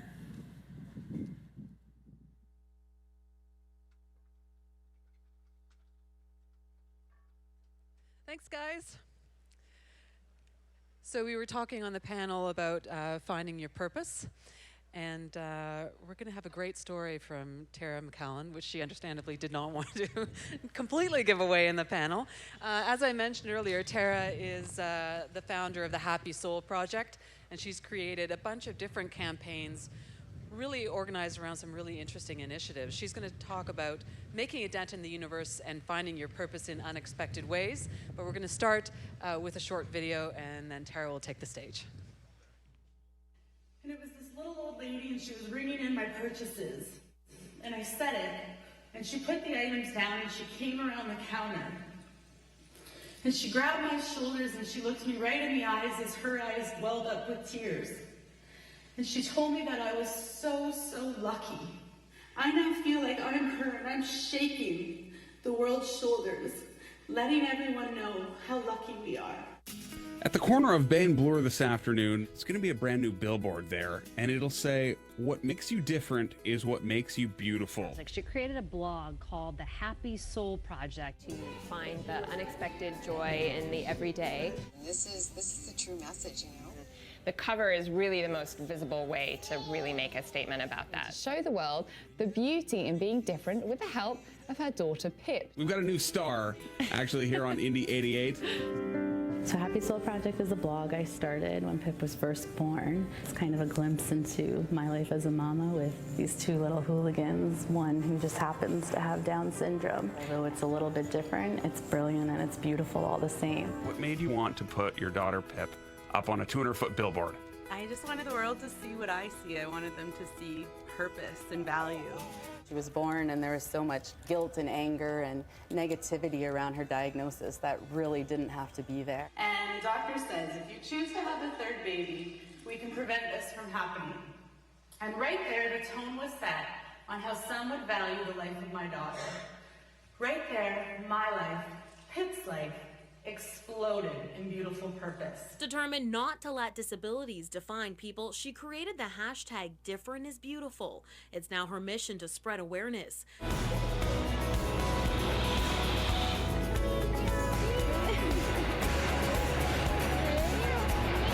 She already has such purpose, and she's a year old. And it's all about, you know, taking a stand for acceptance and inclusion for people who are seen as different. We sell, you know, cute little shirts like this, important messages like paint outside the lines or what makes you different makes you beautiful. Part of our proceeds go towards a few initiatives that we have. One cape and one idea that soared. This thing we make little capes for kids who are fighting cancer. So anyone who can sew, if you can donate those, you can see it on our website. Pip was in the hospital a lot of her life, and you know, receiving something from an absolute stranger, just letting you know that someone is out there caring for you and caring for your child is quite a great feeling.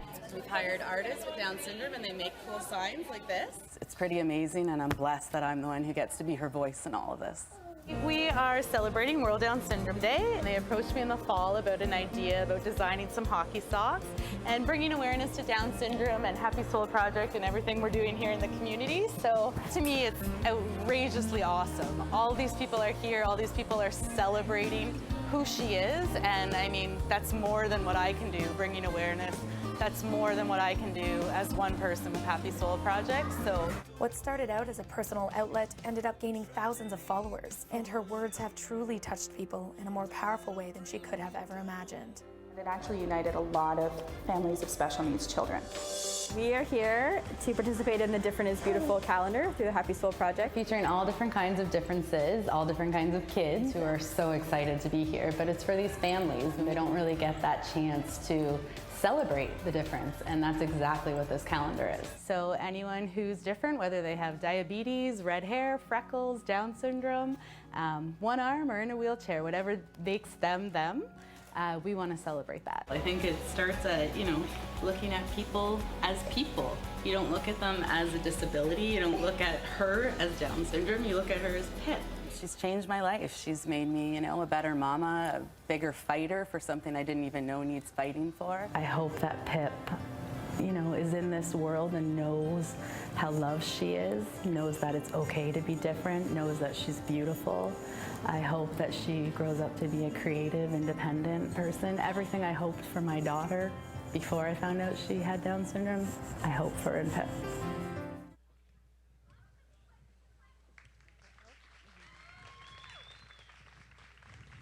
Okay, hi. I wasn't gonna stand behind the podium, but now that the wind's here and I'm wearing a dress, I'm probably just gonna park myself right here. So yeah, I want to start by saying thank you for having me. I'm so excited to talk to you, but I should give you a little heads up. Not only am I having a dress issue and a wind issue, but I'm the type of speaker who I'm totally going to be winging it. And I can see my aunt out in the audience, and she may call out the word squirrel just to get me back on track if I tend to go too far in one direction. But what I'm going to talk to you guys about today is quite literally just how to have a happy soul. I know kind of that says what the title's going to be, but I'm just going to wing it somewhere completely different. And I'm just going to tell you a little bit about Happy Soul Project. And it's funny because everyone thinks Happy Soul Project, you know, it's associated with our Different is Beautiful campaign and Down syndrome and PIP and all those things you saw in the video. And while it is, when you really look at it, it quite literally is just one person's journey, one person's path on having a happy soul. What it really is kind of my pledge to myself, my pledge to my children, that no matter what life throws my way, I'm going to have a happy soul. And Happy Soul Project started in a really, really dark and vulnerable place. It started a few weeks after my little girl was born, and we took her home from the hospital and we weren't sure about her Down syndrome diagnosis. And we were told that it was positive, and I kind of put myself in this fog, and I kind of put myself in this bubble. And a couple weeks after she was born, I remember putting her down in her crib after rocking her to sleep. And I kind of looked up, and right above was this sign that I had made. And the sign said, "Life is more beautiful because you are here." And I remember placing her in the crib and just falling to my knees in such sadness. I mean, it was the first time I actually realized what it was to weep. My entire body, my entire being was just so sad and so shattered. And with Pip's diagnosis, there were so many levels of dealing with that grief. I mean, there was the sadness, there was the anger, there was the why me's, and there was this whole area of guilt, if you will. I replayed the pregnancy, you know, with my first son. I did everything totally by the book. I didn't eat salami, and I didn't take out the dryer lint and all that kind of stuff. But with my second child, I was a bit more lenient. So as soon as they told me that diagnosis, I immediately thought back to all the things I did when I was pregnant. And I ignorantly thought that I somehow caused Down syndrome. You know, and the other part of this guilt that kind of, I am gonna walk, okay? If my skirt goes up, it's gonna go up. But it just feels more comfortable. Hello, follow me.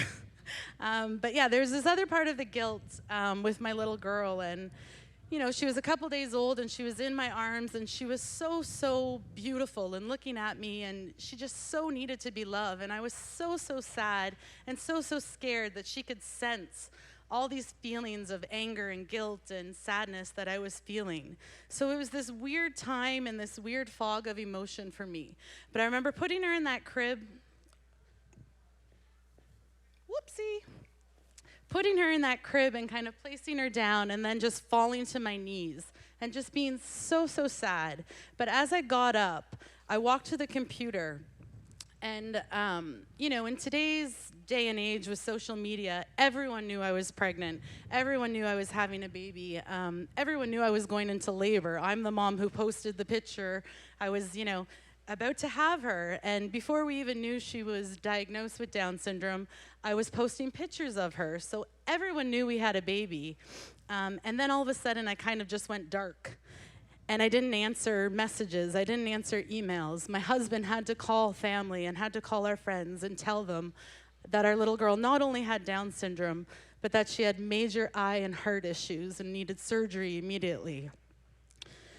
But in that moment, after I placed her in the crib, I went to the computer, and instead of answering all the messages and answering all the emails, I just decided that I was gonna create a blog. And I had already had a little mummy blog, and you know, my friends and my girlfriends and my aunt read this blog, so I thought I would just write it there and everyone could then find out about everything. And it's the only time in my life that I actually sat down, and I don't remember one moment of it. I remember crying. I don't know if I was there for 4 minutes or if I was there for 4 hours, but I left everything I was thinking, and I, you know, just let the words flow. And this really vulnerable and honest point of view from a mom kind of flew through it. And it's not the first time that words kind of have helped healed me. It's not the first time that words have kind of been my safety. My parents tell me that my entire life, no matter what, even as a little girl, I always, always, always would tell people that I wanted to be a writer or a ballerina. I mean, and even to this day, if you told me, what do you want to do with your life? I would tell you that to see my name on a book in a bookstore would just fulfill everything in me possible. And it's funny because our Different is Beautiful calendars that you saw in the video and our apparel line, all of that is sold in bookstores and shops. And you know, I walk into Chapters and I see our calendar there and I couldn't be prouder. But the thought of having my book there with my name as the author, I mean, it just does it for me. But that all being said, my parents say I took my writing quite serious. And from an early age, I don't know if you can see that, but this is from grade 6, I believe. And I'm literally grading the boys in my class based on personality, appearance, everything. So I took my writing quite serious, as you can see. And thankfully, it moved on to journals and academically. I excelled at that kind of thing. In high school, I decided that another piece of me was kind of being pulled in a different directions. Like I said, words have always kind of, words in a way have always been my thing where I kind of feel the most myself when I'm in tune with writing.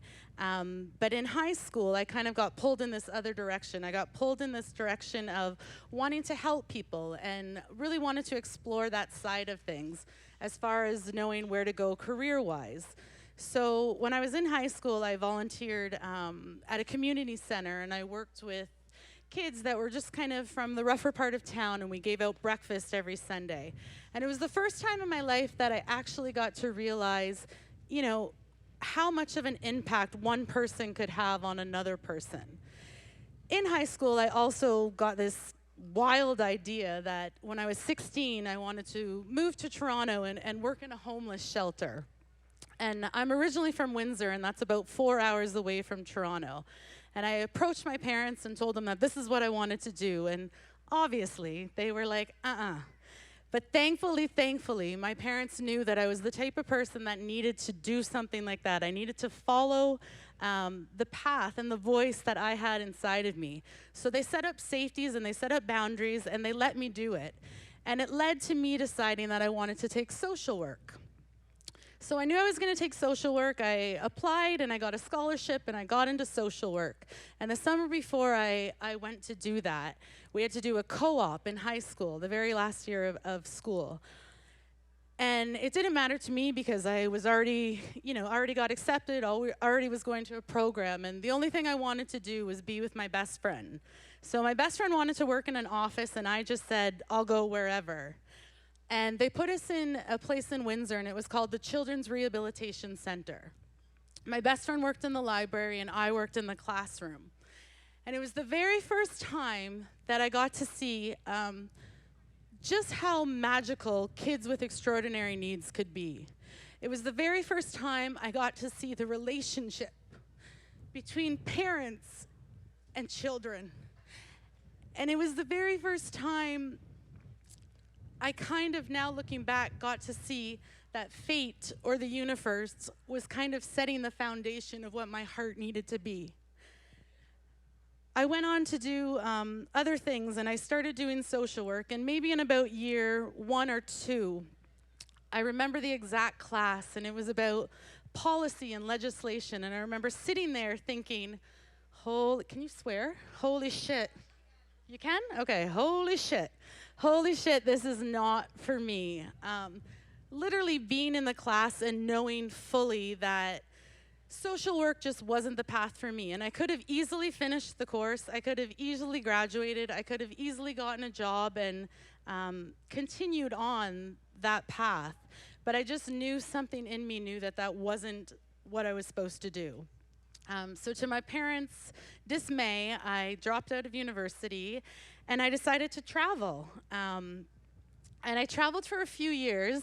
Back in scrapbooking years. I traveled for a few years all around, and I lived in a few countries, and I worked abroad. And those years of my life, and that's what I would encourage youth the most to do, those years of my life, I think, really made me who I am. They made me fearless, and they made me independent, and they made me confident. they made me the type of person who kind of can think outside the box. And I'll give you one example of that, as my hair is like whipping me in the face. So I got off the plane, I was 20. I got off the plane and I only had enough money to get from the airport to a hostel. And the cab driver dropped me off, and I had, you know, a big backpack and all my bags to carry for a few months. And he dropped me off at the hostel, I paid, and I got up to the front, and they said, "I'm sorry, you're at our sister hostel across town." So with all of that on my back, I had to meet the Australian sun and walk about 45 minutes. When I got there, it was in the roughest part of Sydney. It was an area called King's Cross, and for the most part, it was surrounded by strip clubs and bars, and everyone in the hostel either worked at a strip club or in a bar. My roommate actually was a stripper. And what I discovered was there was a bunch of girls there who needed their hair done. So thinking outside of the box, all of a sudden I became Tara, the hairdresser from Canada.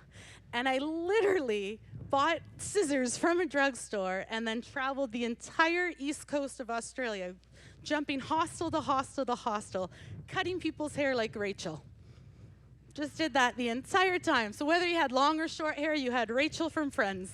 That's all you got. But it taught me to just kind of think outside the box and be fearless. And it's pieces of that that make me who I am today. And I couldn't encourage youth more to do that kind of thing. While I was traveling, I really was writing the most that I had ever written. And I was really leaning more into that direction of life. So I decided to move back to Canada, and I went to school for journalism. And graduated from journalism and worked for numerous newspapers and discovered that I'm an absolutely horrible, horrible writer. To the point where I'm like actually a disgrace to the profession. I would make up names, I would put boyfriends' names in as quoting things, just not good. The other piece of what I really wanted to do was I really just wanted to Barbara Walters people. So I had an interview with a nun. I worked in Ireland for a national Catholic newspaper, and there was this really important interview with a nun, and I wanted to do it. And I got there and really took this poor lady to town. I mean, I had her crying, I had her questioning her faith, talking about past boyfriends, nothing I could put in the article, but I felt really good. I felt I had gotten there and really Walters the crap out of her. It's to the point, actually, where my husband and I will be at a party or a dinner party, and he'll see that I'm like really engaged with someone, and he'll either yell across the room or come and whisper in my ear, like, "Enough, Walters, enough." But yeah, I took the time and really tried to figure out what path I wanted to go on. From journalism and discovering that I was a horrible writer, I decided that human resources was more my style. And I got into that, and I went back to school. I worked for public health, and I became a manager of human resources. And I think that was the time in my life where I really got to realize and figure out and pinpoint how to be somebody else's voice, how to kind of mediate between two sides. And I don't know, I'm in this really strange and cool place right now where I'm standing, where I'm the founder of Happy Soul Project, where all these elements and all these pieces of my life, for some strange reason, seem to align. And I think, you know, back to the panel talk where I didn't want to say anything, what I want people to know and what I want young people to know is to give yourself grace to explore. Give yourself time to figure out who you are. Give yourself grace to go down one path, and if that doesn't work, go down another. And I think, you know, so much in life, people pigeonhole you or put you in this box. And if people just start giving themselves grace to figure out who they are, you know, you'll get to that path much sooner. And the other piece of that for me, in discovering who I am and where I'm meant to be right now, is these really big full circle moments that I've been having. I talked about it briefly, just about, you know, sometimes in life when you get down or when you're not realizing what you're supposed to be doing or getting discouraged, and how the universe kind of plays its part in letting you know you're in the right direction. And for me, I've been having these really, really, really big full circle moments where all of a sudden I feel like I'm in this really sweet spot of purpose. My little boy the other day, he kept calling my name, and I was making breakfast, and I was kind of ignoring him, and finally I looked over, and he was carrying my little girl like this. And I looked over, and it was like lightning struck me, and I could barely breathe because it so deja vu'd me into this moment, and it so flashed forward this full circle purpose in my life. That co-op I told you about, where I worked at the Children's Rehabilitation Center, after I was done, I met a family there, and they asked if I'd work with their little girl. She was a teenager. Her name was Emily. And I worked with her for a whole summer, and she just happened to have Down syndrome. And, you know, I used to take her for dinner or to the movies, and I'd constantly take her to my family's house, you know, to play board games or do something. And she had the hugest crush on my little brother.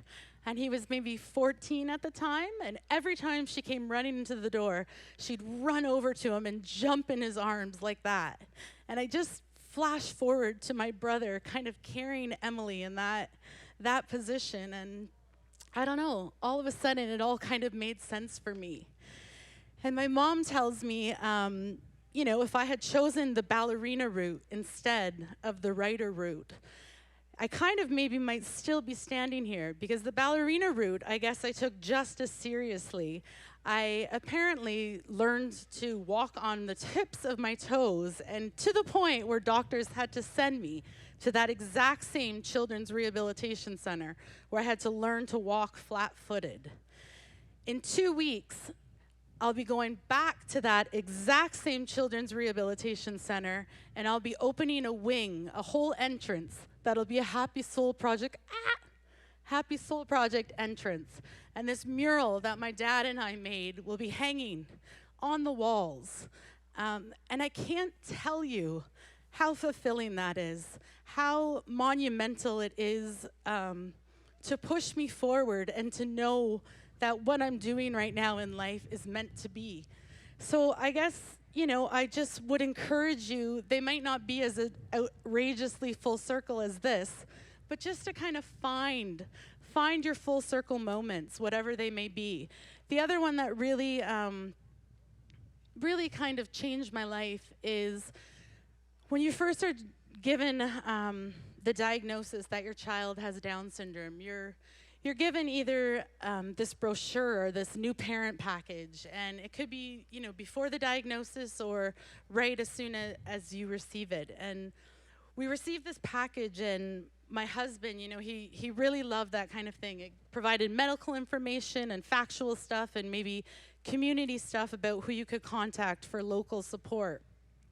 But for me, it was missing kind of a real and raw look from another parent. And fast forward maybe 2 years, I was approached by the Canadian Down Syndrome Society to see if I would like to write a letter to these parents.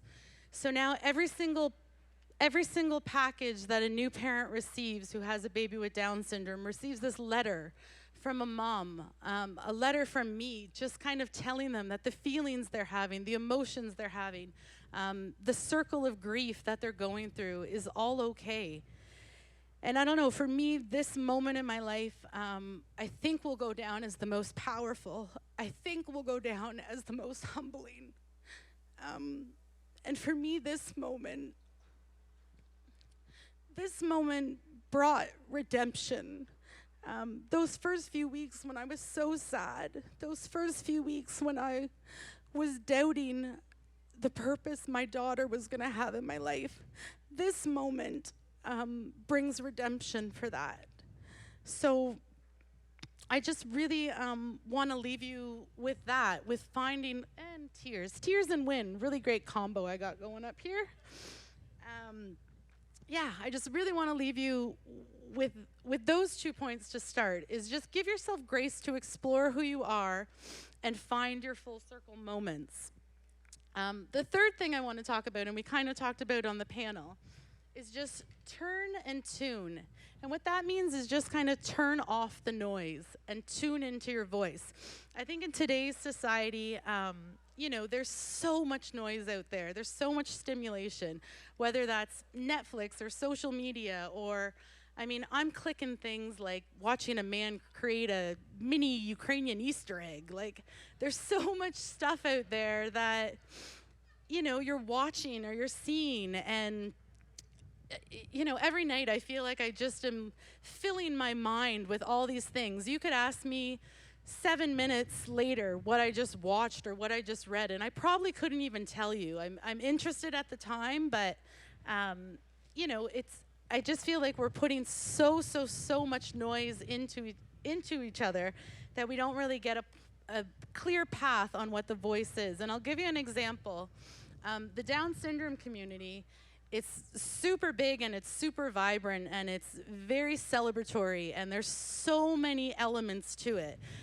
In 1 year's time, the Down syndrome community does so many events. I mean, there's World Down Syndrome Day, there's World Down Syndrome Awareness Month, there's paint your nails, there's wear crazy socks. There's so much that they do within the community. And the first few years of my little girl's life, I did everything. I killed myself trying to write a blog every single day when it was Down Syndrome Awareness Month. I tried to do everything that you possibly could. And at one point, a local radio station here in Kingston used the word retarded to describe the weather. And you know, our local Down syndrome community was up in arms, and numerous people contacted me, and it was a big fight that needed to be had. And one family in particular, they were driving, and they had their son who had Down syndrome in the car and a few other siblings. And the other siblings had never heard that word before, and they kept asking the parents what it meant. So there was a lot of outrage about it, and numerous people asked if I'd use my platform as Happy Soul Project to approach the radio station. So I did, and it went viral. The article went on to Huffington Post, and everything became a really big deal. And while I think that's important, and while I think, you know, the conversation needed to be said, and while I'm glad the radio station apologized, it wasn't necessarily my fight to fight. It wasn't Happy Soul Project's message, and I think I've learned that along the way. I've learned to tune in and be true to what I want my message to be, and not necessarily pick up everyone's sword just because it needs to be fought. So I think that's a huge part in kind of just turning off the noise and tuning into yourself. And then the main thing that I think my little girl, Pip, has taught me in life is just refusing to sink. You know, all of us go through a lot in life, and all of us have stages where we feel in ruts, and we have burnouts, and our careers don't feel fulfilling or whatnot. And I think for myself, I said it in the panel, but running a nonprofit, it can be really tiring, and it can be really thankless. We run something called Kick It Capes, and this project started because my best friend had a little boy, Mason, and she called me, and she lives maybe 8 hours away, and called me and told me that her little boy has cancer. And I put a message out on Happy Soul Project, just one little message, and I just asked someone if they could make one cape. And right away, numerous people were, you know, sending me messages and dropping off capes and doing all these sorts of things. And from one little cape and one little boy, we all of a sudden have this really important nonprofit project where we send these personalized superhero capes all around the world. And we encourage kids to fight whatever they're fighting. But at the same breath, my best friend lost her little boy. And working on this project is really heartbreaking. You know, we do it and it's powerful. And it's something so beautiful that I'm so honored to get to do with her. But in the same breath, when you get message after message that kids need these capes, or you get message after message of pictures of the capes on coffins, it does you in. And there's this whole component of running a nonprofit that really drains you. There's also this whole piece of being a blogger and putting your life out there and sharing your life. You know, the ignorant comments you get, the judging you get from other moms. There's this whole cycle of what it is to be a blogger in life. And then there's the whole side of being a mom. And, you know, you saw a little bit, but my little girl has not had the easiest path in life. And being a mom to anyone, but being a mom to a kid with extraordinary needs is really heartbreaking. My little girl, in 2 weeks' time, we're bringing her for her 11th surgery. And she's 4 years old, and she's going for her 11th surgery. And it's to the point now where she knows what's happening. She knows a couple weeks beforehand that I'm rocking her extra long. She knows, you know, a couple days ahead of time when I'm rocking her so long that I think she's sleeping, and she just kind of reaches up and she wipes my tears away. She doesn't say anything. She just kind of wipes them away, and we just stay like that for hours sometimes.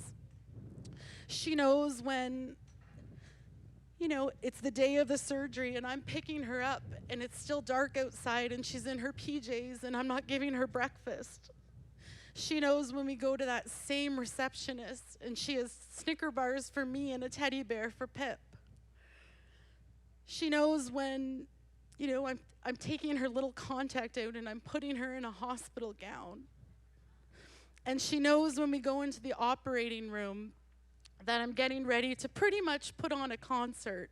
My little girl loves music more than anyone I've ever met in my life. And you know, as a parent, you're allowed to go into the operating room and sing your child to sleep. And when she was little, I just could like softly sing Twinkle, Twinkle, Little Star or Row, Row Your Boat. But as she gets older, she's wanting like a full on, I had to go in the fall and like mean Adele, like full on sang out hello. And I looked up and nurses are crying and doctors are like giving it with me. And in 2 weeks, I don't know what that song's gonna be. But regardless of all that, regardless of the surgeries, regardless of every single diagnosis my little girl gets, she refuses to sink. And, you know, if I can leave you with anything, it would be that. It would be take each day as it is, refuse to sink whatever the situation is. And the last thing I kind of just wanna leave with you is to know your, I'm like way behind here, whoopsie, is to know your dent on the universe. And what I mean by that is each of us is here for just such a short time. Each of us is here for this tiny little moment in history. And I think a lot of us don't realize the impact that we have. And you saw in the video a story about two strangers, and I just want to leave you with that. The first stranger was a doctor, and my little girl was 3 days old, and Pip was in my arms, and the doctor had the audacity to say to me that if I chose to have another baby, he could prevent this from happening. And that doctor has no idea what seed he planted in me. He has no idea the fight that he created. I wouldn't be able to pick out that doctor, just like I wouldn't be able to pick out the little lady who really changed the course of my life. My little girl, when she was 5 weeks old, she had her first surgery. And we were at the Kingston General Hospital. And I left, you know, she was in recovery. A few days later, I left and I went down to the little kind of, I guess, hospital gift shop. And it was the first time I actually said the words out loud to a stranger that my little girl had Down syndrome. I had written it on the blog and I had said it to friends, but I had never actually said it to a stranger. And I remember saying it to her, and she kind of put down what I was buying, and she came around the counter. She grabbed my shoulder so tightly, and she told me that I was so lucky. And she later went on to explain that her brother had Down syndrome. And he was absolutely the best thing that's ever happened in her entire life. And that little old lady, I don't know who she is. I go to that hospital all the time, and I always peek my head in, and I wouldn't be able to even pick out who she was. But she changed my life. And I now feel like I'm her, and I'm kind of shaking the world's shoulders. And my hope is that I'm shaking enough to dent the universe. Thanks. Who's going to be on? Who's going to be on? Thank you, sir. Yes. You know, this is why we do this. We're human. You know, we forget sometimes. We do everything. We get up in the morning, we get our coffee, we go to work, we do our jobs, we, come back home, we live that life, and then we repeat it Monday through Friday, maybe take a break on a Saturday, Sunday. This is our life.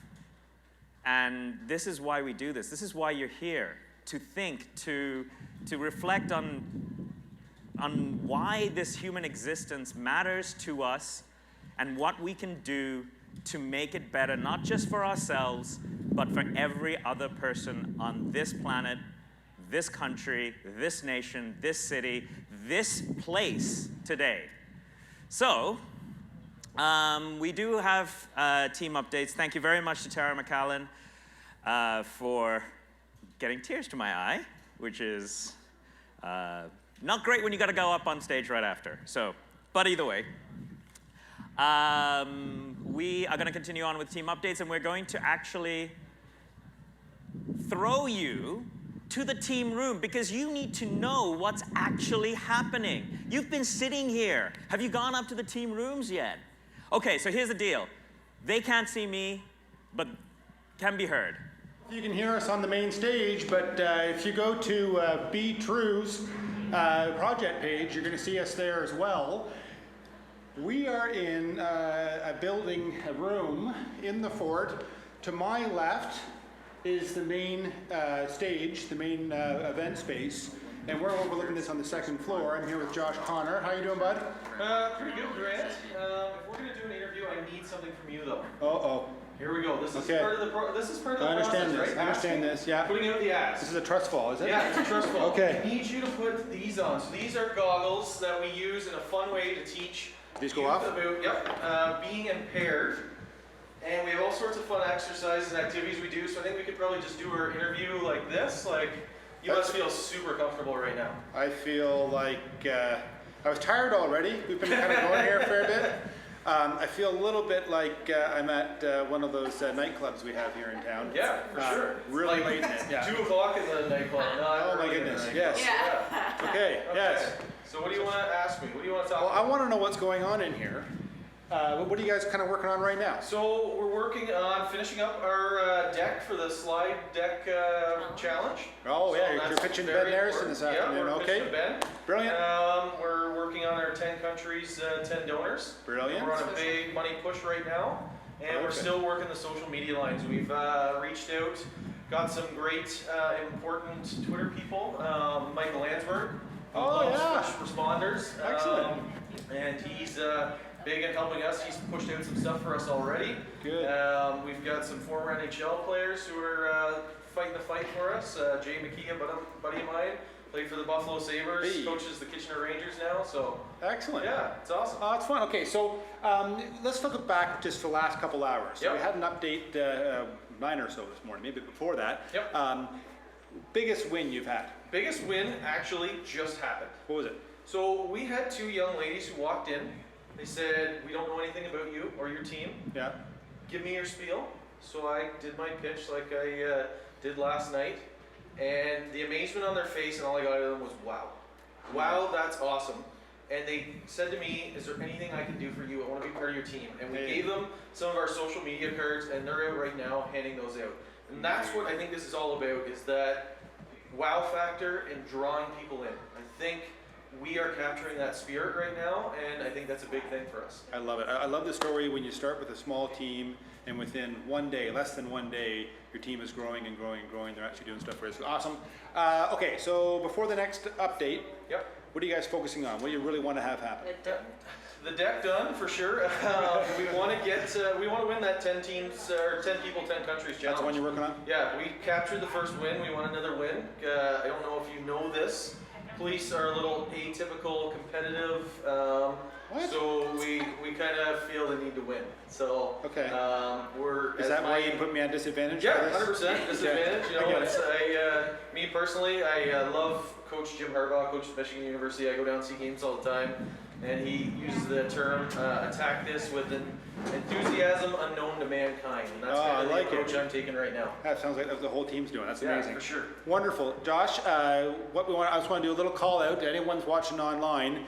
These leaderboards are going nuts, but I really want to see that $ leaderboard go up. So look, people are believing what this team is doing. They're going to make this not hundreds, not thousands. We're talking about 1 million relationships formed between youth and police. And we know why that's important. We've had it underlined so many times.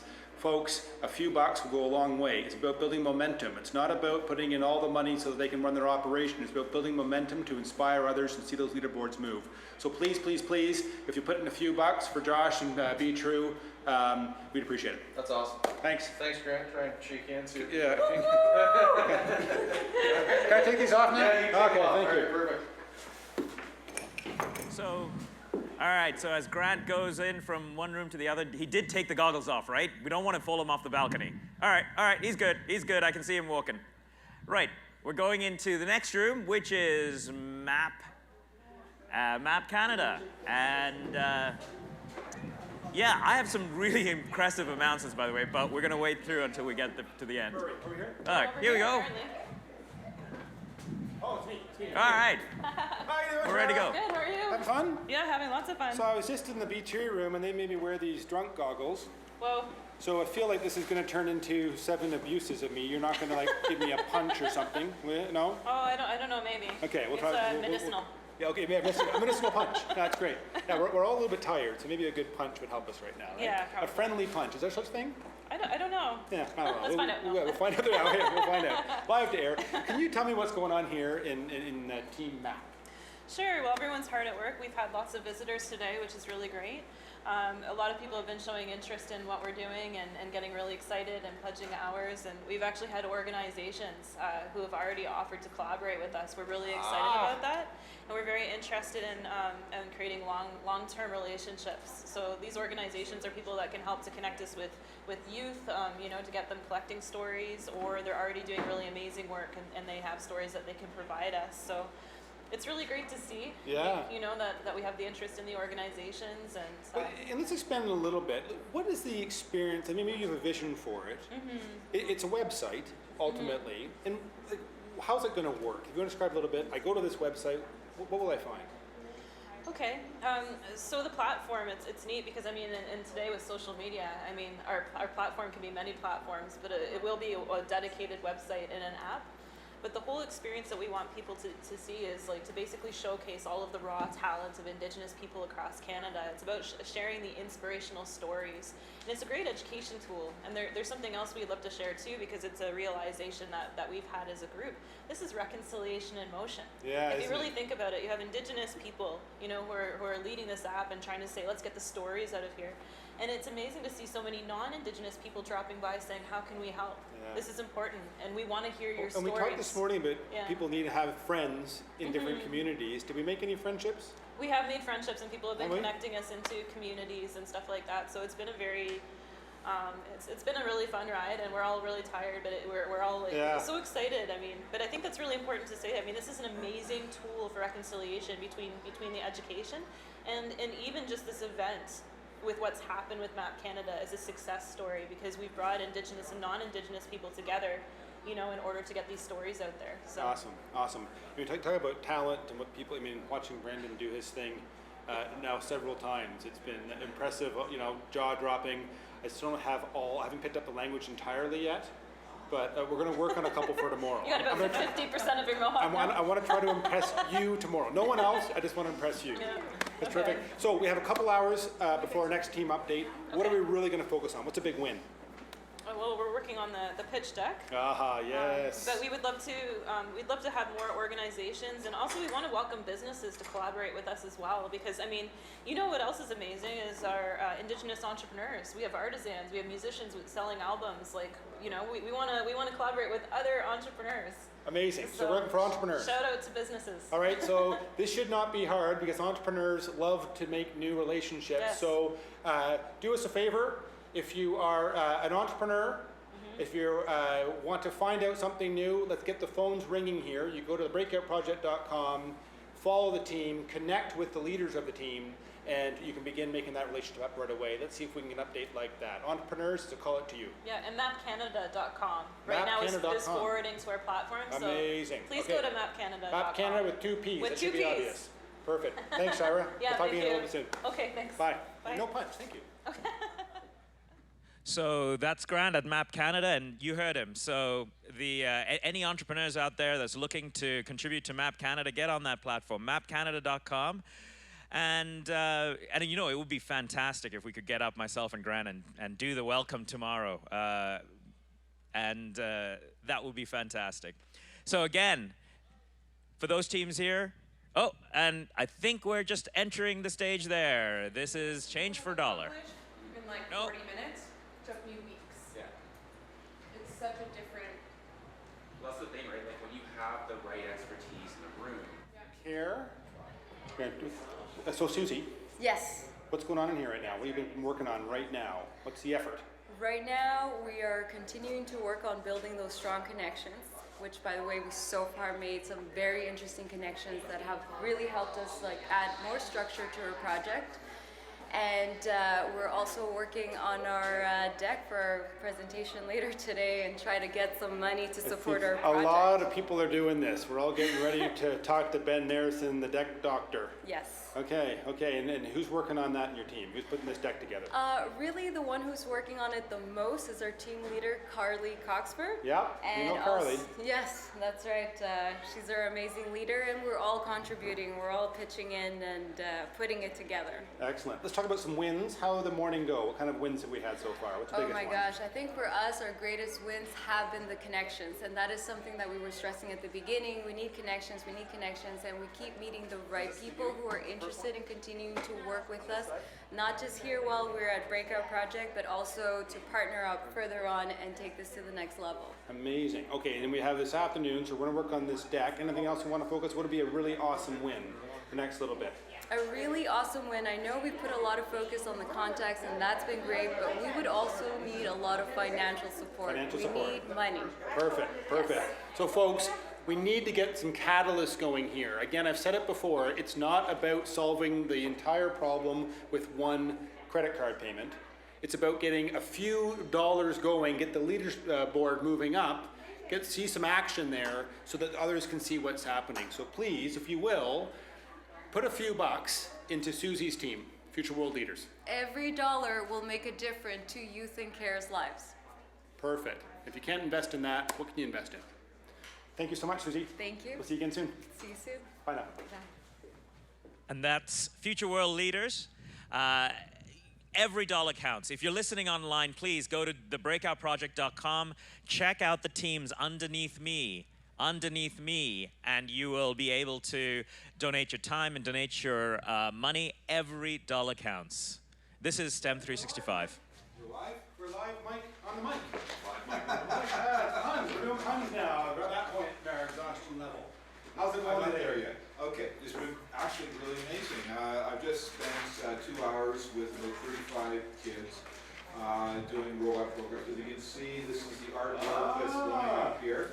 And as you can see, they're all different. This is one of the interesting things that we see is the kids are trying something different working through that. So I think we're going to have quite an interesting gallery at the bar tonight. Excellent. Yeah. And then I guess I've also, we've had a number of people working through here coming to see what we're doing in our programs. and expressing interest, and I know that our numbers are going up there as well. So it's been a great, I think my last update was at 8, so 4 hours. I think it's been really amazing. Has it? Yeah. Perfect. So you've had some awesome big wins because you actually got to work with kids. That's got to be one of your greatest joys. Any other big wins to share? I don't think we have any big wins to share. I think we've got a little wins that are taking us on the route. Perfect, bit by bit. Yeah. So what are you guys working on right now? Right now, we're just starting up another program down there. We're getting a web page set up for us, and for that we're looking for volunteers and contacts. Because contacts being a big one here is now, as we get our lists in here, our contacts are going, and we're starting to branch out from there. What kind of contacts do we need? We need contacts in terms of youth organizations. Okay. We'd like to find sponsors. If there's anybody out there who's looking for opportunities to change kids' lives, we'd love to talk to you in terms of a volunteer basis as well. We also need venues. Venues is something we're also looking for. And then, of course, just volunteers and people willing to donate money is always helpful. Brilliant. That should be pretty clear. Micro actions are great. You might know somebody who has a facility. You might be a teacher who has some time. You might be someone who's really already aligned with your business and you're sponsoring programs that help kids generally in education. Wouldn't this make a ton of sense to get behind this? But anyone out there, 5, 10, 20 bucks, you get a bit of a robot out of that, and that bit of a robot can really change a kid's life. Fresh on a robot and some time spent with a student working with the robot. Amazing, amazing. Thanks, Mike. Have a great afternoon. We'll see you again soon. Yep, okay. And you heard Grant there. Anyone here who's sitting here and going, you know, hey, I have this venue that I could have to host a robot lesson or anything of that nature, get in touch with STEM 365. Walk up those stairs and knock. And here we go, change for $1. All right, you're watching us on there, so we might as well stand up and stand up and sit down, 25. That's $1, right? Yep. Yeah, how you doing? We're doing great. We have 2 new members from our team. Welcome. We have Mackenzie and Madeline. Amazing. Is your last name Mackenzie and your first name? It's a pair, so it works. Is that Mackenzie and the other sister Mackenzie? Okay, I get it. But yeah, so we're doing great. Misha just finished some great wireframes of what our mobile app will look like that we're going to show soon. So Brilliant. we're really excited I for don't that. think you saw the, I'll be the raise the roof. Oh, no, did you do it for me? Yes. And then our biggest thing in the last, and I want to get this name right, so I'm just going to wrote it down. Yep. I need to write everything. We met John Curtis yes. from Athletes. He's perfect. He is, and it was great because he came in and he has a charity, and he's also happens to be a lawyer, and he had such great advice for us, and was super supportive, and is really into what we're doing. So it was really great that just being here, someone came out and found us. I just deleted it because I need Well, to he's make been a great it supporter of way not good. I need to delete all my I'm tweets. surprised to hear that John Curtis is helping, but I can see the fit. It's absolutely for you guys. Okay, so you're grinding away. You guys going to be pitching with Ben Harrison this afternoon? We will. That's the plan. I'm working on that right now. That's our main focus, and then we're also doing a lot of outreach, so growing our social presence and followers. What's the big win we want in the next few hours? In the next few hours, we are still after donations. Donations. It's donations. Today's money day for us. Money And day. yeah. Let's pick a number. What do we want? What do we want to have in the next 2 hours? Alexandra. Sorry? What do you want to happen in the next 2 How hours? much money do you want to bring in the next 2 hours? In the next 2 hours, I don't know. I have to pull up the leaderboard and see. We definitely want some more volunteer time, on our board. So we have a goal of maybe 50,000 hours that we think we can even surpass. That would mean a lot to our team. How much money do you want to bring in? And for the money, I don't know. We don't know. As much as possible. As much as possible. I mean. Okay, but how about this? We'll try this. If you're going to give money, and you are, to change for $1, it can't be an even number. Oh yeah. All right? Yeah. You guys love odd numbers. So round it up, and round to an odd number, because that's what these guys are all about. Collecting those little bits of money that aren't in our pockets and are somehow in our rounding errors in our bank accounts. We're going to put those in the hands of people who need it. Absolutely. Sound good? Yes. Awesome. Thanks. We'll see you in a little bit. Thanks. Bye. That was Change for a Dollar. Round up your money and donate it to Change for a Dollar on the team. Hey, you know, Grant told me that basically if you'd keep donating, the sun will stay on. That's right. Okay. So hi, you stand. You want me to? Okay. I want you to stand there. Tell me what's going on here in the 1 Million Teachers Room.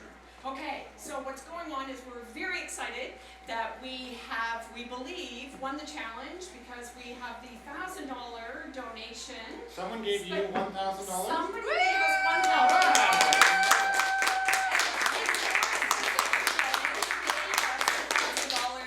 Master of Entrepreneurship and Innovation, School of Business at Queen's University. Yes, we love those people.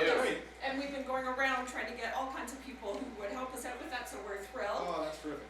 Wonderful. Okay, so you guys, I wonder what you're doing right now. Okay. What we're working on right now is that we're getting in contact with teachers organizations, Limestone Teachers, other teachers organizations across the world, individual teachers, because we think that they're going to be really enthusiastic about this project, and also other organizations, other people who are here, so Keys.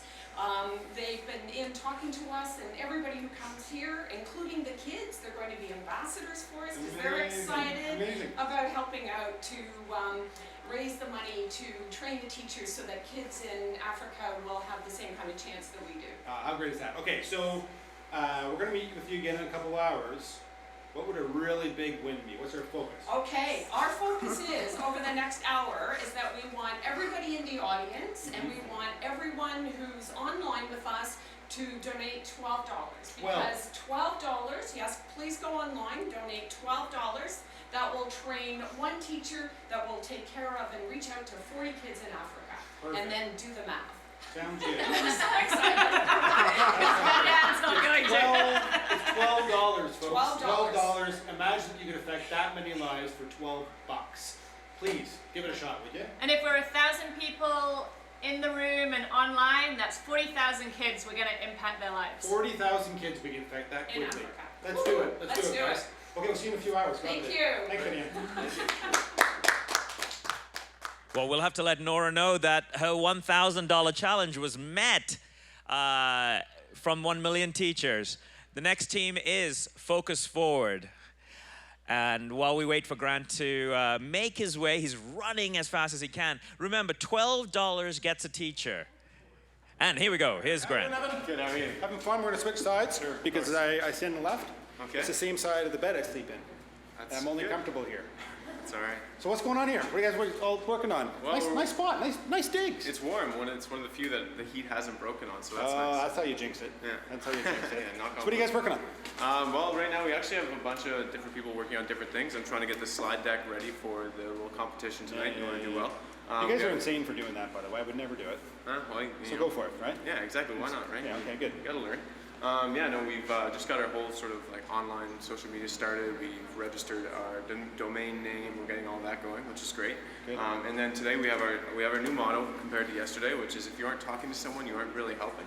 Nice. I know it's blunt, but it's true. We really gotta get out there. If you aren't talking to someone new, you aren't helping. A new motto. I love it. Exactly. That's great. You've got to get right in there, right? You bet. You got to reach out to people because they're not gonna come to us necessarily. We've got to come to them. I mean, there's lots of people who walk through the door, but it's not everyone that we need. So we've got to find all the people that we could possibly get on board. Amazing. So if we haven't talked to you really since the morning. What's your biggest win you've had this morning? Well, we've got some interest from OPSU for helping out financially and also connecting us with people and spreading the word. So that's been great. Amazing. And I'm hopefully going to be going down to Cornwall to do a more formal pitch for our program and see if they're interested in getting a program in that area. Oh, really? Yeah. Is that a new relationship? Yeah, possibly. I mean, if the pitch goes well, so fingers crossed. Well, we'll see how this one goes. You'll practice exactly with and that's Ben why Narrison. Just who cares? Hack around with Ben Narrison, exactly. and then you can go hit Cornwall and then hit the big show. Yeah, exactly. I love it. Yeah. That's great. Okay, so we have a couple of hours we're going to focus on. We'll come back and see after that. But what would a big win look like in the next couple of hours? I mean, we got to get the slide going. I mean, just generate support right now. Ideally, we just want to try and get some bigger commitments so that we can use that sort of to leverage, you know, the communities and other people. You know, once you get some people on board, more people are going to want to jump on board, and that's sort of what we're hoping for. So we're looking for a big commitment right now to then leverage that. Yeah, so one big commitment, guys. What they're looking for is someone to take a plunge, give them something that's meaningful to move it forward. That could be a connection, that could be a relationship, that could be agreeing to sit down and really get into the details of how this project is going to roll out. But we need someone who understands what these guys are trying to do and really push it forward with a big commitment. That's what we're looking for. Let's see if something like that can happen this afternoon before we see you again. Excellent. Sound good? Yeah, that's great. Thanks, Evan. Thank you very much. Bye now. And that was our roving cub reporter, Grant Goodwin, from all of the team rooms today at the Breakout Project. So those of you online, absolutely get on the project and find your project and donate your time, donate your money. We especially are looking for these teams to get funded and making sure that they are there for the next 365 days. Now, I know lots of you are getting food and getting set in. We have another keynote coming up. So I would love for you to all to get together, and all those online, we're ready to go for another keynote. Now, this is probably the easiest introduction I will ever have to make because it's memorized off the top of in my head. I met this man a long time ago, a very long time ago, and funnily enough, I was on an Air Canada flight about 6 months later, and I flipped through the Air Canada magazine, and there was Athabasca University in Alberta, and there was his face on a full page. And I was like, wow, he's a big deal. And I basically drank beer with him. Okay, good enough. So anyway, Derek Sidebottom, who I'm going to get to come up onto the stage very shortly here, is a wonder of human resources, was my HR director at Bioware and Electronic Arts, became Electronic Arts. And then later on, he went on to such luminary companies as 3DR Robotics, Rocket Fuel, Kabam, another gaming company that you may have played their games of. And now is a Chief People Officer of Lending Home, but also the president and co-founder of Squadly, for workplace success platform. Now, he's going to talk about getting your team from zero to hero. So welcome onto the stage, Derek Sidebottom. Please. Awesome. Thank you. Thank you. The dreaded 1 p.m. time slot, but I'm here to entertain you, keep you guys having some fun. It's wonderful to be back here in Canada. I am based in San Francisco. I live in Silicon Valley. I've been down there for about a decade, and I love it when I get to come home. It's a privilege to see everyone mingle, catch up, and chat. And then some of my Canadian jokes today are going to go over very well, because this audience knows what I'm going to be talking about. So, before I go any further, does anyone recognize this artwork? Silicon Valley, TV show? Okay, good. That means you won't know anything about this. But it's, I'm in HR, and we've been talking about purpose today. And I was really lucky to kind of find my purpose very early. I literally have the best job. It's fun. I get to work with people. I get to work with strategy. I get to work with technology. In my own small way, I'm changing the world with every person I hire and every person I work with, and it's wonderful. And I found it by accident 20 years ago. So I have absolutely the best job. I absolutely do. Actually, that looks kind of important. I think maybe Mark's got the best job. That whole make the world more open and connected, like that sounds like a pretty good job. You know, I think maybe my job's not so important after all, and I'm a little humbled. Maybe Mark's got the best job. On second thought, maybe Ginny's got the best job. That whole Watson AI thing, fantastic, gonna absolutely change the world. Maybe Ginny's got the best job. Yeah, Ginny's definitely got the best job. Oh, hold on, maybe Elon, Kingston, Queens grad. That whole saving the planet thing, that sounds pretty important, right? That's a good gig. Solar, electric cars, probably gonna be, that's an important job. And his whole backup plan, getting us to Mars, that's not so bad either, right? That's probably a really important job. So that sounds pretty important. Now only here, when I'm back north of the border, can I play this next slide. Because only this group here will really know who I think absolutely has the best job, and it's the next slide I'm going to show you. Rick Mercer has got the best job. Can we get a round of applause for Rick Mercer? I think he's got the best job on the planet. I still watch him every Saturday morning on YouTube, and I still get to watch what he's up to, and it's just super fun. He's got the best job. And you're all thinking to yourself, what's this all got to do with building a team? So the fun question of the day is, what does Mark, Elon, Ginny, and Rick's job have in common? What does that have to do with hiring? I'm going to tell you that at the very end. So Dupes was doing a nice, wonderful intro. I've been very fortunate to work with a lot of great organizations. Lately, more in the very small startup space. I love innovation. I love watching teams like this start in small places and get going. And organizations really just need three things to grow. It's really simple. It's hard to execute. They need people. We need capital. We need some kind of compelling product or service, technology. As the teams are working today, they're obviously very focused on capital and getting their product right, getting attention, getting customers, getting people interested in what they're doing. Clearly, I'm biased. I think people are the spark and the long-term fuel that sustains an organization. And very quickly, as you move away from I've got product and I've got capital, you realize I have a people problem. I have to attract people. And so whether the spark starts here, and so for those who have been to Silicon Valley, this is the Hewlett-Packard plaque right in front of their Palo Alto garage. Whether it starts there, this is the birthplace of Silicon Valley. There was actually nothing but orchards there. It's fascinating, and from orchards arose, the wonder that is Silicon Valley. But whether it's here, whether it's in a coffee shop, any coffee shop. In fact, more and more, I think a lot of the innovative ideas are happening in coffee shops. Or whether it's happening right here in the fort. I think that's the one constant. And Elon said it best. Growing a business is as much about innovation, drive, and determination as the people who do it as the product they sell. So let's get growing. I'm here to talk a little bit about how we build teams.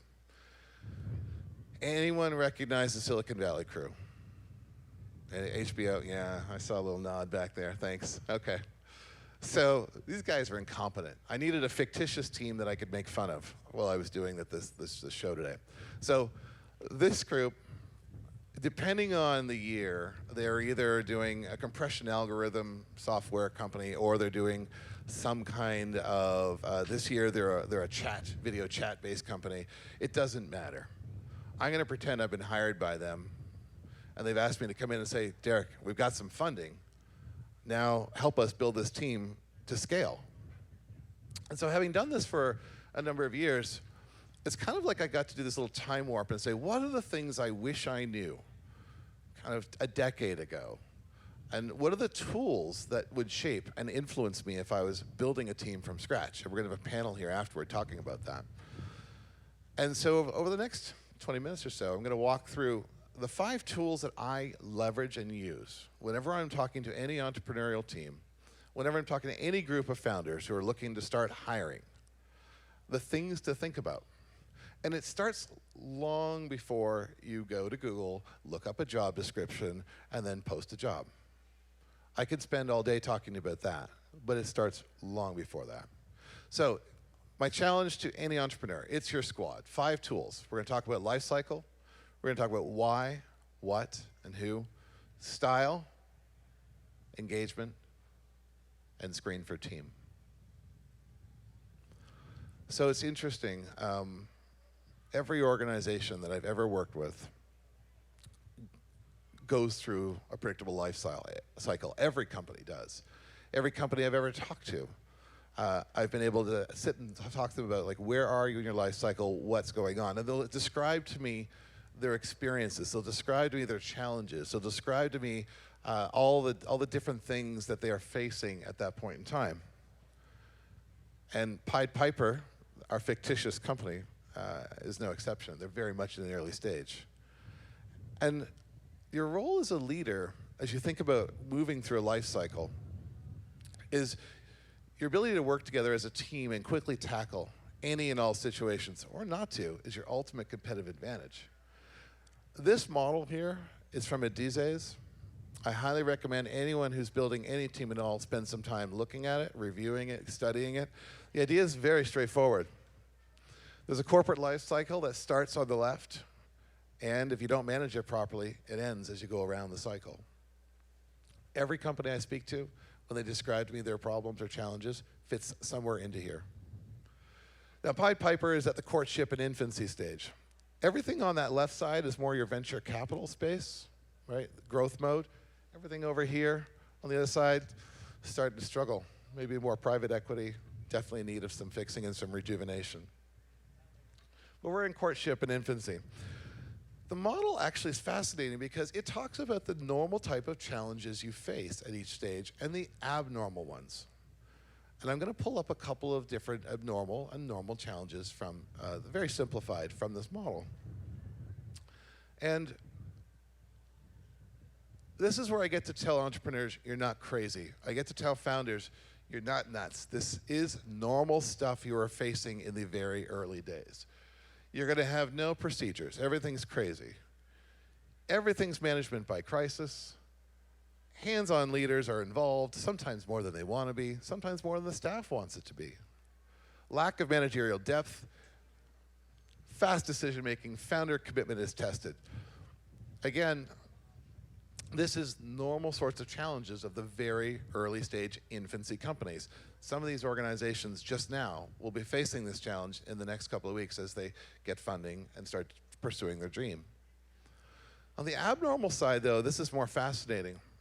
Rush to market before ready, excess perfection, can't attract talent, dictatorship style, out-of-touch leadership, non-supportive family. That bottom line is very interesting. Founder commitment tested. You have got to want it. We've been talking about purpose for the last couple of presentations. That's been a main theme. Knowing that that fuel is coming from within, that you're actually being motivated to do something that is you're powered by, is the fuel you need. And having the network and the family around you is absolutely critical. But in the infancy mode, these are the sorts of things that you are going to face and you're going to have to navigate. It's going to happen. And so the implication on building your team is, can the person you're hiring deal with these challenges? Can the person you're hiring actually help you navigate these challenges? Will they pull you into the abnormal zone? Will they pull you into areas of distraction? If you're unable to get out of the infancy zone, you never make it to the next space, which is much more exciting. Go-go organizations are on fire. They are growing, they have product market fit, things are moving at exponential speeds, you've got your capital, your product works, you are hiring very quickly. Unfortunately, everything seems like a priority. Has anyone ever worked in any of these organizations? It's intoxicating, and that's part of the problem. Everything's a priority? Really? Does it need to be? How many meetings do we need to do to align, right? We should have cleaned that up. Could meetings be productive? Leadership gets very frustrated because everything is on fire and running around. There's no consistent HR. Management is sometimes not as strong as you need it to be. There's a house of cards infrastructure, and there's ad hoc budgeting. Again, we're going to come back to the impact on team in just a moment. That's the good stuff. That's the normal stuff. That's going to happen. The stuff you need to avoid is if you continue to go to the good idea of the week, if you drift off purpose, if you drift off why you're in business or what you're doing, that's abnormal. You'll never make it through go-go to the next phase. If you don't put in cost controls, if you're unwilling to hire people better than you, if you've got key people leaving, or if you've got leaders avoiding managing just to do things, or reliance on miracles, you've got a problem. And you need to fix that through hiring. So anyone who I mean, the real question is always, who do you want on this journey? After you've got capital, after you've got product, and you start building teams. Where are you on this curve? You have to hire people that you like solving problems with. And you have to hire people who can help you with the future, but can navigate the now. I've seen a lot of organizations where they'll go get very big talent, but they really struggle in a much smaller entrepreneurial environment. And so they've got to do both. That's how you future-proof your organization. And you have to screen out people who will pull you into the abnormal problems. And when you're interviewing, it's really tempting to just talk about the skills. I guarantee this is more important. So tip 1 to my poor Pied Piper crew here is you have to know where you are in the life cycle, and you have to bring people in who are going to be able to help you through the problems you are going to face. And that's the Adize's model. Number 2, the best organizations I've ever worked with, the ones who win great workplaces, they tend to define why they exist, what they're doing, and who's doing it earlier and better than anyone else in the market. Because let's face it, more people means more problems. It's hard to organize larger groups. You were just a group of founders yesterday with 6 people around you. What are these 60 people doing over here? And it comes up really fast. And so, if I look at this Pied Piper website, which is, if you actually Google Pied Piper, this is the TV show website, a middle-on compression solution making data storage problems smaller. Who cares? I mean, that's not interesting. That's not purpose. That's kind of what you do.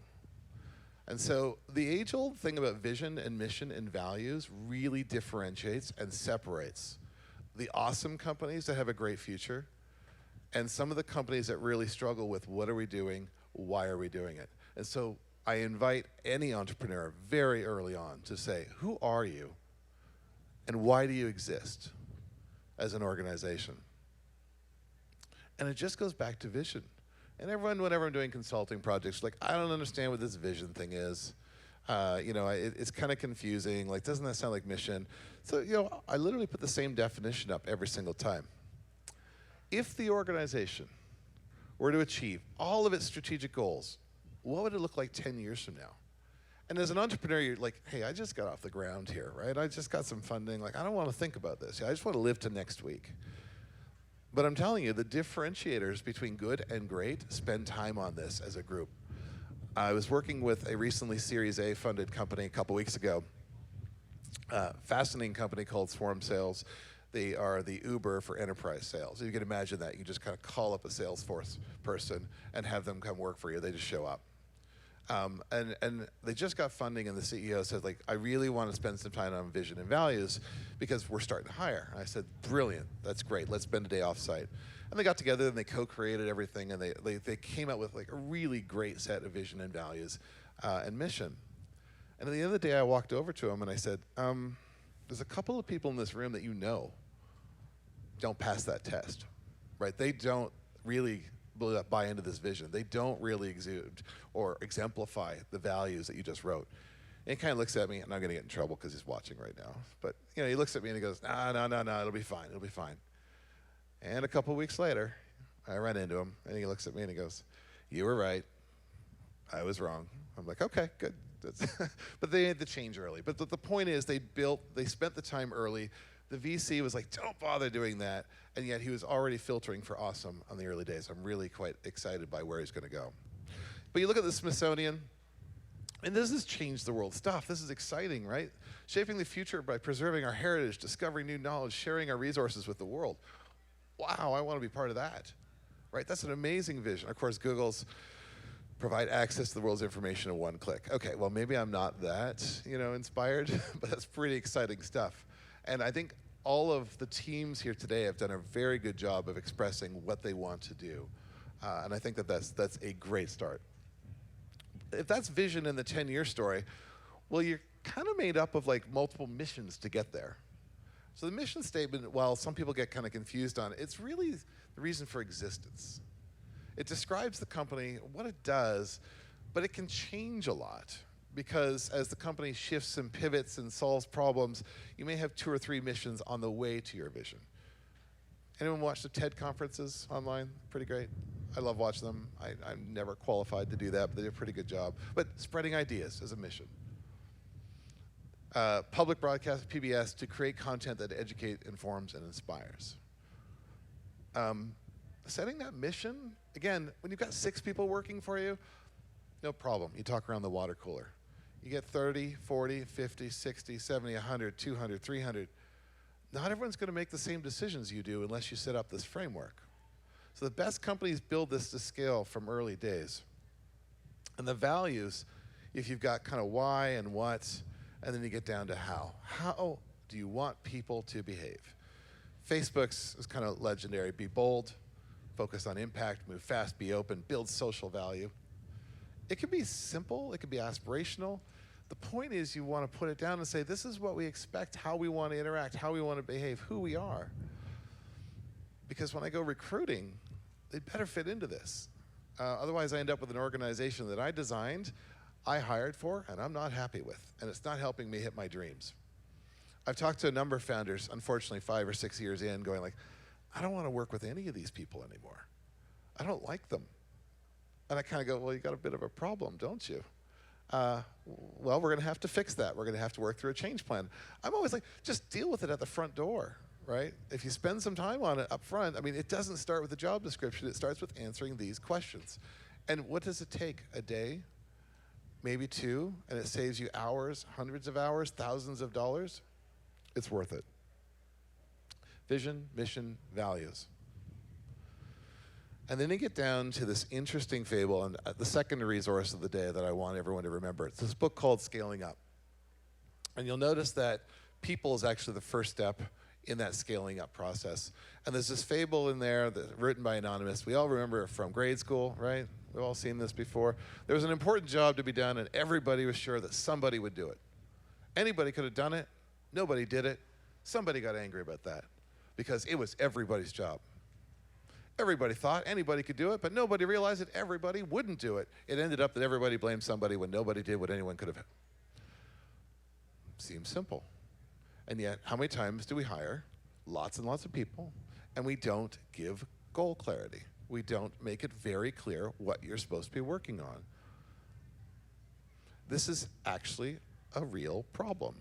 And it just compounds as you add people. Because now the problem is, I'm going to throw more people at the problem, right? Here's 20 more people at more cost, and I just keep throwing more cost at the problem. Like, wait a minute, I'm still not getting what I want. Well, they still don't know what they're supposed to be doing. And so the question is, as an entrepreneur, you very quickly go from, I got capital, I got product, I got service. Who's doing what? And if you don't spend time doing that, then you're going to run out of money pretty fast.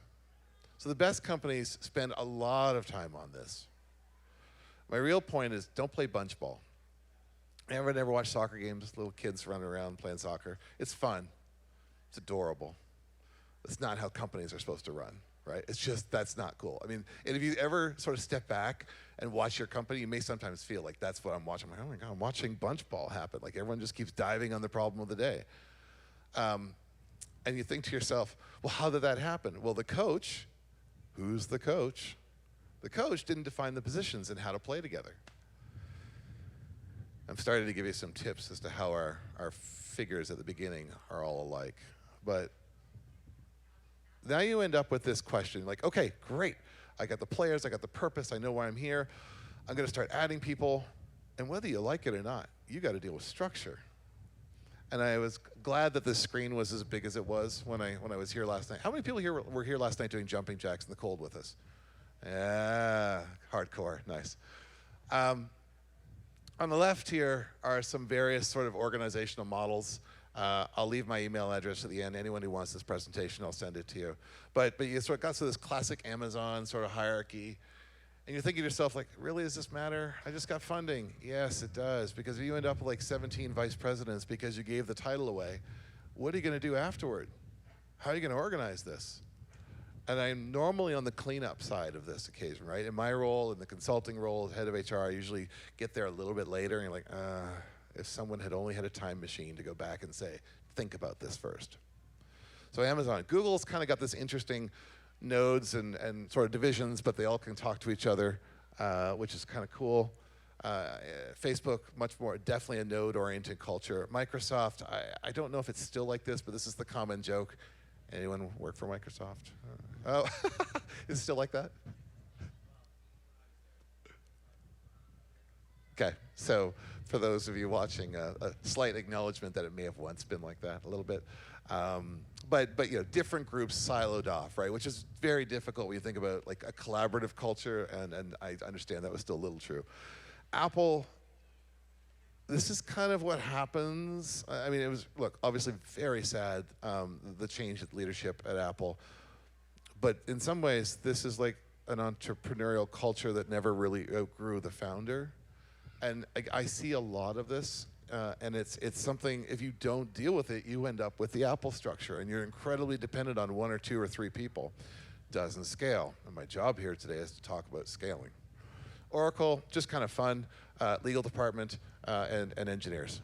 But whether that's true or not, I haven't actually been able to validate it. But more and more, you know, as you get your capital and you get your product working, and you're thinking to yourself, I need to scale. Does it need to be through employees? Right? We live in a gig economy. How would you structure or potentially structure different nodes, right? Different clusters of people, different sort of workforce networks. There's all sorts of wonderful people and that you can leverage on demand. So just think about how you want to approach getting things done through structure. So our poor people back at Pied Piper, if I was talking to them, I'd say, be the coach. If you don't do it, who else will? And that's a big shift for a lot of entrepreneurs. The best organizations plan early and plan often. They often think of it as like, oh, wait, I'm losing productivity. I've stopped for the day. Like, I'm not coding. You're going to go faster. Stop and take a little bit of time to plan. Leverage vision, mission, values, and what needs to be achieved to attract talent. I think from a talent brand perspective, if you've got that compelling story, the best people are going to come to you. Set clear expectations at the org, squad, and individual levels. Again, clear goals. Define how talent will be assessed. And honestly, don't get caught up in just traditional hierarchies. Experiment a little bit. So our friends at Pied Piper are learning. And then I wanted to talk to them about style. And I don't mean this kind of style.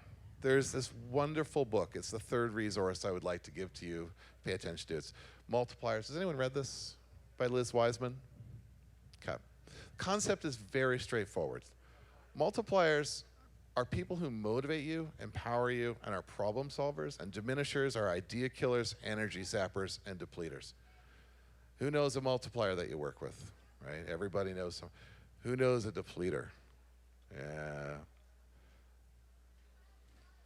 There are 6 profiles. Again, I've got 40 minutes to talk to you about it, so I'm just going to give you the overview. It's the book you really should spend some time looking at. On the good side, multipliers get 2 times the capability from the people they work with. Talent magnets makes your recruiting easier.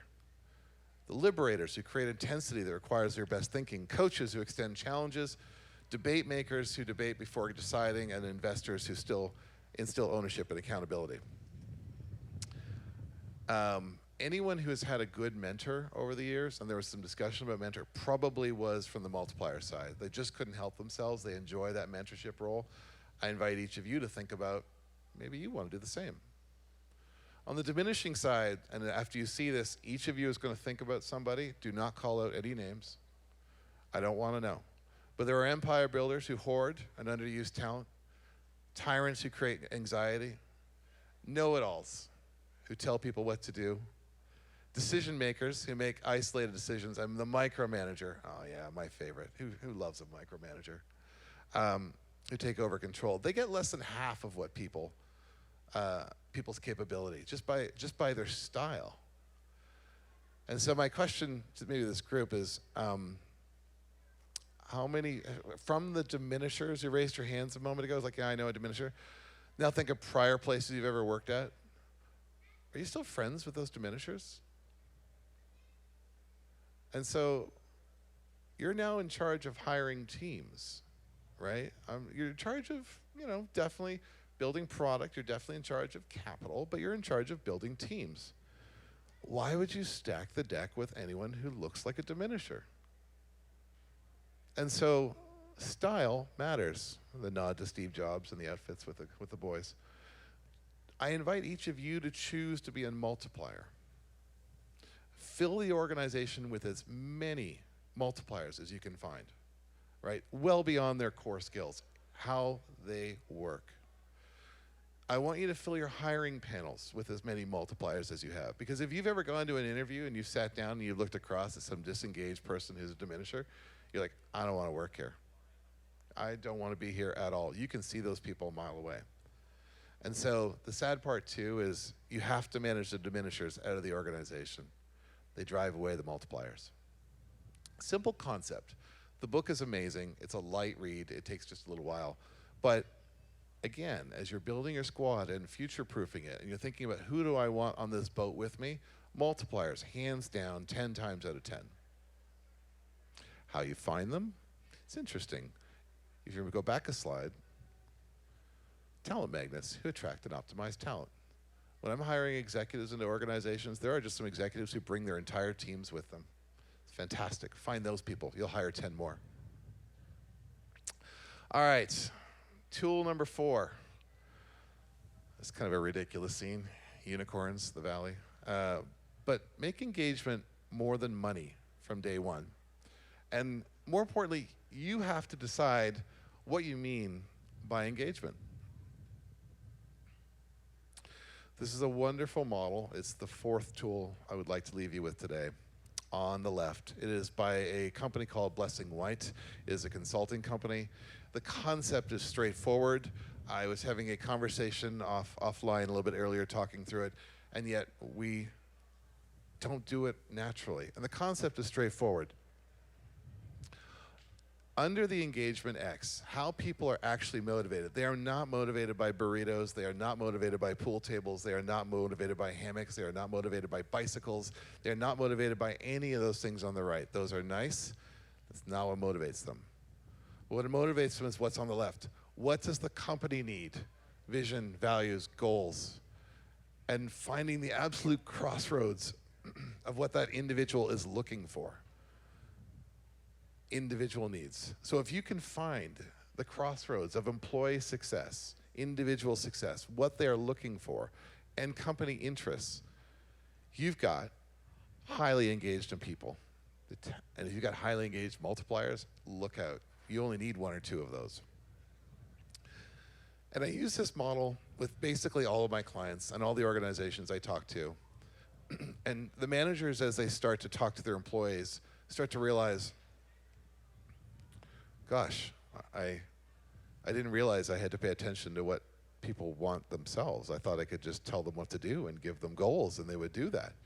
And so it's absolutely crystally clear important that you lay this down as the architect of your team, that this is how you're going to define engagement as a culture of achievement and not a culture of entitlement. Got some nodding over there. Actually, what's interesting for the cameras at home, there's a lot of people in the audience kind of nodding their heads. I'm like, yeah, you're all thinking about people you know, and you're all thinking about companies you work with. Speak the truth. You know, on the disengaged side, you know, it's worth spending a few more minutes. You know, the almost engaged are people who are like, you're getting me to do things I need to do, and it's kind of in line with what I'm doing. You know, maybe I'd like a break. You know, the honeymooners and hamsters, they're essentially too brand new to know any better. The crash and burners, unfortunately, are people who are not really getting any individual satisfaction at all, but they're just doing the same job over and over again. I think we've had a discussion, you know, a lot today about finding what it is that you want to do and then do it really well. The crash and burners tend to be people who are really struggling with, like, I don't like what I'm doing. I'm on a day job and I'm just kind of doing it because I have to do it. But as a leader, it might be nice having those people there, but they're only half valuable. And of course, then the ultimate terrible quadrant to be in, the disengaged, right? You're really not doing very much for the company, and you're really not very happy either. And hopefully none of you are in those types of roles, and if you are, I encourage you, reset, look at something new to do. But as a leader, this is terrible. You don't want 30 of those people on your bus. So set a culture of achievement right from day one. Make engagement way more than dollars. And It's interesting, you think about it, like all top performers I've ever worked with at any time at all, they tend to prefer achievement over entitlement cultures, right? You like working with teams who are like awesome, that inspire you. Where you're like, wow, I really learned something from you today. You know, and when you're an employee, you're like, okay, well, that's great. But as an architect of the organization and as an entrepreneur, you're the one who's responsible for putting these people on the team. Way more than job description. Define that deal up front. I've been in, again, a few too many orgs that start to try to replicate the Google success and like, I know I'm going to give them all free lunch. That'll make me a Google. It's not true. You've got to actually get deeper than that and define the deal and what are you going to actually get while you're here with my organization. Some of our teams today are so mission and values and purpose driven, like you want to help them. You want to be part of what they're doing, right? They've got a natural hook. But sometimes you're in organizations where you don't have a natural hook and you've got to look for it a little bit more. The point is, define that deal, work on the brand, offer it up, then deliver it. And I've had to do this a few times myself. I'm guilty of this. Don't force the fit, right? If someone is not going to make it into what I need as an organization and their interests are so outside of what you need to achieve, there's very little you can do to bend that person to be successful in your organization. Again, I go back to my example where the CEO was looking at me saying, I hate all these people. I don't want to work with any of them anymore. And when you went through it person by person, it was, you shouldn't have hired them. You force fit that. That person was a rock star in their field and not even remotely interested in what you're trying to do in your organization. And he's like, I know, but I couldn't find anybody else. Yeah, but he doesn't want to work for you, but you hired him anyways. So, it's your job. It's your job to do that. It's the founding team's job to do that. Man, this is the toughest part. While I'm mostly talking about hiring today and I'm mostly talking about scaling your team for growth, part of that is you do have to manage the disengaged up or out. And we all slip into the disengaged modes from time to time. We all get there. We have bad weeks. We have bad months. I'm not saying screw up once and you're out of here. What I'm actually saying is you need to embrace a coaching mindset and really care and cultivate about the health of your organization. And if it's not a good fit for the organization, if the person's just not in it, their interests are not aligned with what you're trying to achieve, it's time to move on. And then it's, call your HR person and we'll figure out how we're going to do this in a caring way. And of course, my favorite, I've seen this way too many times on engineering hiring panels. Never put the disengaged on a hiring panel. Never, ever, ever. I mean, how many interviews have you walked into before where you looked across and you're like, that person doesn't want to be here either? Never happened to any of you, right? No. But it's this idea of like, why would I put people in front of other people and try to get them attracted to my org if they're not engaged? Tool 5, the last of my tools for the day, screen for the team. There's a wonderful 5th resource called The 5 Dysfunctions of a Team. It is absolutely mandatory reading for anyone, any entrepreneur who's starting out building their organization. It's this idea of you've added people to the organization, you've got your goals clarified, you know what the results should look like. But if you don't have trust, you don't know how to fight, and you don't have commitment, you don't have a team, and you're not going to get your things done. You actually need to tend to this. You have to think about, before I hire that next person into my team, what is the impact they're going to have on the mix that I have? What holes do I have in this team already? How would I be able to maybe increase trust or avoid more conflict or solve more conflict by adding different voices to my table? It's your job when you're recruiting. So for my friends at Pied Piper, I would tell them, what's missing? And of course, I look at this group and right away I think to myself, that's 5 guys. There needs to be a lot more diversity on this team to be successful or to work through conflict, to build trust. I think diverse teams are by far stronger teams. So I enjoy picking on this example. But fix the dysfunction, the talent can see it, diversity over homogeneity, and who you hire affects everything. down to my last couple of minutes. So I'm going to go back to my fun question. What do Mark, Elon, Ginny, and Rick's job have in common? And what does it have to do with hiring? Anyone got the answer? Anyone figured out what I'm doing? Leadership. It's the best job. Comes in all sorts of formats. It's my job. I love doing it. But these are people who will choose to attract and inspire people around them and do amazing things through people.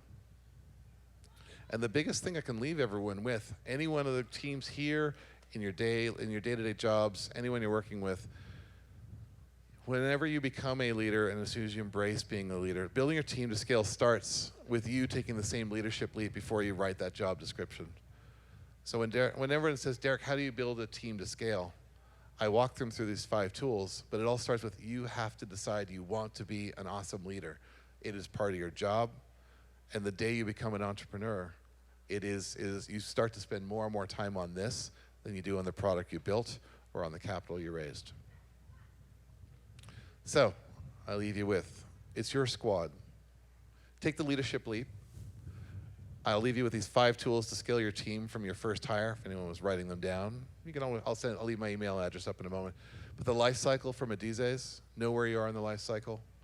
Scaling up starts with why, what, and who. Style of the team, multipliers. Engagement, Leadership X, it's a 7-minute video on YouTube. It's in that wonderful sort of handwritten sort of storyline. It is super entertaining, and you'll learn a lot about how to keep people in the apex of the engagement zone. And the 5 dysfunctions of a team, Screen for Team, it is mandatory reading for any entrepreneur. That's all I've got. I invite everyone to take the leadership leap, and that's how you scale your team. My email, my address. If you have any questions, if you'd like a copy of the presentation, by all means, I'll send it to you. I love building teams. It's been great to be here today. So with that, I'll ask Dupes to come back up. Hey. Thank you very much. Oh, is the mic on? Thank you very much, Derek. Thanks, Derek. Derek's going to be back on very shortly on a panel. Hey, look, you know what? It's mid-afternoon. Mid-afternoon, and people are getting food, and you guys are probably feeling the, what is it, the food coma. Food coma could happen. Yes. It could happen, yes. Only one way to solve that, spearhead beer. That is true. That's how we solve those things. More beer. If I had beer because of my Pavlovian reaction, I would actually drink beer. Yeah, we don't have beer yet. Yes. We've been told not to have beer. Last night we had beer, and we were told not to have beer tonight. And actually, I was just telling Ange, our showrunner, and making sure that everything happens on time here, that she left, and these guys had me do jumping jacks because I had my fly down while I was on stage. Yeah, that was neat. And they didn't even tell me. That was neat, yeah. Everyone online. Probably, We told Dupes to imagine that everyone in front of him was naked when he was up here, and he didn't listen closely. Listening. Right? Listening. Okay, look, we need to get you guys up. We need to get some energy. We need to make sure that you don't fall into a food coma. So, how about you stand up for a 2-minute update on some team stuff? Does that sound good? Come on, stand up.